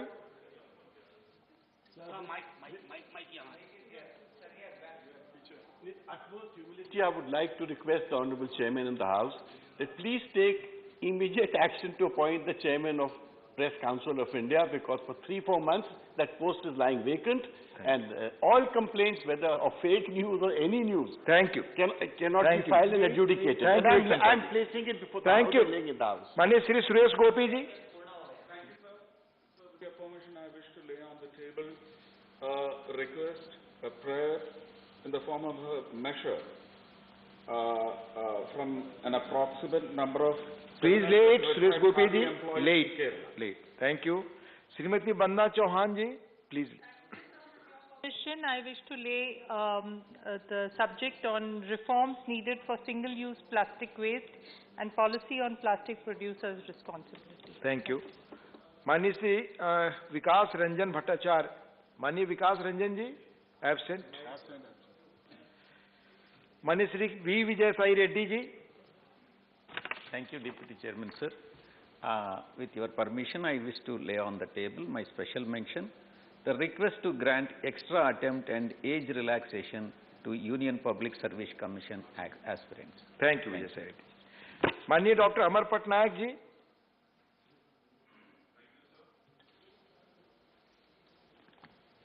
Thank you, sir.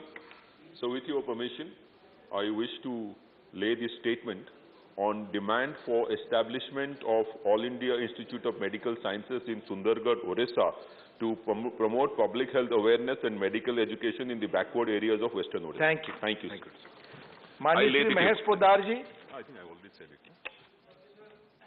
Sir, Jharkhand के रामगढ़ में cantonment board द्वारा संचालन हो रहा है, जबकि देश के अन्य कंटोनमेंट के शहर जो है वो 2006 के कानून के द्वारा है, ये पुराने कानून के द्वारा चल रहा है, जिसके कारण उस शहर का विस्तार नहीं हो रहा है। इस विषय पे मैं अपना प्रस्ताव लेकर रहा हूं। धन्यवाद।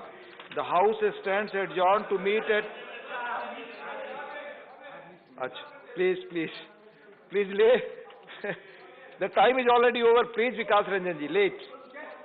Take not more than 40 seconds. Please. There are 6,535 sanctioned posts are vacant in the Central University. Please lay. The appointment should immediately be made. Thank you. The House stands adjourned to meet at 10 hours on Friday, the 11th February 2022.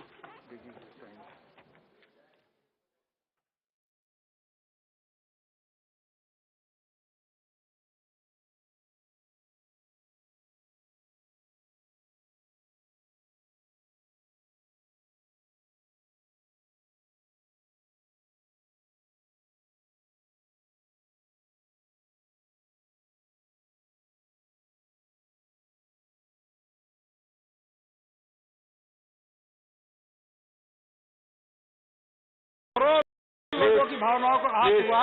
Question हो गया। Please नहीं सही। Sir, respected sir. Please. The member has